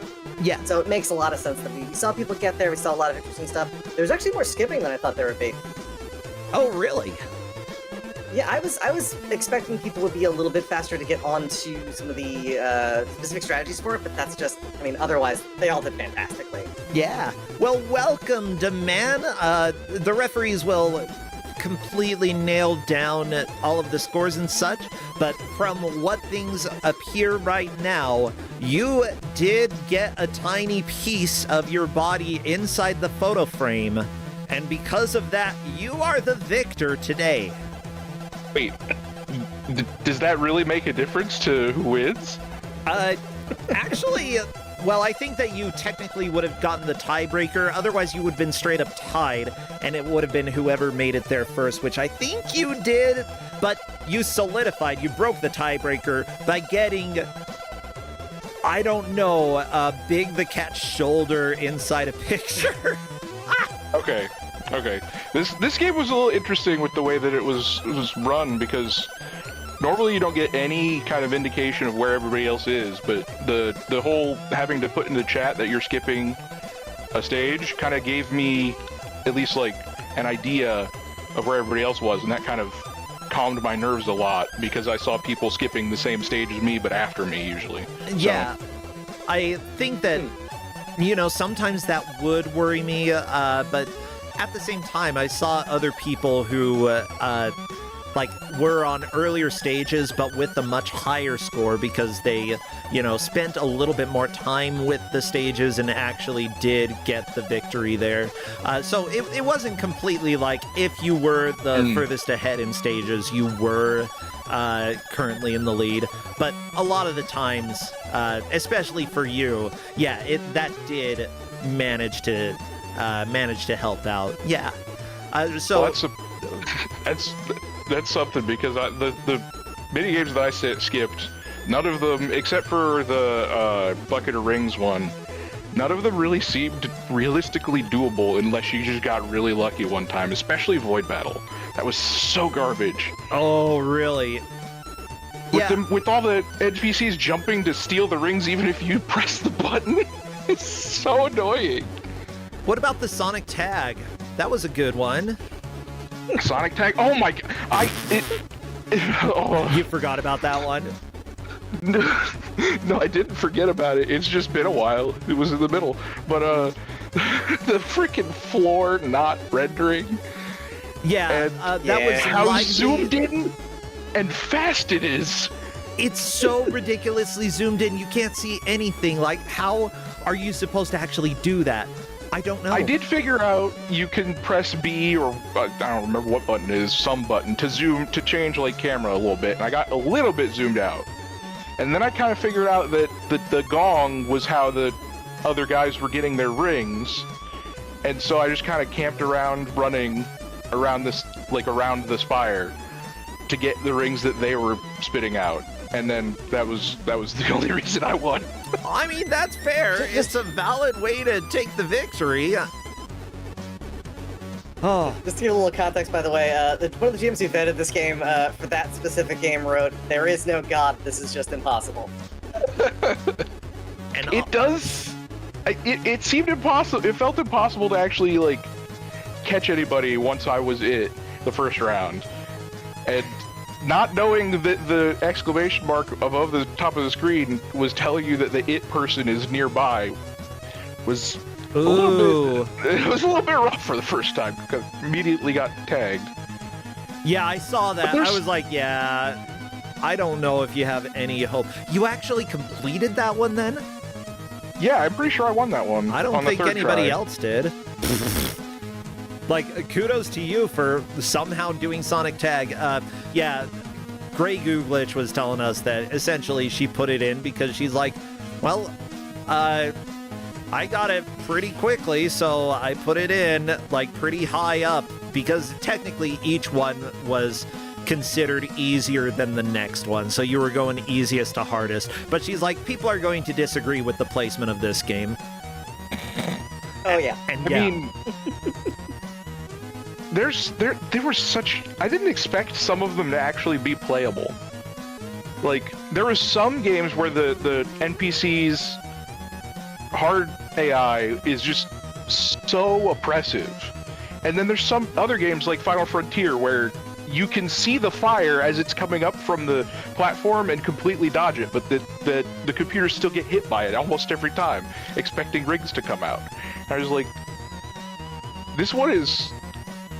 That one was so much easier than I expected it to be from the platforming. So, I'll tell you this as well. With a lot of these, I did go through and vet every game. These are the ones that didn't have AIs that were completely broken. They were just, some of them were a little rougher than others, but there are ones that where you can't win because the AI will not make mistakes. That's beautiful.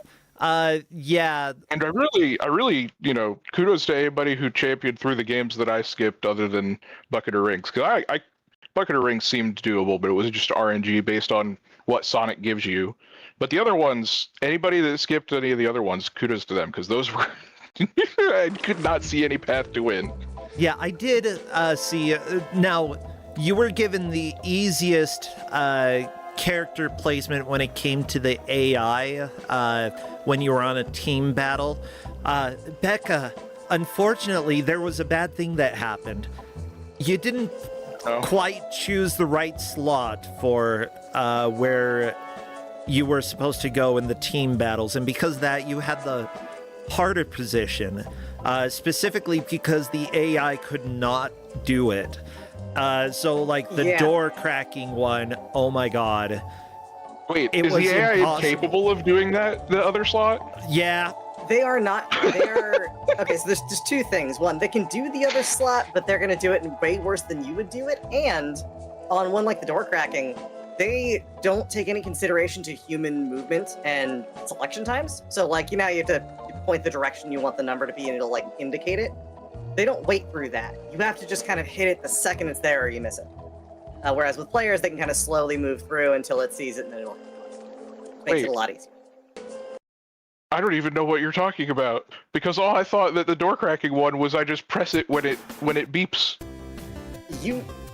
I mean, if it worked, did I blunder my way through that one to a win? I didn't press any directions. As long as you had it set when it was that clearly you had it right.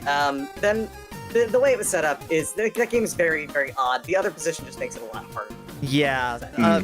By the way, that's not saying anything bad about any of the players, because everybody did as well as they could with what they had. It was a lot of fun, but like, it's clear that like the rules within games for how they work, you gotta really like learn a lot of rule sets very, very quickly when you're jumping into this. And you know, simply put, some people are going to do it better, some people won't, and that's completely fine. You know, everybody's a little bit different when it comes to games. But clearly, DePatman, no, that's a different person here. Oh my god. DeMan, you managed to adapt pretty well. So question for you, are you doing streams these days, or do you have anything that you want to plug, any games that you've been playing? I mean, I've been trying to clear Slay the Spire late, but I don't stream now. That's okay. Slay the Spire 2 has been a lot of fun. I got distracted by Horsey Game, but, you know, I'll have to get back to that after I play more Horsey Game because I'm addicted. What about you, Grey Goo Glitch? Anything that, are you streaming these days, or anything you want to plug? Yeah, I stream 3 nights a week on Twitch, Mondays, Wednesdays, and Sunday mornings. Mostly just simulator content and randomizers. All like old NES stuff. So that's really all I got. It's Grey Goo Glitch, twitch.tv/Grey Goo Glitch. Sweet. Yeah, Grey Goo Glitch, thank you so much, and DeMan, congratulations again for the victory. I'll let you both go. Take care, friends. See ya. Thanks. See ya. Thanks. I've already heard this music. Yeah, DeMan, take care. I gotta jump to different music. How about Magnet Man? That's a good guy. Everybody, it is time for us to reveal the final game of the weekend. So, Crappy, are you ready? Yeah, we're a little bit behind time, so I don't want to do a break. Let's go do the game reveal. Watch out, Sonic's gonna get you. Maybe he'll give you a bucket of rings, or maybe they are coins. I really just don't know. You cannot say it to me, they aren't just coins. Yeah, whatever. Our GM is not Electa. Come on in. Come, join, give us a game so that I can stop entertaining people. I need a game. Give me the game. You're the game master. Hello, not Electa. How you doing? Good. Yeah. Now, this game, I think, oh my gosh, one of my friends, actually, the artist for GDQ was telling me we needed to have this game on Kusogrande, and here it is. We've had it on before. So, well, she was saying we should have it again. Well, we are. Yes. So this game, actually was given out to a match I was in back in Kuso9rande. It was actually the first time I placed first place. I think it was the first time I placed anything other than last in a Kuso match, but I'm probably wrong on that. It was definitely my first place in a Kuso match. It was a 2-point round back in Kuso9rande, and so when I became a GM, I was like, I want to give this out again, and I want to give this out to some higher point players. Ooh. So we've got a 10-point match today, and so we're giving out Catwoman for the Game Boy Color. Meow. Well, everybody, get on your late. if you have latex, you can put it on. Maybe you shouldn't, though. I don't know what I'm saying anymore. It's been a long weekend.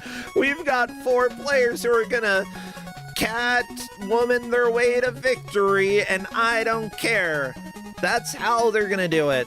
Whoever makes the most progress will be the victor. Whoever falls behind and comes in last, only 2 points, but not really a big deal because, you know, no one's getting eliminated. They were 10-point players. Like, you can handle taking 1 loss. It's fine. Now let's go ahead and listen to the music.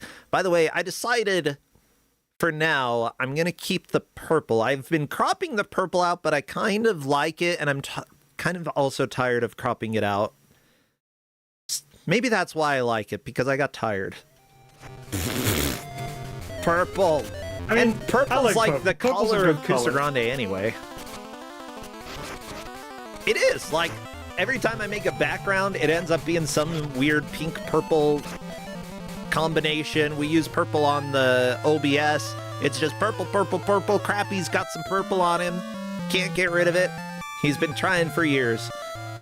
But honestly, Purple's a great color. he doesn't so- have fingers. Yeah, purple's a great color. And also, I mean, here it fits. Catwoman on this screen is kind of a little purple. In the game, she's more pink, but on this start screen, she's kind of purple. I don't know why. Meh.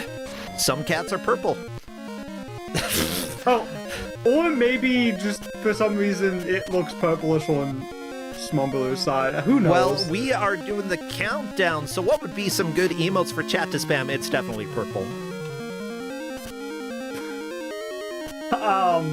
Cats, obviously. I guess cats. Anything Batman related, I guess, is like incidentally you could. Yeah. Spam anything purple or anything cats. Anything Batman. Go, go, go, go, go, because as soon as I see movement, I will start our timer. Talia, what are you doing here? Good evening to you too, Catwoman. Gets up then. You cannot afford me. Name your price. $5 billion. Very well. Oh my god. So many cutscenes. Oh, she's like, Yeah. okay, I'm not getting it for you. I'm getting it for myself. Haha.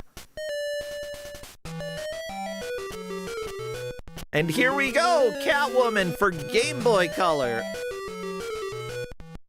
So yeah, this game controls. We'll be loading that very quickly, or the players will be loading that very quickly. This game controls. Heck yeah. Not well. It controls. Yeah, well enough. Like, up, down, left, right, jump. You got those. But yeah, considering people trying to make some fairly basic jumps are not able to do it, it appears that there may be issues with momentum, jumping off of walls. Oh my god, Ferris trying to get up on top of a platform and just keeps jumping off the side of the platform. Okay, you're right, this game controls. Yeah, it controls. So there's actually 16 moves that Catwoman has. There's 2 buttons on the Game Boy Color. Wow. A lot of stuff is contextual. There's, it's just very weird. There's several, so I gave them no information about the controls, partially because I don't know what all of them are. We don't have manuals for this game on the internet anywhere that I've found. Really? No one really seems to have a comprehensive list of how the move sets work. Ooh. Yeah. So I know, so when this was given out in Kuso9rande, it was given out by Hedgemaze, the wonderful Hedgemaze, who does so much great work for this tournament. And back then, she could not find it, and I tried again a bunch, and I could also not find it. So I found some places like listing them online, and I was half tempted to like try to buy one and get it shipped to me so I could have the manual and then like scan it and put it up online, but I did not bother doing that. Yeah, I mean, I fully, like, I really give props to people who are willing to do that because, yeah, there are manuals for sale for, like, what, on eBay for $9-10, something like that. It still is, like, not, you know, that's money. You can eat food with that.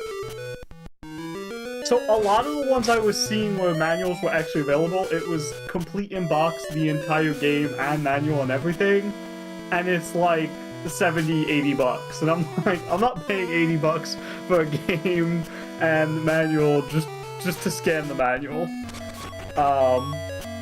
Ooh, yeah, Mooware mentioning in chat that they scanned Miracle Rocket because the manual wasn't available anywhere. You are doing the Lord's work. Which Lord? I'm not telling you. You'll find out one day. So, back to the controls of this game. So interesting story. So I had played this again in Kuso9rande Yes. For a match. But then I went back and played it before giving it out because I wasn't going to give it out just on my memory from 4 years ago, 5 years ago. It's been a long time. From 5 years ago when I played it in the tournament. So I learned a bunch of controls I did not know existed back then. Like there's actually 2 jumps. There's the normal jump when you press the A button, and then if you press up, it's a different jump. Completely different jump you make if you press up. Really? Okay. But you can only use the up to jump while you're moving forward. We'll see if any of our players figure it out. Because again, I gave them no control information. I was basically just like, there's lots of them. Figure them out. Try different things. They're contextual, so... I mean, these are just try 10-point players. They have done very well in Kusogrande before. And because of that, you know, having a little bit of the true Kuso experience of deal with this nightmare of a game where we don't have a list of controls. I appreciate that. And I've definitely seen some of them doing a couple of like the more key mechanics. So like there is a ledge grab. If you're directly under a ledge and just jump straight up, you will grab onto the ledge. Yeah. And if you jump straight, so if you jump while you're not moving, you jump straight up, and there's no air control. So you just jump straight up. There's no air control in this game. Pigeon Rat has figured out how to use the grappling hook and getting at least... No! Electrocuted! No, Pigeon Rat, no! Yeah, so getting consistent with the whip swing, or whatever it's supposed to be. I think it's supposed to be like a whip or something that you're swinging on? I don't know. But getting consistent with that swing is gonna be very important. One of the last things you have to do in this level is a set of 3 platforms that you have to whip swing to in a row. And the whip swing is very contextual based on how close you are to the ceiling and what direction you're moving in, so sometimes it just doesn't work. Sometimes you just don't do it. You press the buttons and it doesn't happen. Okay, we thought that we managed to find a manual, but it says it's out of stock, so dang it!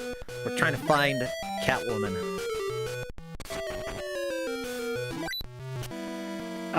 And the other thing about this game, actually, so I'm seeing some people starting to move backwards. So this game is not completely linear. So it's mostly linear through the levels, but then there's some paths that dead end, and there's some like holes in the ceiling that will take you ahead several screens. So you can kind of skip around, and so you're generally supposed to just be moving, well, until later. There's some levels later where you do need to go left a little bit, but right now you're generally supposed to be going to the right. And there are some times where you can kind of start backtracking on accident. Yeah. I can definitely see this. So, how is progress going to be tracked for this game? That's the big question. So, we are doing pure level, just completion. Just did you beat the level or not, and then whoever beat it first.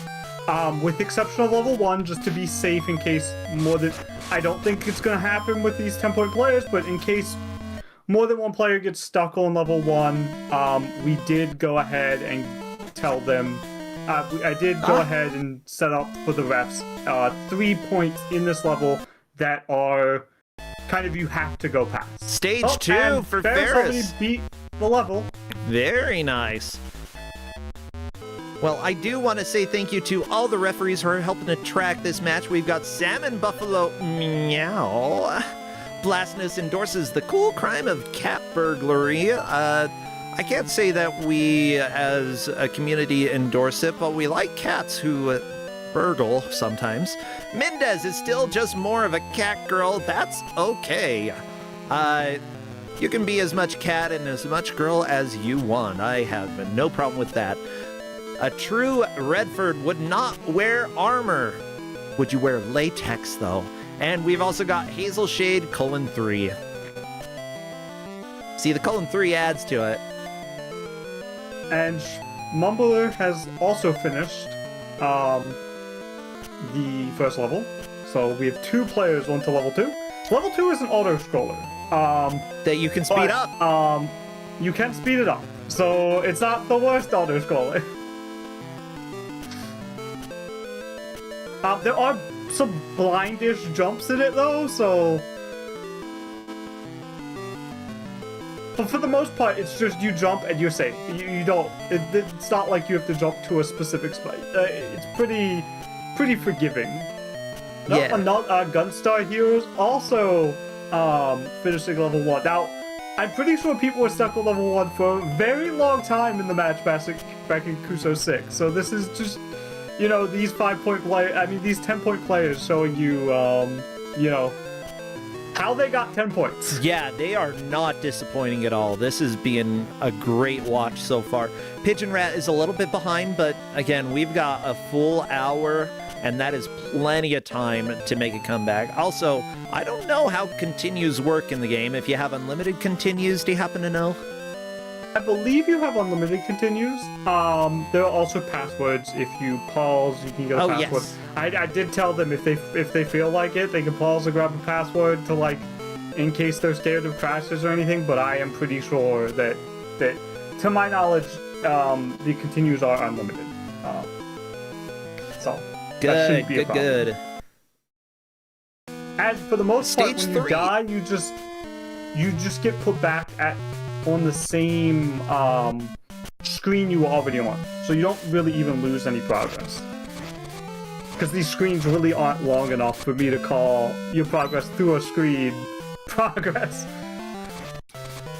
Yeah. Yeah, considering that we already have stage 3 on Ferris's screen, this is a decent amount of progress. Fantastic job so far. We also have chat hunting down different copies of the manual, so who knows, Not Electa, we might actually get the manual online and preserved. Video game preservation is important, and the manuals are part of it. Yes. I mean, no, absolutely. And I mean, it's I feel like this is common with like Game Boy and Game Boy Color games. The manuals just seem to be lost in time, and I don't know whether it's because of how early these consoles were and people just not caring about preservation, or whether it's, you know, a lot of Game Boy and Game Boy Color stuff because it was handhelds and because it was all that, it was a lot more targeted towards kids, and they didn't take as good of care of the manuals and lost them a lot more frequently, and just especially since you were maybe traveling with it and traveling with the game and the manual and everything, and so maybe you just didn't keep it all together as much. My guess is that, especially with NES games, you oftentimes either had a lot of people would keep the original box for NES games, and if they didn't, then usually they would have like some protective cover to keep them in, and usually you could fit the manual into that. Whereas Game Boy, if you had a protective thing for the cart, it was going to be much smaller than what could hold the manual. So without those protective opportunities for the full package there, and the fact that people would probably throw away the boxes a little bit more, that leads to conditions where, yeah, people aren't going to keep the manuals around nearly as much. They're going to get degraded, ripped, just due to being shuffled around over time. Yeah, and if you do keep them, they're probably like spread out. They're probably not with all the rest. You know, they're probably not with your carts and your console, because you were probably moving that around a bunch because it's a handheld. So you probably weren't also carrying your manuals around with you. Unless you were as a kid, then great on you.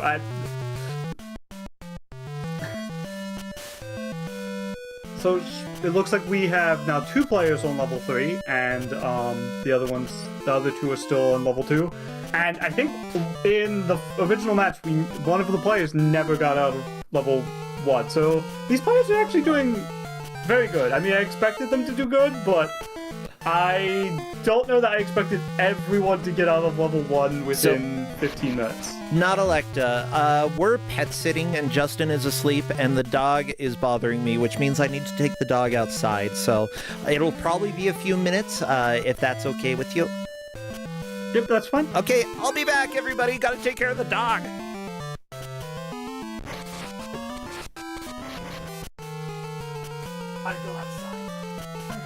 And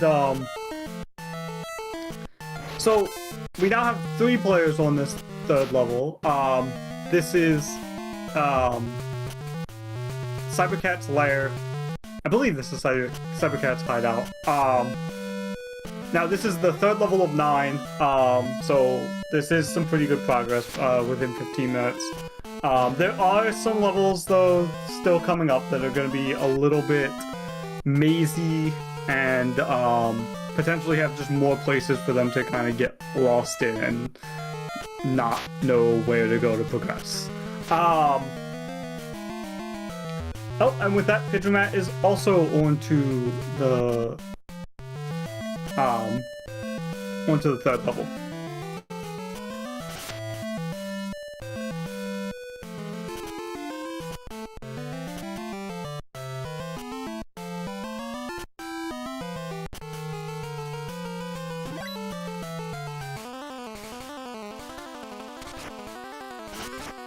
Oh, and Ferris has run into Cybercat. So that's not a fight. Cybercat just beats you up. Cybercat just beats you up and puts you in jail. So Ferris is now in jail, in the sewers. And good news, they didn't search Catwoman for explosives apparently, and she blows the door open. You know, I feel like that's a failure when you capture someone to let them keep their explosives.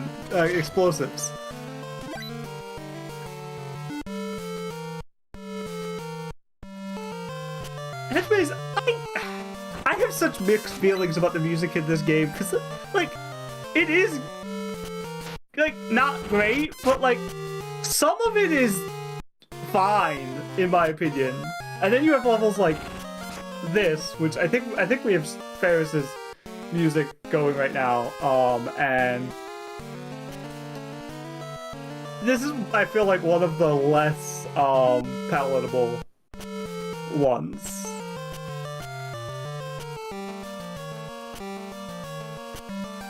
Yeah, sewers are the same thing as Lost Ruins, and museums have platforms no one can get up to.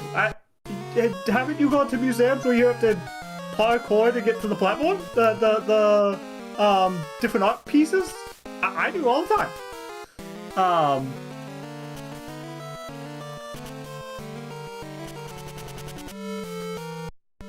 Yes, Cybercat is a comic book character.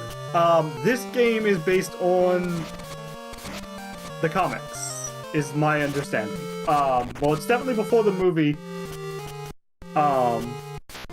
I don't know if it's based on like a specific comic arc or just like in general inspired by them, but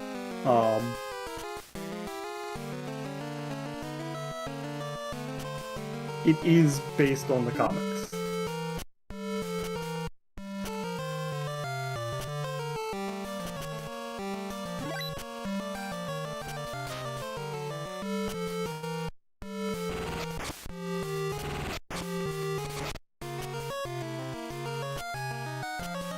And so right now, 3 of these players are all still on level 3, and I think they're not too far apart. I can't actually tell.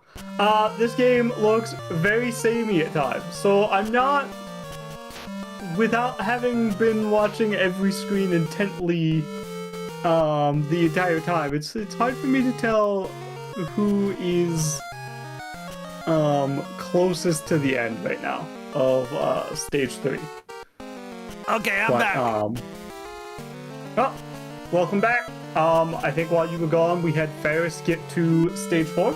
Oh wow! So that's the big, and everyone else is on stage 3. So it's relatively close. Very I don't know how nice. close together. I was just telling chat. I don't know how close together they are in stage 3 because so much of these stages look very same. Yeah, it's kind of true. Well, now I have to ask, how many levels are in this game?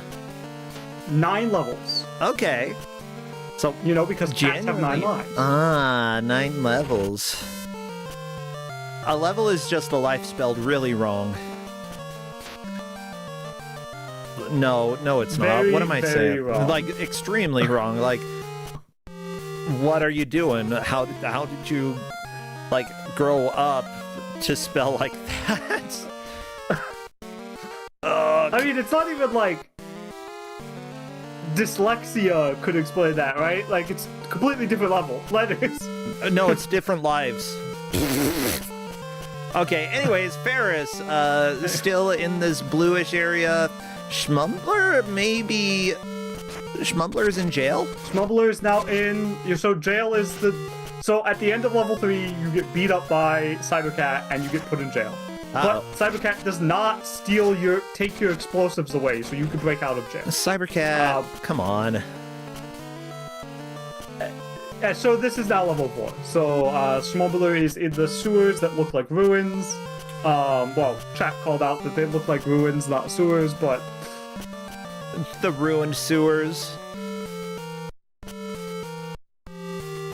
Yeah, I don't see very much liquid. And there are these weird orb guys floating around shooting you. I don't know. It's strange. Well... Yeah, the orb guys are weird. At least right now, these are slightly less annoying. There are ones later that start, like, firing multiple shots at you in a row. Yeah. It gets more annoying. But up until this point, the enemies really are, like, not a problem. You just run past them. You could just jump over them or run past them and just avoid them. But these robots start to become, at times, a little bit more of an obstacle, because they have that ranged shot. Yeah, as it turns out, there's a reason swords became less used as, like, by the police and militaries and stuff. They're short. They're short and pointy, and most of the time, a ranged attack is going to do better. Sure, like, arrows back in the day weren't super great, but we got guns now. And, like, rockets. And robots. Ferris is on to stage 5. Cybercat's hideout. Very nice. Again? Because I'm pretty sure stage 3 is also Cybercat's hideout. You break into it the first time, then you get put in prison, and then you go back to it from the sewers. I mean, if you're really, like... I know that there's some plot going on by Ra's al Ghul planned to destroy Gotham using the Crystal Skull. Did you lose the Crystal Skull? Because if so... Yes. Yeah. So Cybercat took the Crystal Skull from Catwoman after Catwoman had stole it from the museum. Basically, Talia Ra's al Ghul had basically planted that whole thing as a bait to get Catwoman to steal it for them. Now- so they could just steal it from Catwoman. Very smart. I mean, question, is she wearing new clothes in this area here? That definitely looks like she's different. Yes. So in that last cutscene, I forget the name. Basically, someone gave her a suit of armor, a suit of cat armor. So okay. she has armor now. Yeah. And now her moveset's completely different. And now, so throughout this whole time, the select button has done nothing. The select button now does something. I don't know if the players are even going to bother trying the select button, but hey, that's their problem if they don't. Always remember, try all your buttons, and if things change later on, try all your buttons again. Yep. Ferris actually did use the select button. That laser shot was the select button. So Oh, really? always remember, try Yeah. all your buttons. Yes. Then this is the first time you have like a ranged attack, and that can be, you have limited ammo, you pick up more.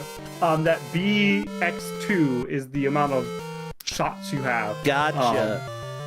So Ferris, they have 2 shots right now. Up to just picked up 5. a canister of more Good. shots. So you do have to be a little bit like you do have to manage them a little bit. You can't just use them constantly, but they can help a lot, especially with the orb robots. Chad is also pointing out that now that there's a count on screen with BX5, that's another indication, if it wasn't there before, and that doesn't seem to correlate with lives because you only have 1 life, because, you know, Catwoman is famously known for having 1 life.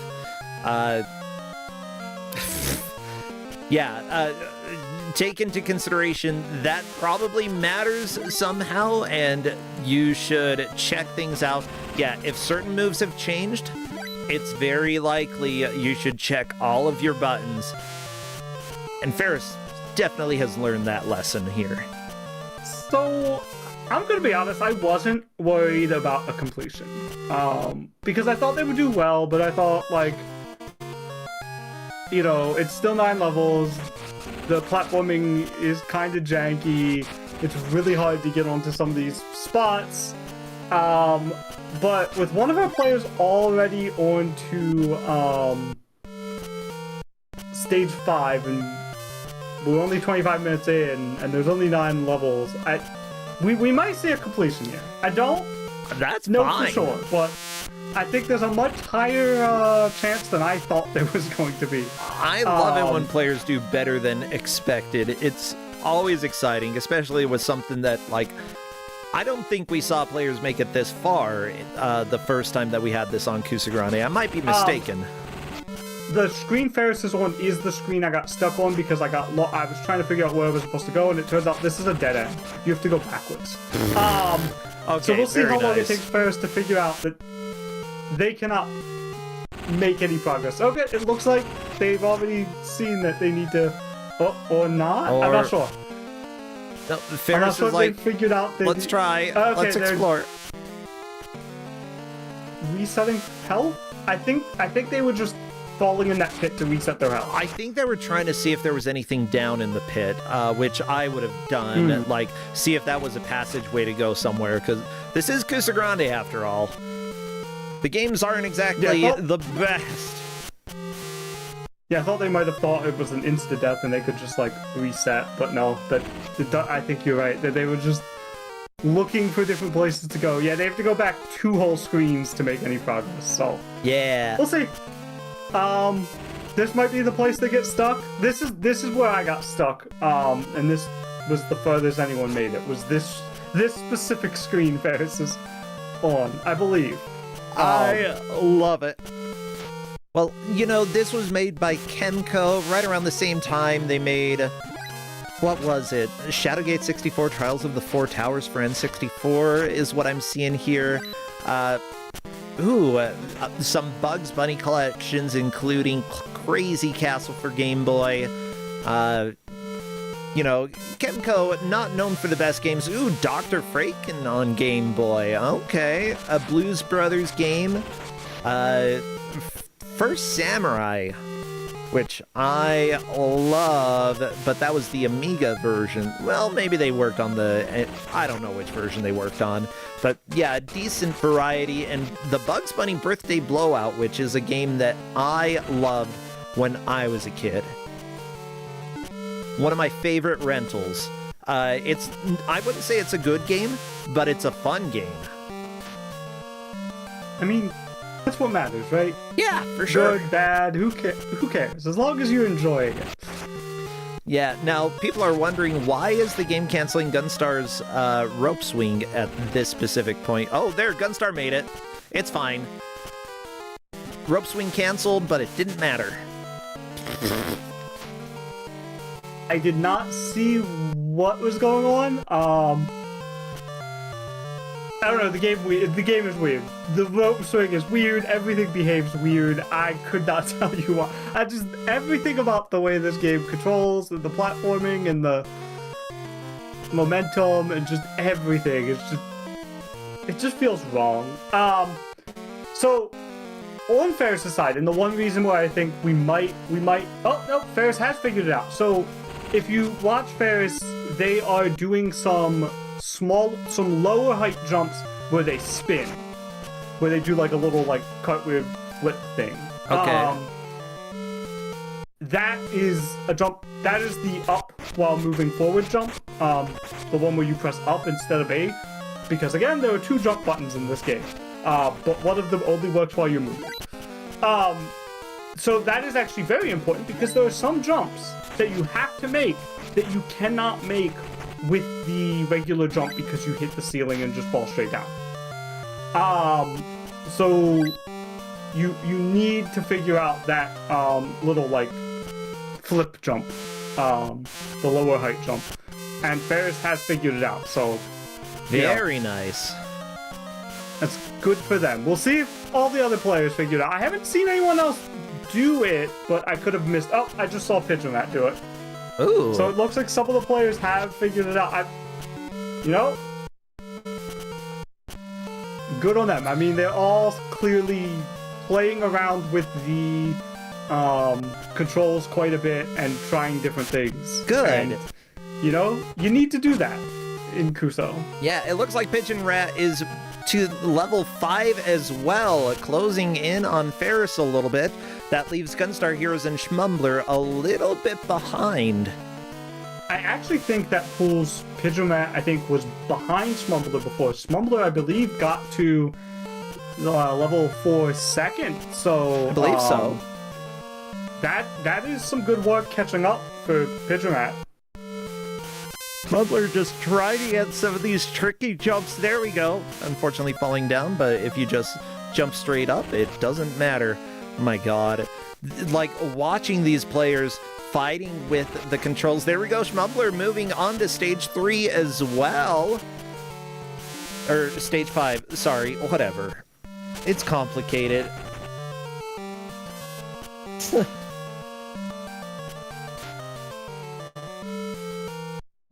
Yeah, so 3 players already on stage 5. Yeah. Very impressed. I mean, not too surprising out of the 10-point round to get, but so one of the reasons I took this match is I knew I wanted to give this game out to a 10-point round. I saw the 10-point round, and I saw specifically Ferris, our champion from last year, in it, and I'm like, well, if I really want to see what players can do, what better in this game, what good players can do in this game, what better like mystery player could we possibly have than former champion? So yeah, or defending champion actually. I believe, right? Ferris was last year's winner? I believe Ferris was, yes. Ferris is an absolutely stellar player in the Kusogrande community. Has been a victor, and I am always excited to see, like, it doesn't really matter what genre. Ferris tends to just destroy whatever is given to them. And I think all of our players are Kuso veterans, right? Or at least Gunstar Heroes has played in Kuso Live, and I believe Schmumbler did as well. Schmumbler has been around for a little while. I think Schmumbler and Pitcher Matt both were in Kuso 8 as well. Yeah.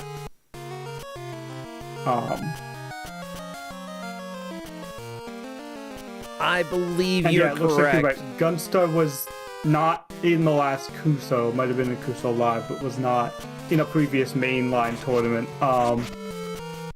Yeah, and Pigeon Rat has definitely played in Kusogrande before. Yeah. It looks like, interestingly, that all, except for Gunstar, all of them are Kuso 8 alums, and that's it. They all started in Kuso 8, according to their roles. Oh my gosh. Yeah, I didn't. Okay, I can't believe it either, but the roles could be wrong. But yeah, I'm gonna trust the roles for now. Honestly, Gunstar Heroes is pretty cool. He owns a video game store that was actually pretty close to HDQ, and played in Kuso Live, did pretty dang well. He's played twice, if I'm not mistaken. So, the fact that he's coming to put himself out here, show off what's, his skills, is pretty dang awesome. He is falling a little bit behind the other players, but it's still not an insurmountable lead for any of them, considering how stuck they're getting on this Stage 5. Gunstar Heroes has plenty of a chance to catch up.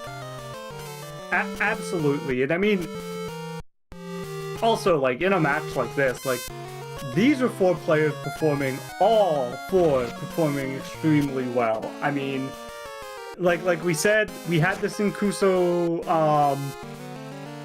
6, and in the entire hour, players got, 2 of the 4 players got to Stage 5. And here we have 3 of them already on Stage 5, and I don't think Gunstar is too far. I don't think so, yeah. I could be wrong, because again, this is not the easiest to keep track of as far as where in the level they are. Yeah. Which is why we just told the refs to go with level completion. Yeah, if it comes down to it, then I will pay attention to what the refs say, especially when we get closer to the end. Ferris against the boss. Yeah, fight that kitty cat. Oh my gosh. Yeah? Let me just say, for a small cyber cat sprite, kind of like it. Not very detailed, but I don't really care. It's still cute. Honestly, so that's the thing about this game. The art, the sprites and whatnot, they're not incredibly detailed, but it's Game Boy Color. Like, they're pretty decent. The game looks decent. The game sounds okay. I mean, it's not terrible for the Game Boy Color. Like, I've definitely heard a lot worse on the Game Boy Color. It's not amazing, but I mean, I think it's passable, like, sound-wise, especially certain, it depends. There are some of the tracks that I'm less a fan of, but, this fight music against, Cybercat, particularly, I think is kind of good for Game Boy Color music. Oh, it's lovely that you're able to start right back at Cybercat. Very nice. Yeah. Continuing always puts you back on the exact same screen you were on. And since the screens are relatively short, it means you don't really lose that much progress. I love it. It's very, very kind in that way. Like, really, the bad thing about this game is the control scheme. It's just the fact that the console did not have enough buttons. I feel like if this was on a console with 4 buttons, this might be a good game. Maybe not, but... Maybe 4 buttons and the shoulder buttons, and at that point, you're able to cover pretty much anything that they want you to do in this. And maybe, like, just make some of the movement a little bit tighter and, like, just feel better. And maybe give you a little bit of air control, but, like, really, that's the big problem with this game, I feel like, is the the controls, but the controls are so bad that it's a very awful experience. Oh yeah.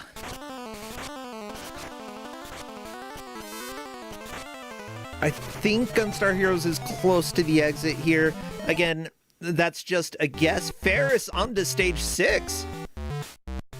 Yep, beat up Cybercat and now is moving on to go hunt down Razagul, whatever the bad guy in this,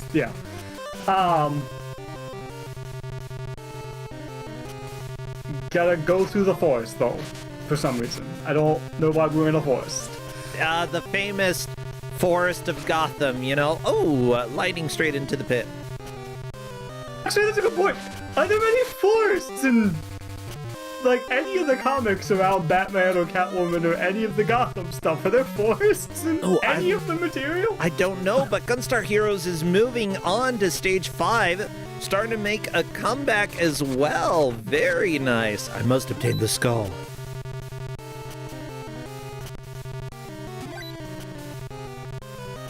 Yeah, I mean, really, for second place right now, it's like it's just whoever gets to Cybercat and beats Cybercat, right? It's whoever can get to and beat Cybercat up, can move in the lead, and that could be anyone. If anyone struggles on the Cybercat fight or struggles with some of these jumps. Yeah. Because there are some jumps here that you have to use that spin jump.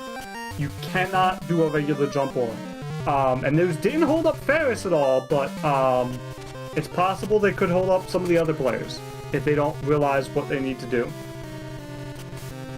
Drama, drama, drama.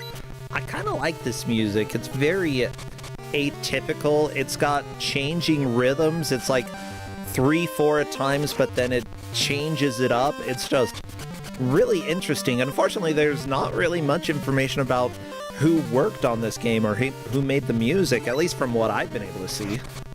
Yeah, from what I could tell, there's not really much in the way of edits for this game anywhere.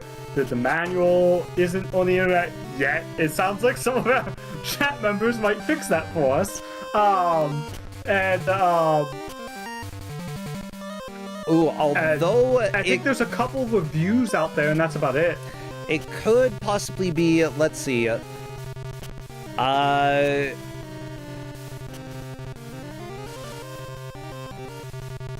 some was saying by Michael Giancino. I have to see.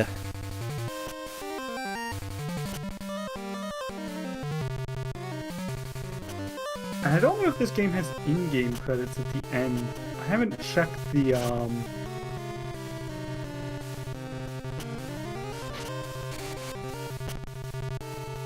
It was a long play I gave to our refs, as we typically do, but... Yeah. If it was this person who I found, which I don't know if it was, let me see, what else did they work on? Michael. Mickey Mania? Maui Mallard and Cold Shadow for SNES and Genesis? Like, I don't see anything for Game Boy, so I highly doubt it. It's not gonna be this guy, no.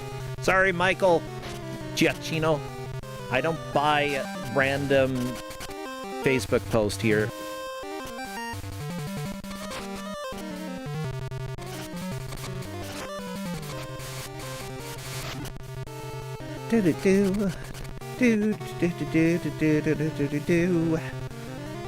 Honestly, I think this might be the best track in the game. It's either this or it's the Cybercat fight. The Cybercat fight's pretty good too. The level 4 music, I think, is like the worst. I hate the level 4 music.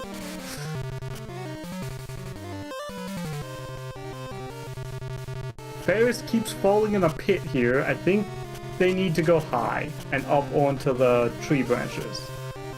Yeah.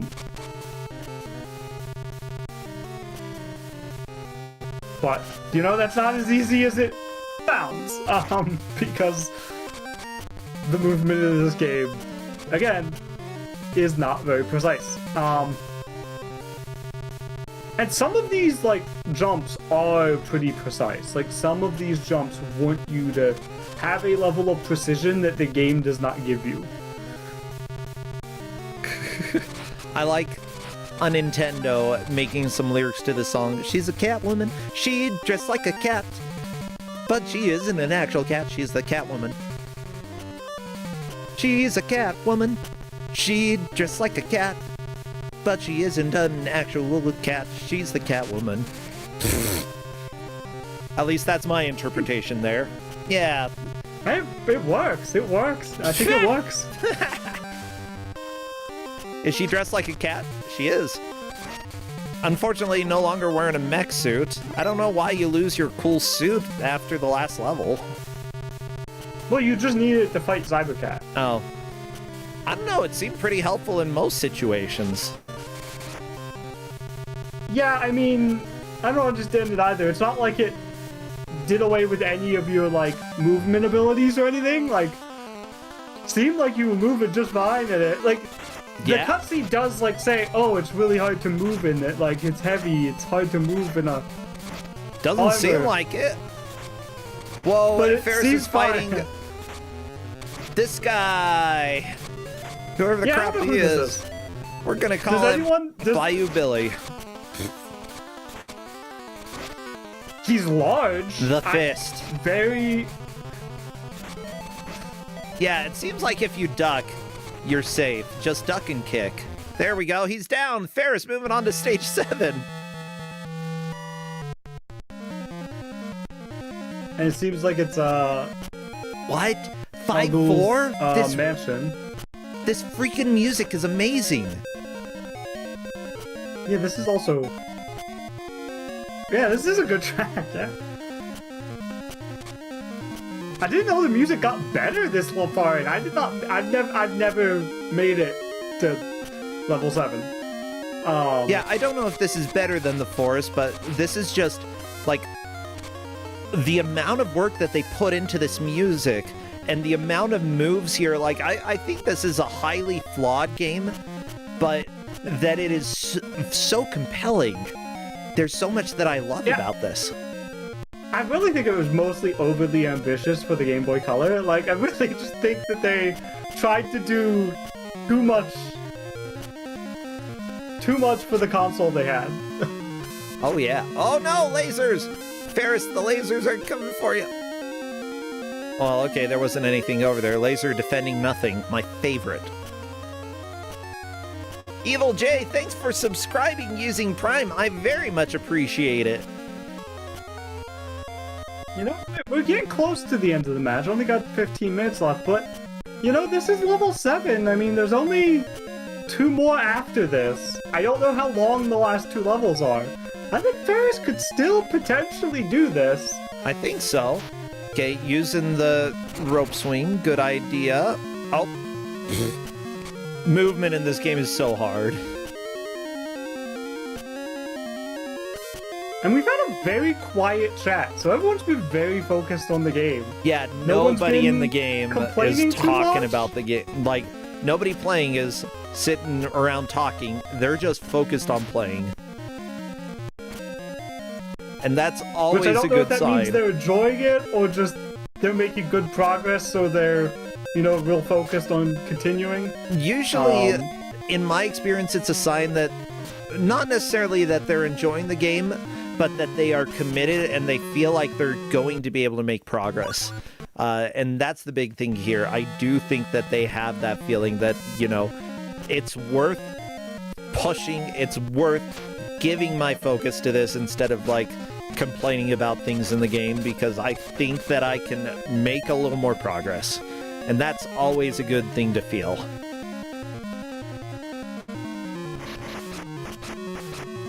Now I'm really curious who's going to make it to Cybercat out of the others, because I would definitely like to see some sort of lead change, or at least, you know, solidify who is in second, third, and fourth, because spending a lot of time on the same level, it's always one of those weird feelings where it's like, yeah, technically this person came in first because they got here at the 35-minute mark.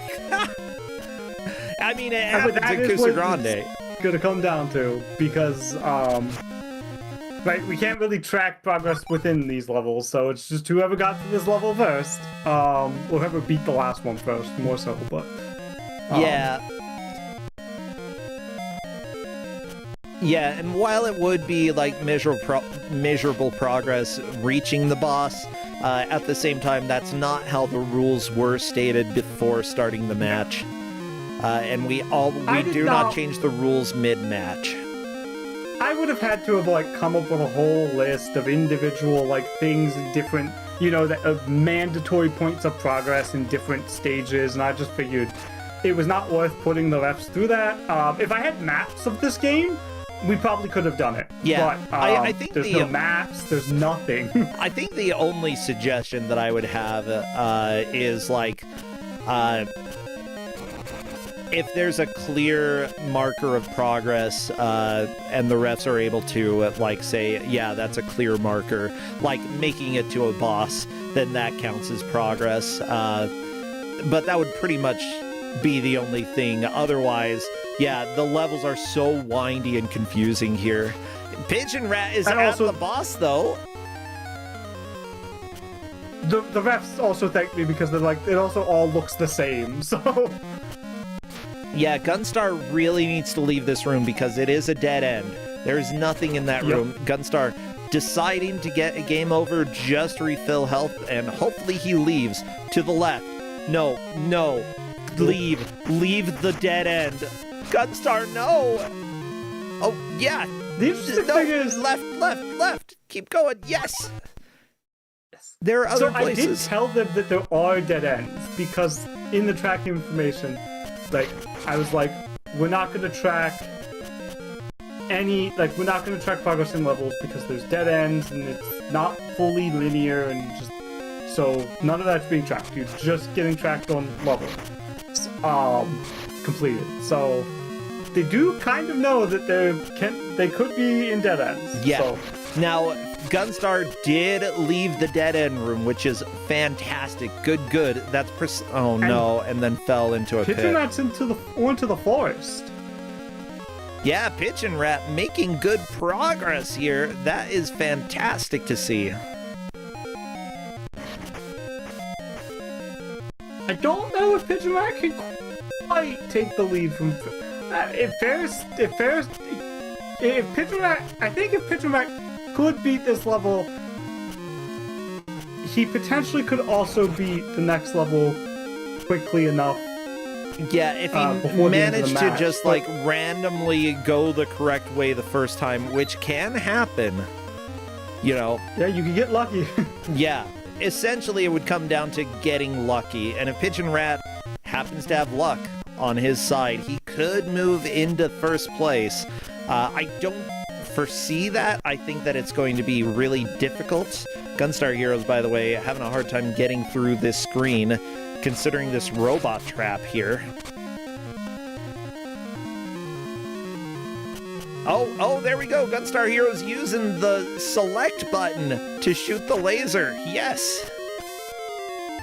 Yeah, it's very useful in some spots. I still find it weird that like the game does not use the select button for the first 4 levels. Then for this one level that uses it. It's like, we've got a button, might as well put it to work.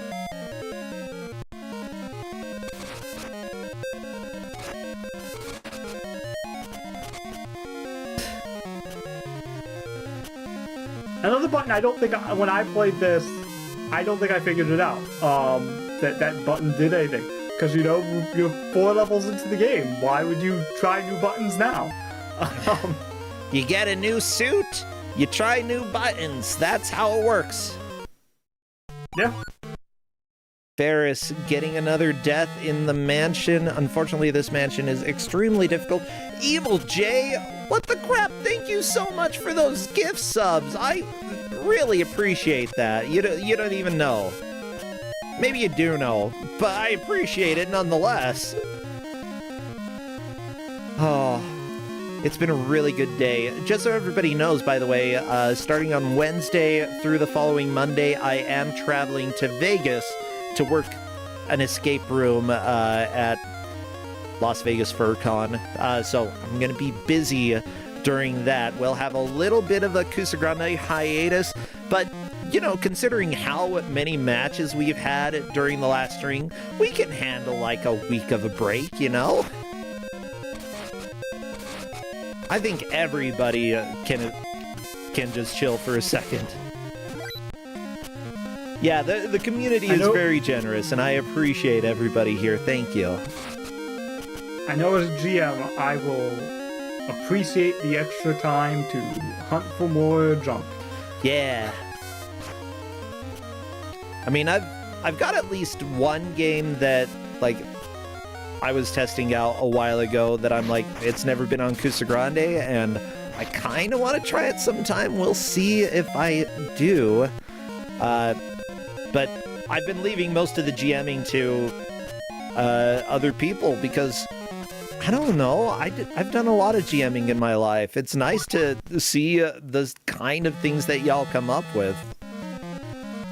We also have a really sizable GM pool this year. Like, I don't think many people have had to GM more than like two. Like, I think the average was like 2 per round, 2 in the first round per person, which is a lot lower, I feel like, than a lot of the past years, where a lot more of it was on 1 or 2 people. Yeah. Like a handful of people doing most of the games. I mean, it's also like, we know that times will get busy for people at different times, so, like, during those periods of time, other GMs are gonna definitely have a lot more work. And also, like, sometimes people just feel a little bit, you know how it goes, that something that you're really excited for at first, you know, you start being like, I'm not enjoying this as much. And that's understandable, you know? So, biggest thing, you know, want to keep it exciting for you and make sure that you don't have too much pressure as GMs. But yeah, I'm enjoying this match. Schmumbler is at the Cybercat fight. If Schmumbler can beat this, then that is solidifying 3rd place. I believe Schmumbler is already in 3rd place, but, you know, it'll be harder for Gunstar to catch them. And yeah, everybody join Mystery Tournament. That is the thing that I need you to do in the next day or two, because they close at the end of the 31st, and if you don't join, how are you gonna beat me, huh? I win by default. Do you want me to win by default? No. Come fight me.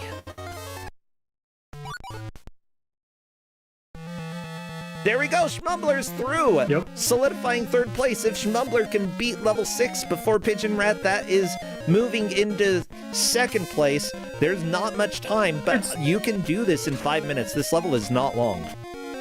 Yeah, the level is very short if you could pull it off. It can be tricky. There's that one jump or that one like area, that pit that Ferris got stuck on and the Pigeon Rat got stuck on. If Schmumbler doesn't get stuck there, they could easily make it through this level. And I do want everybody to know that with this being a 10-point match, you know, all of the players took 1st place during their first match. There's no shame for anybody losing here.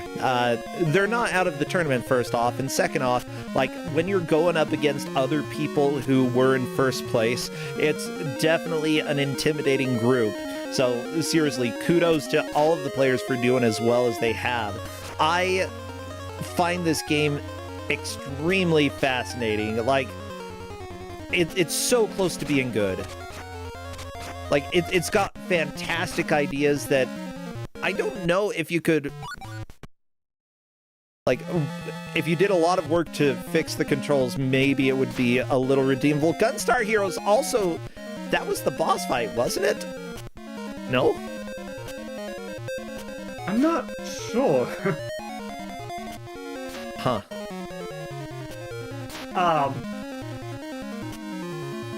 Yeah, I mean, especially in this match, like, you know, all of these players have stuck pretty close together. There's only like a level separating them really... boss fight for remember- Ferris.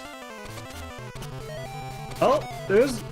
And I mean, to be in the same match as, the previous winner, that on its own has to be a little intimidating. And I mean, like, Ferris is doing amazing, don't get me wrong, but these other players have kept up pretty decently. Like, it's a little bit of a lead, but honestly, just a couple mistakes by Ferris, and it could have been anyone else's. But Ferris has shown that they are a force to be reckoned with when it comes to Kusogrande. Gunstar Heroes. All of these players have gotten further than I did the first time I played this. Oh, so. yeah. Okay, yeah, that wasn't the boss fight room. It looked like it, but that's because most of this level looks the freaking same.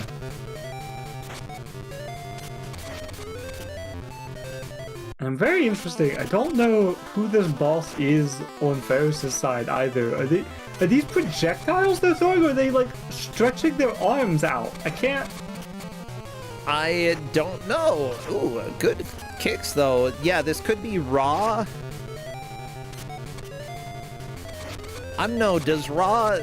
Everybody, Egyptian mythology, does Ra have long fingers?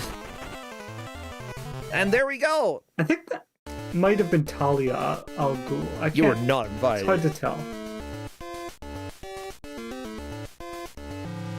Yeah. I guess it was one of those people. Maybe, I don't know.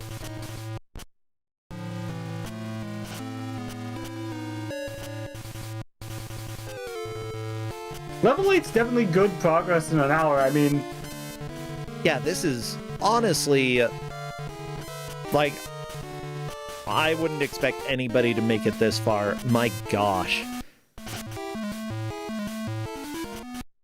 Everybody has done better than the first time that we had this game, which is something to say. Like, yes, you were in that match, you won, not Electa, but to see all of the players beat your high mark, it just speaks to the caliber of players that we have in this match. They're extremely good at just figuring out what the game wants from them and how to make progress. Schmumbler, you've got half a minute and you are on the same screen as Pigeon Rat. I don't think this is going to be enough to move out of third place, unfortunately, but a fantastic push. It's just Pigeon Rat made this progress first. Oh my gosh.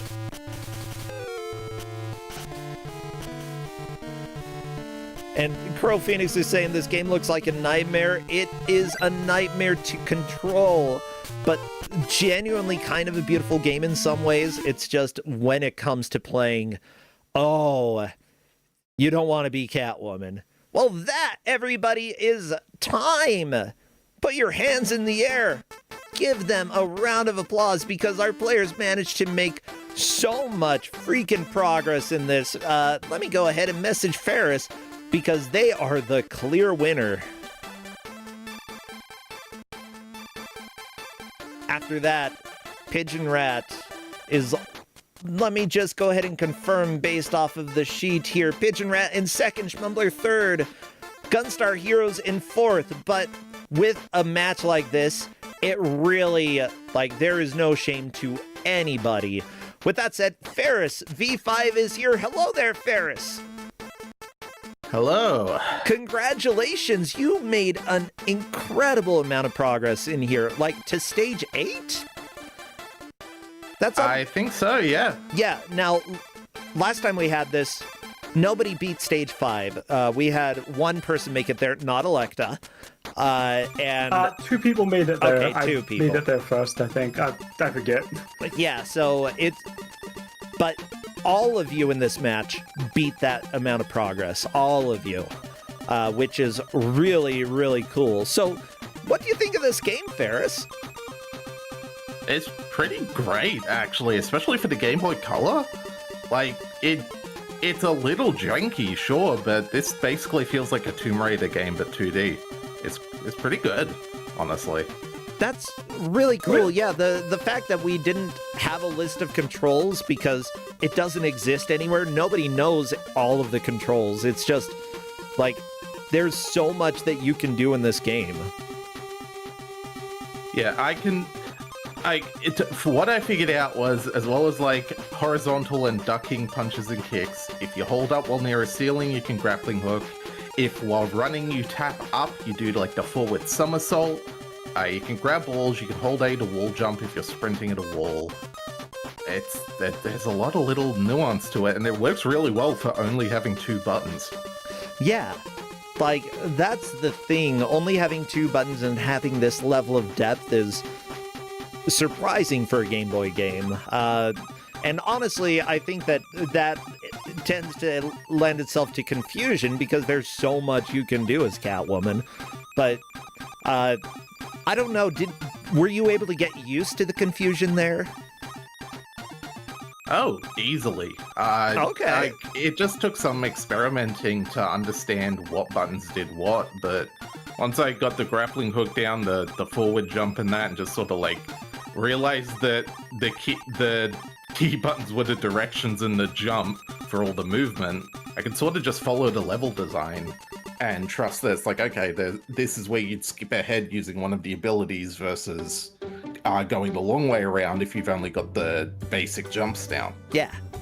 One thing I want to note as well is that when you got the new suit, you seem to really get the controls pretty quickly, and that's something that I've seen quite a few times, that when controls change for people, a lot of the times they don't really manage to figure everything out. So, like, what made you think, hey, let's take time and experiment and see what things do?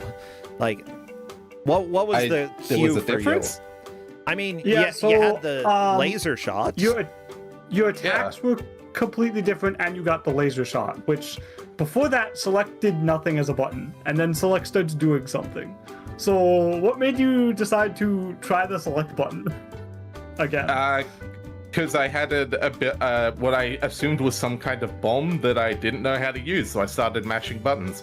Yeah. And as far as the different attacks, I'll be honest, all of them just put a hitbox in front of your character. The animations are cool. I like that this is different animations, but they all have the same effect. They're just, they're just visually different. Are different or not, but they might not be. I thought they were, but I'm not even sure. Maybe a little bit, but like it was similar enough that like the game's not precise enough that I can really make use of specific attacks anyway. I just kind of mash when I go up against the enemy. Yeah, I tend to agree. That's fitting though, because that's kind of how Catwoman would do it. You get up behind them, get up close, and then just sort of pummel them to death. Yeah. You're not getting into a drawn-out brawl. And I will say first, one of the things that a lot of people, I feel like, from what I've seen, struggle with this game, because I've seen other people play this game, I've played it several times, is, to me at least, the swing does not feel super consistent in when it will actually activate, even when you're doing the exact same thing. But you seem like you were pretty consistent with getting it to swing whenever you wanted it to. Oh, yeah, it's a bit picky. You need enough roof ahead of you, not just above you, but like further than where the grappling hook looks like it's hitting. You need space so that you don't bump into the floor as well. But if you sort of follow those rules, it starts working really well for you. And if you like don't have the space, that's where you'd use a different, like the forward somersault, to sort of get horizontal distance without vertical. Yeah. Well, sweet. So overall, is this a game that people should check out for the Game Boy? Like, if they're thinking about playing some Game Boy games, would you put this on the list of games that people should try? Oh, absolutely. Like, at least the first stage, because then you'll know if you want to play more or not. I mean, that's fair. Yeah, the first stage, you really get into some of the maze feeling that really takes over throughout the game. Mm-hmm. But, like, it seems like that wasn't necessarily a bad thing for you. I get frustrated a little bit with mazes, but especially when everything looks fairly samey, but it's Game Boy Color. They've got a little bit of a limit for how different they can make things. And I think based off of how creative a lot of the game is, I can forgive some of that. And the music, some of the music was so good. Well, I think that's pretty much all that I have. Ferris, are you doing any streams these days? Or if not, anything you want to plug or any games that you've been enjoying? I've been starting to stream up again after getting interrupted by adopting a little kitten. Aww. And I've started up Pathfinder Wrath of the Righteous, so if anyone's a fan of CRPGs, you played Baldur's Gate 3 and you want to learn more about the genre, come check out my streams. I stream American time, it'd be Tuesday, Wednesday, Thursday, though Australia, so it's Wednesday, Thursday, Friday for me. Ah, gotcha. Yeah, well, sweet, yeah, CRPGs, feel free to check Ferris V5 out. What about you, Nautilect? Anything you want to plug, or any games people should play? Nothing to plug for me. Only thing I've really played recently besides hunting for junk was Berry. Yeah, that game rocks. That's a fun, silly game. I love that game. Yeah. But no, mostly I'm just around hunting for more junk to give people, so. Perfect. Yeah, I'm going to echo that. I played a little Berry the other day, and I've been playing Horsey Game and also Silent Hill F. You know, 3 games that are very similar to each other. So, with that said, I will be gone starting Wednesday through the following Monday, traveling to Las Vegas FurCon. If anybody's there, say hi, and if you're not, then I don't know, you can still say hi, just not in person. With that said, we're going to raid Smite because he's currently doing some birthday arcade pit. So do we have a raid message that we can just meow at Smite? Let's meow. Just go meow. You can use cat emotes as well. All right, everybody, I'll see you later. Have a great rest of your Sunday. Take care, Ferris. Take care as well, Bersencha. Bye, Nautilecta. Fine, don't say bye. Take care. Oh. I had muted the call. Bye. Didn't unmute. Take care. Bye.